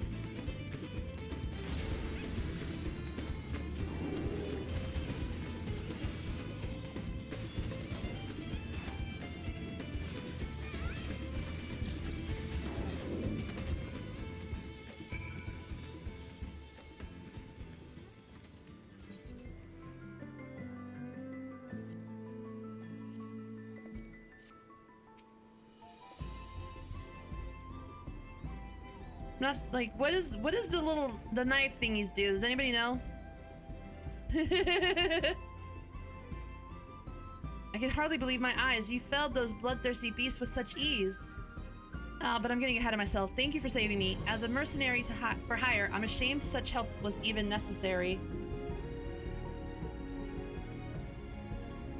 So the merchant sent you, did she? The attack on the caravan saw her wares scattered all over. I figured the least I could do was retrieve as much as I could. Thanks to your timely rescue, I can still do just that. No need for you to stay with me, friend. Go and let her know that I'm safe. I'll grab what I can and be along shortly. Aww. What a nice little mercenary.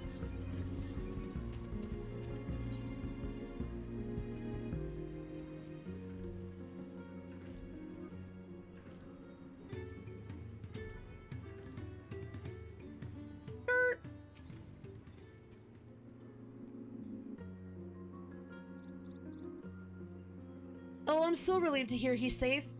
The Mamulja take considerable pride in their trade as mercenaries, but that young man seems to have a particularly acute sense of responsibility.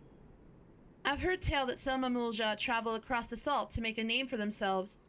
As a preliminary step to that, it seems many young hopefuls gather experience here in Tyrol as mercenaries and bodyguards to sharpen their skills. That said, earnest as he is, the young man failed to protect my caravan. We will have to discuss some form of compensation for my loss. I'm not heartless, however. He saved my life and risked his own to reclaim my wares. There is much to consider. For now, however, treating his wounds must come first.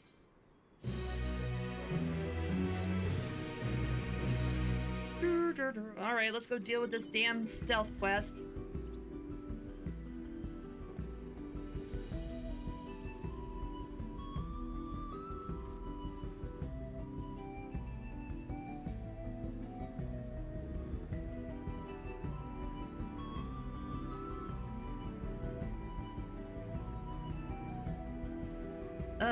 Is there a lot of them in this expansion? Bleh. Why? Yoshi P, that it sucks.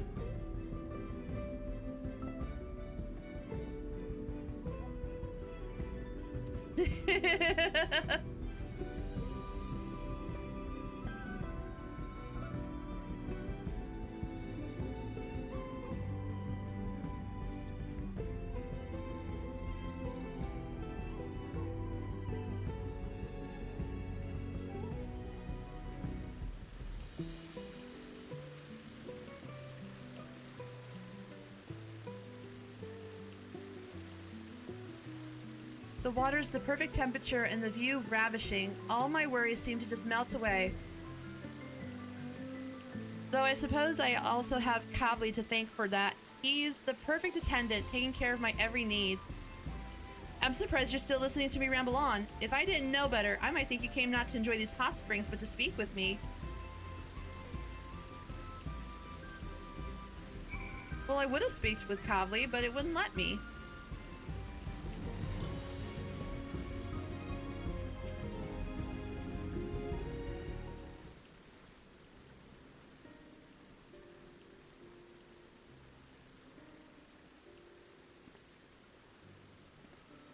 Water.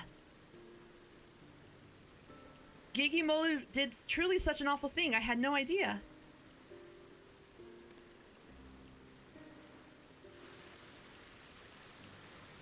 He only recently began to visit these springs and hired me to take care of odds and ends for him during his sojourns. I took him to be quite the affluent individual the way he carries himself.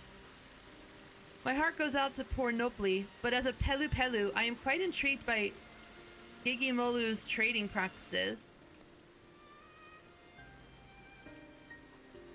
Allow me to explain.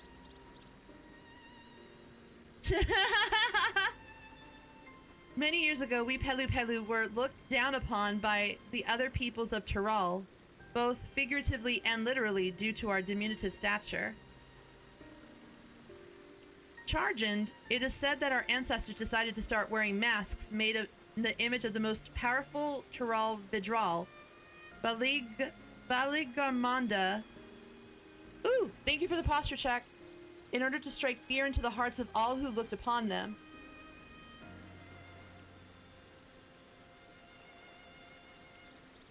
Today, however, the meaning of the masks has changed. After becoming peddlers at the Dawn Servant's suggestion, the masks have come to symbolize...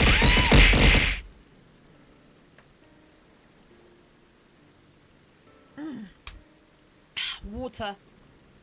They've come to symbolize fair transactions. Indeed, they're now proof of our reputability. Instead of focusing solely on our own profit, we endeavor to make every trade mutually satisfactory. Countless years of doing so has earned us the respect of those around us, and now very rarely experience any belittlement. Yet it seems Gigimolu wishes only to fill his own coffers, even at the expense of those with whom he does business. It's a shame. After what he's done, no Tyrali will wish to barter with him again, no matter what quality of import he has at hand. I will keep a close watch on him from now on. I don't want to see anyone else swindled out of their hard-earned pel.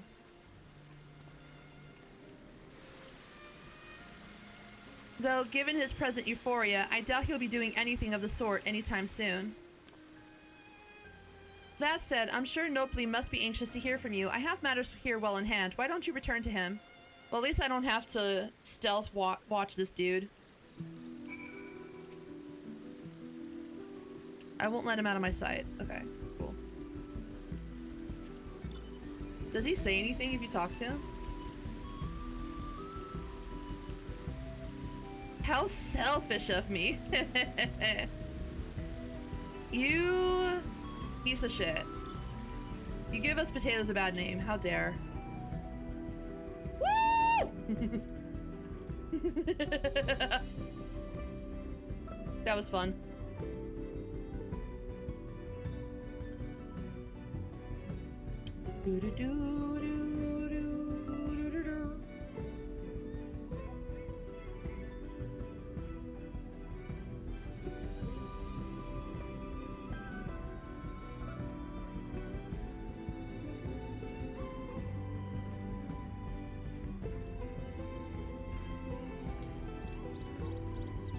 Let me over the rocks.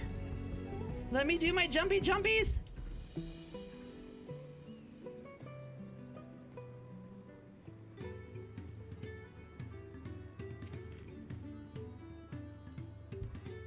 Hi, Rhett.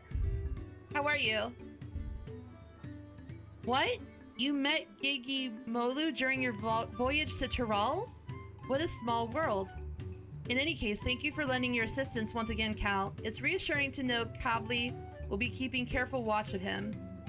As for my investigation here, it seems I'm presently Gigi Molu's only victim. But I fear I won't be the last. There's no telling what underhanded tricks he'll use to procure those wares you spoke of, and I refuse to let him besmirch all that it means to be a merchant. Wait, what? Something bad happened? Wait, don't tell me, I'm not there yet. Don't spoil me.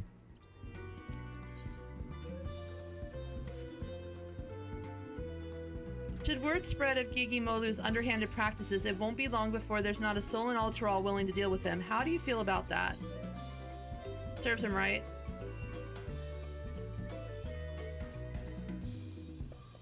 Yet I would be disappointed by such conclusion.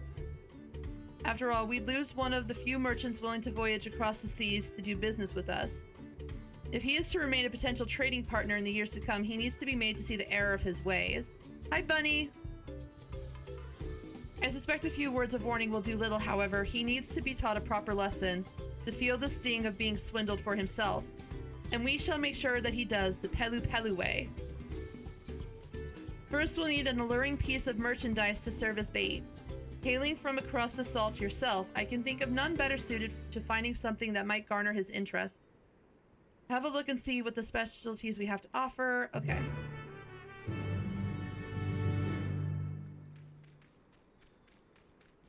I just panicked because you said you were calming down, so I was like, oh god. I'm doing good, Bunny. How are you? Nothing better than coffee plants.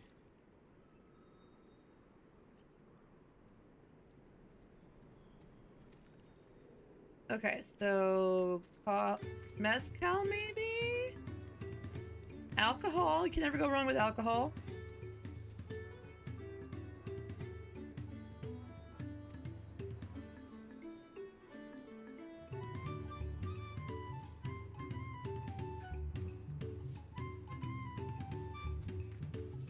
Hi, FJ.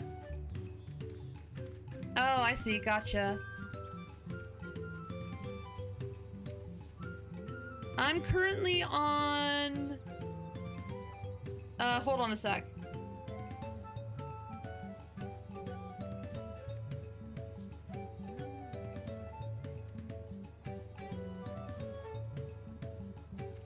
I'm on Halicarnassus on Dynamis right now.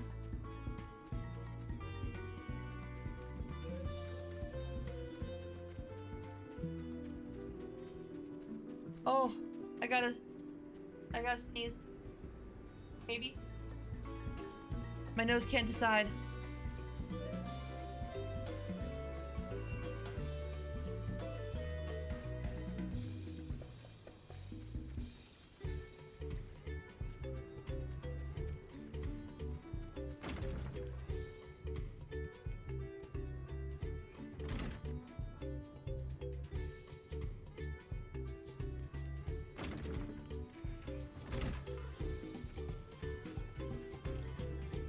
Oh, really, Rhett?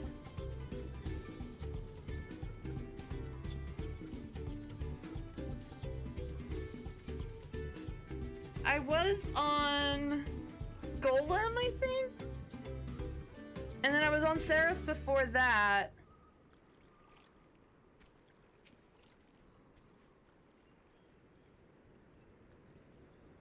If you're looking for something out of the ordinary, I'd have to recommend an Ualan bristle hairbrush. They're good to keep the alpacas free of fleas, and they help prevent skin conditions, among other things. And while you'd expect them to turn and spit on anyone tugging on their hair, the alpacas seem to enjoy the grooming. It's a simple way to help keep them healthy and happy. People can use the brushes too, obviously. The bristles help distribute natural scalp oils and strip the hair of leftover dead strands to promote a healthy scalp. It's surprisingly gentle on the skin too, so it's little wonder they've grown so popular.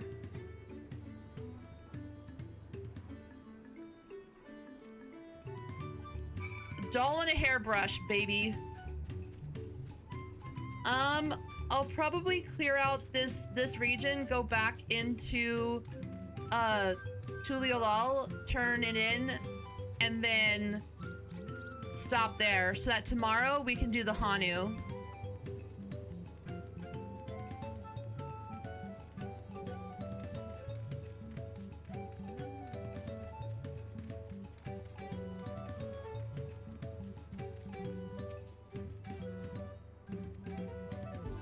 There's a doll and a hairbrush.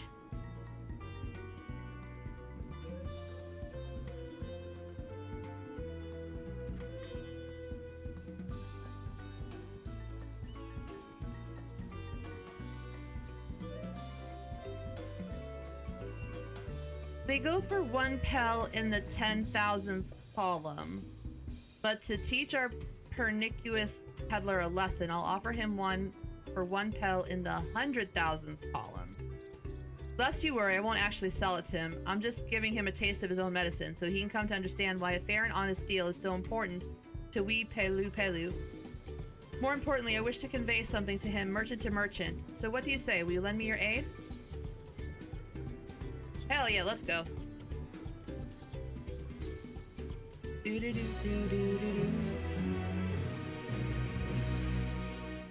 Begin my negotiations. Should I approach him? I expect he won't be willing to bend an ear to anything I have to say. But if you were to whisper in his ear of a merchant dealing in exotic wares he won't find anywhere else, I dare say his interest will be piqued. Okay.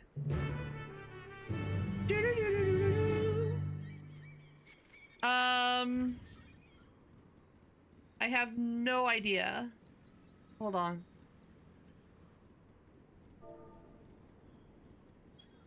I'm in 4.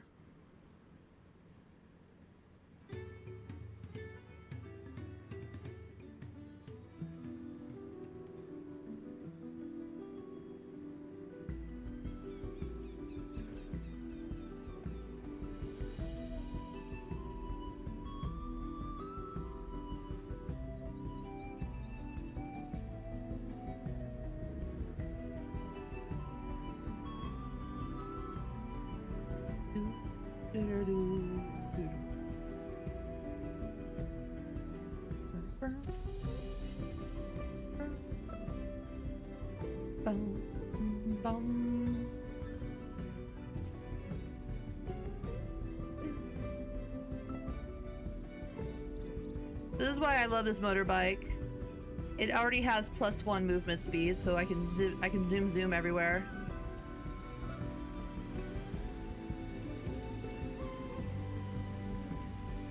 Is it even safe for him to be in the water this long? Hi, FJ. Oh, you've got the chocolate one too. Cute. I got it for my Lily girl. Oh, you have the Mad Max outfit too. Oh, it's cute with the little hearts. Aww.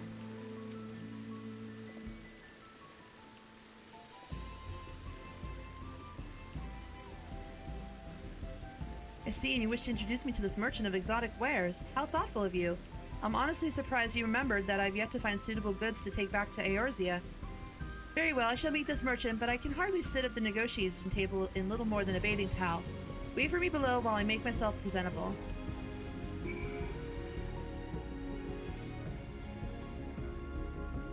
I know, I'm sorry, FJ.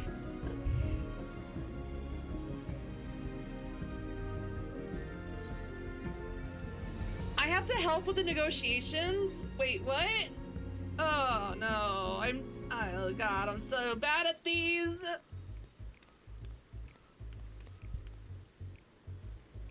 Where's this merchant you wish to introduce me to?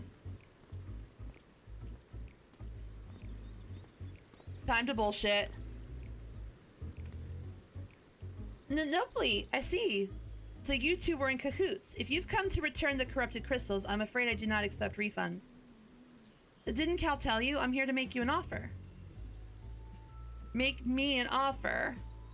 I wasn't born yesterday. Whatever it is you're planning, I want nothing to do with it.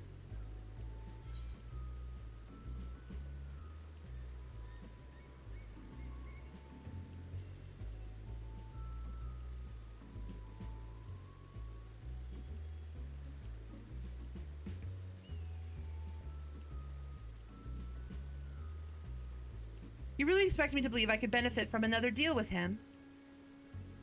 This is not only for your benefit, but for that of the new customers you're certain to meet in the future commercial endeavors.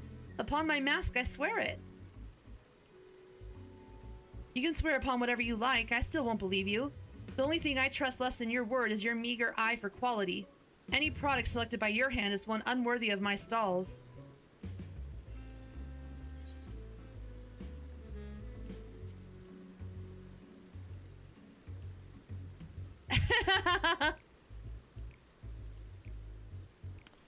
You selected it? Well, now that changes things. Considering your wealth of experience in both Eorzea and Tyrol, your eyes are eyes I can trust. Allow me to present to you my premium selection of high-quality alpaca hairbrushes. The bristles are firm yet supple, gentle on the skin, and exceedingly pleasant to the touch. Even the most sensitive alpacas can't get enough of it. Indeed, I dare say these brushes are of unparalleled quality.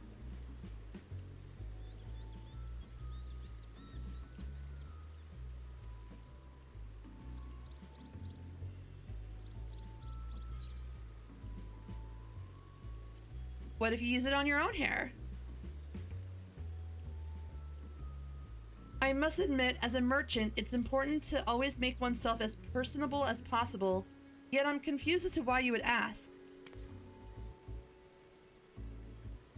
Oh, so people can use the brush as well. Then may I try it for myself? If it is a quality product for men and women of good taste, then the potential market would expand considerably.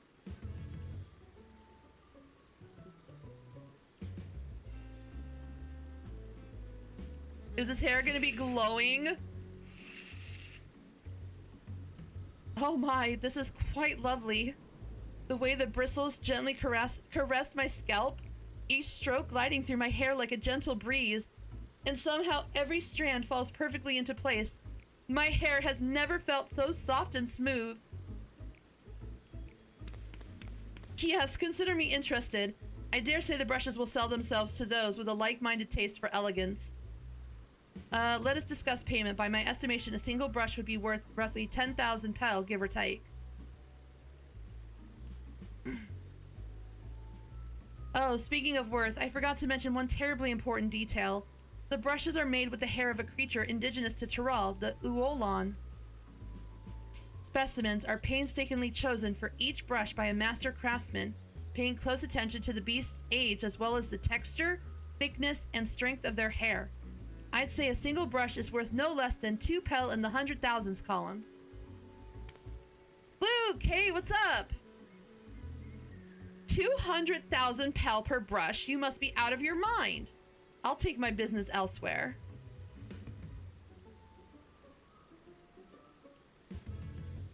Wait, after purchasing the corrupted crystals from you, I'm in urgent need of funds. If you agree not to disclose this to anyone else, I'm willing to sell the brushes to you for half that price.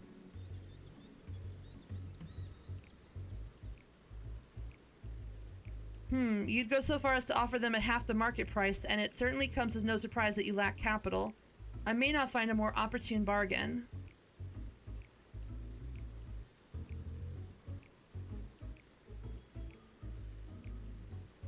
Very well, you have yourself a deal. I'll use all the pel I have on hand to purchase as many brushes as you can offer.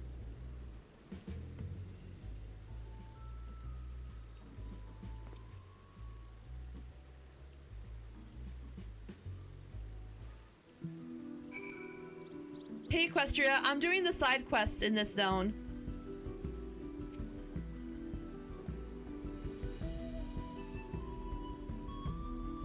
To think the man I swindled would offer me such a bargain. The Pelu may make for better customers than they do merchants. FJ.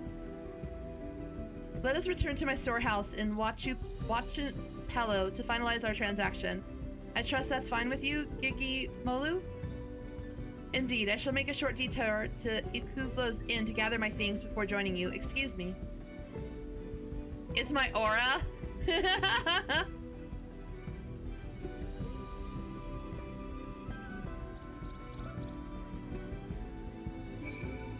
All right.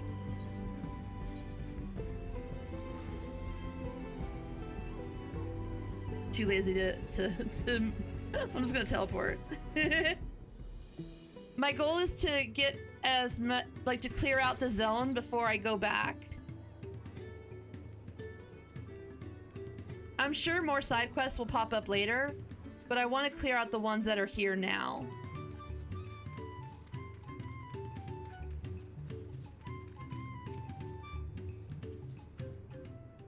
How's your night been, Equestria? Let's continue our discussion. All that remains is the exchange of goods. Are you sure even if I told you that the actual value of a brush is a single pel in the 10,000s column?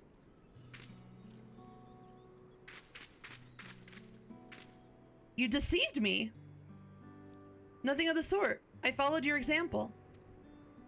I do personally believe that a single brush is worth 2 pel in the 100,000s column. I also urgently need funds after purchasing those crystals. But more importantly, the brushes are of unparalleled quality.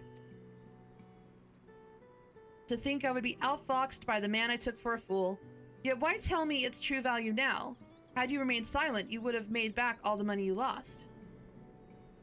I find that a strange question. Are we not both merchants? Rather than prey on one another, hoping to make our fortunes in a single exchange, would it not be mutually beneficial for us in the long term to become trade partners? As far as I'm concerned, this is a chance I can't afford to let slip away.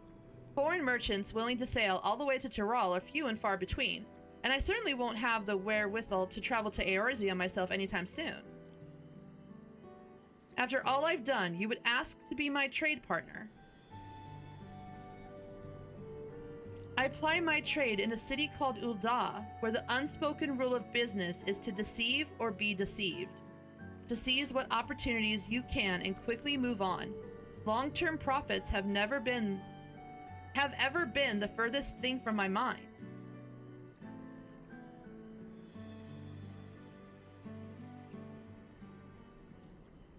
When I first saw you, Nopli, I could sense your naivety. Thus did I approach you with a mind to exploit it, and pawned my worthless corrupted crystals into your eager hands. At the time, I thought it simply business as usual. Yet, I'm wholly embarrassed by the thought of it now. That you would use the same ploy against me, and for even greater profit, makes it all the more shameful. Nopli, I truly am sorry for deceiving you. I shall return all the money I took from you, and make what amends I can for the trouble I've caused. I do not deserve your forgiveness, let alone your partnership, but if you're certain that is the best course... I am, but forget about the money. I'd like you to bring back more of those corrupted crystals. If I can find some use for them, we'll have a product that can be easily sold for a premium, and we can corner the market here in Tyrol. I'm happy to oblige, but until such time that the crystals become profitable here, I could not proceed in good conscience without a product we can both benefit from. If it pleases you, I would like to explore our options. Sell the fucking hairbrushes. I couldn't have convinced him without your help, Cal. Together, I believe he and I can bring others happiness through trade, not only in Tyrol, but in Eorzea and beyond. I've prepared a small gift for you to show my thanks, though it's hardly enough. I hope this is of some benefit to you during your travels. Ooh, food. Swamp monk, shrimp cocktail, omelet rice, and boiled alpaca steak. Ooh, and a mezcal and lemon sauce. Yummy. I'll take that.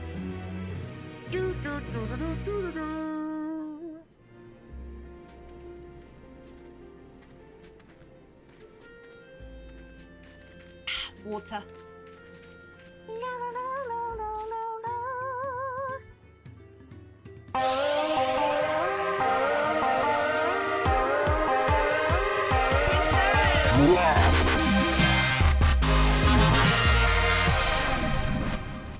Hi, Quintez. How's your night going? How's stream? Welcome in, you guys. It's a raid! Ah! Hi, Cal. If you're new here, hi, I'm Cal. I'm a Repanitot, and I've just been doing the first part of level 90 MSQ in Dawntrail. I was just finishing up all of the side quests, and now I'm heading back to Tolialal. And my friend FJ is up here taking a nap. What did you end up doing in stream tonight?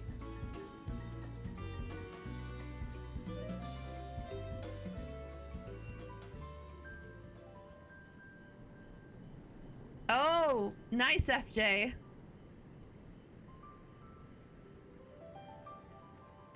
Ooh, congrats.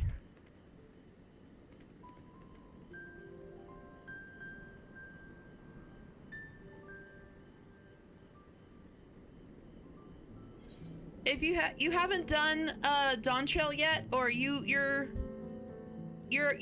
further ahead, so I'm not accidentally spoiling things. I'm going into 1 since it has less people.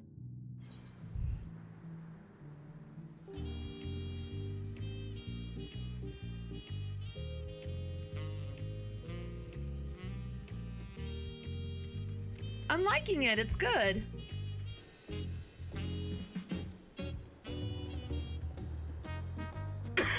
Excuse me.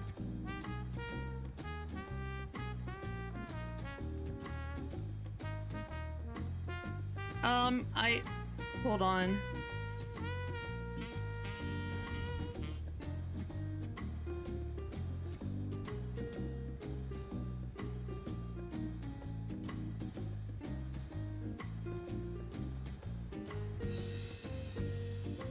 Who don't I recognize anymore?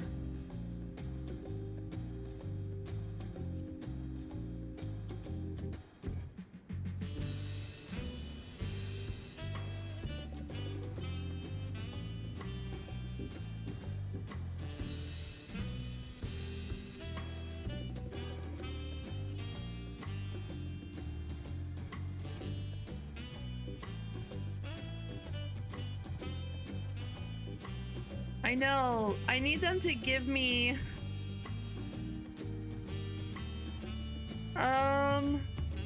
Mog Chungus. I don't recognize their name.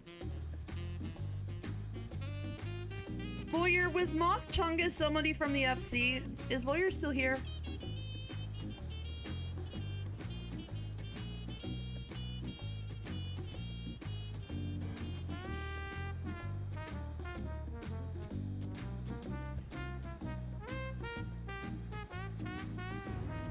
I haven't seen them, and so I don't remember them, so I'm gonna assume.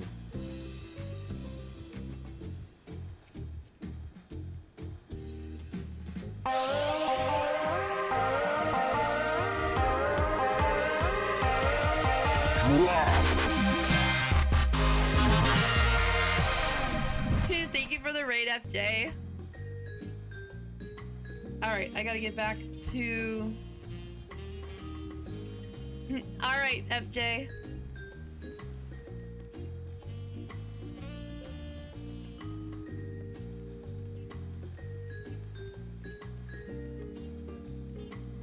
And then there's a hunt board over here. I gotta turn this quest in so I can unlock hunting. And then I gotta go unlock the sightseeing log. That's the only two in-game, in-city stories I'm gonna do. I don't want to accidentally spoil myself.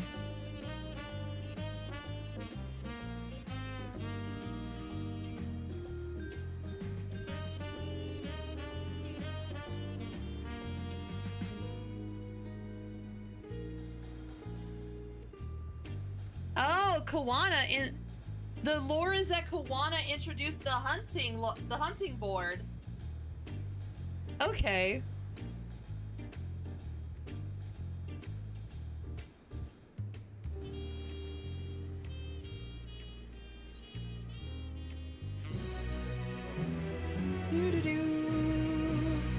Interesting that they tied the hunting in Dawntrail to Kawana, aka Graha Blast.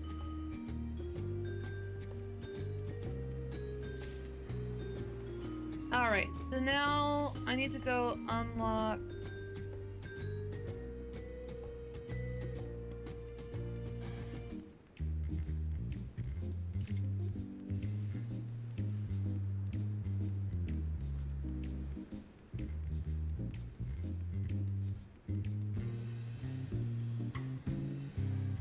Need to go unlock the sightseeing log.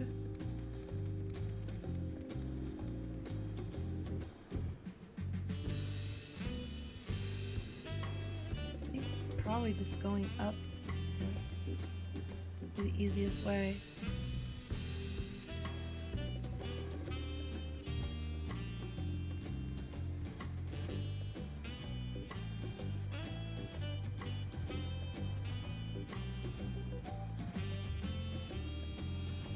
Where am I going? Are you in this house? No, I think you're up.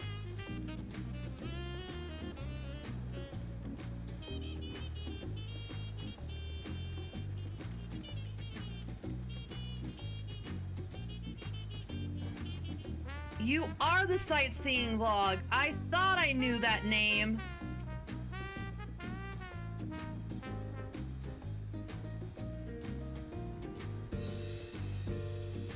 Dear old Millis gave you her journal? My, what a small world. It just so happens that I'm her cousin. Elsa B. Ironheart at your service. Well, if you've met Cousin Millis, I'm sure you can guess why I crossed the salt, as they say. This continent is positively brimming with sights unseen by Eorzean eyes. And I'm here to discover them all. My twin sister and I, that is. You see, I had more interest in Yok, while she was drawn to the vistas of Shock.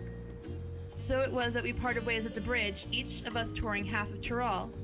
So give me your sightseeing log then.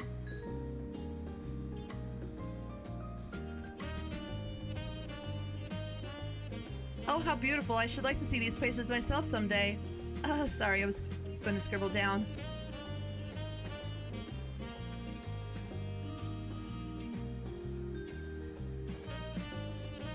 My twin's name is Emmeline, and she's still wandering about over there. Given your natural affinity for Ironheart, you'll doubtless run into her. So we'll see her when we go to the other side and get the other half of the sightseeing log. Okay. I knew your name. I knew it. I'm so glad to know that just deep in the recesses of my brain, I retain information that I don't even remember fully outright. Woo! I'm on our roof. And I'm off a roof. Woo!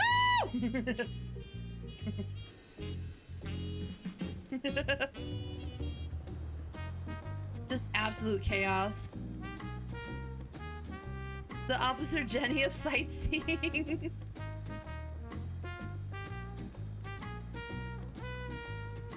Ah, speaking of, there's a sightseeing log right there.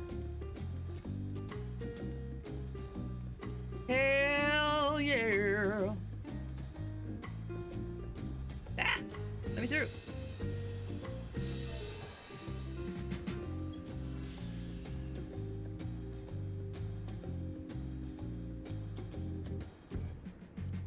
Cool.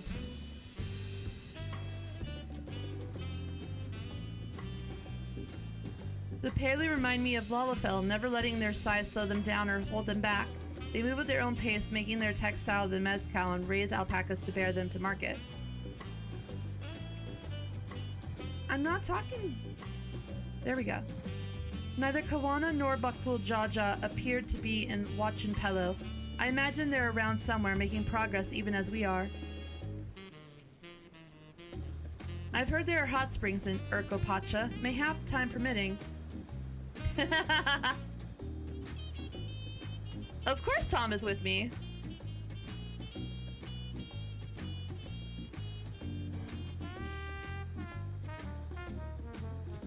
It's truly a wonder of the culinary world. Alright, and just like that, we found an elector and won our first keystone. I knew I was right to trust your instincts. Come on, let's keep things moving and march onwards to Kazama Uka. Chances are we'll find an elector there as well. Before we do anything, however, we should see what your patient Hanu friend has to say.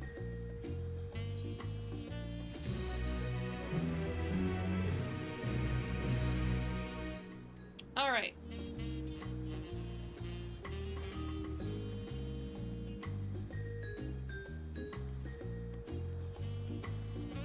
Since tomorrow is my long night and I was up late yesterday, I'm gonna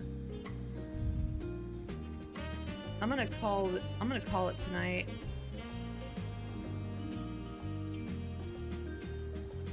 Hi Cal. Because tomorrow's Saturday night, so that's my long stream. So we're gonna do the Hanu zone and then try to unlock that first dungeon and run it. We'll see how far I go. Tomorrow will be kind of uncapped. We'll go as long as I feel like. But I'll be starting at 8 p.m. again. So we'll see. For right now, let me see who I want to raid.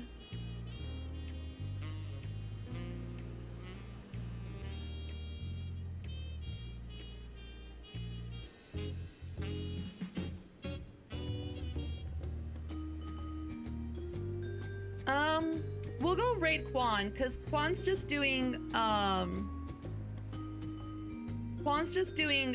MSQ maps and PvP and leveling. They're not doing any spoilers. And they've got drops on, so if you guys are still trying to get your mounts, you could get it through Quan. Way to go, FJ. Okay. 1, 2, 3. Thank you guys so much for hanging out with me tonight. I hope you have a really good night. Thank you to everybody who rated and resubbed and followed. It means a lot to me. I'll be back tomorrow night at 8 p.m. Eastern, and we'll do the other half of this storyline and hang out with the burbs. And I will see you tomorrow. Good night!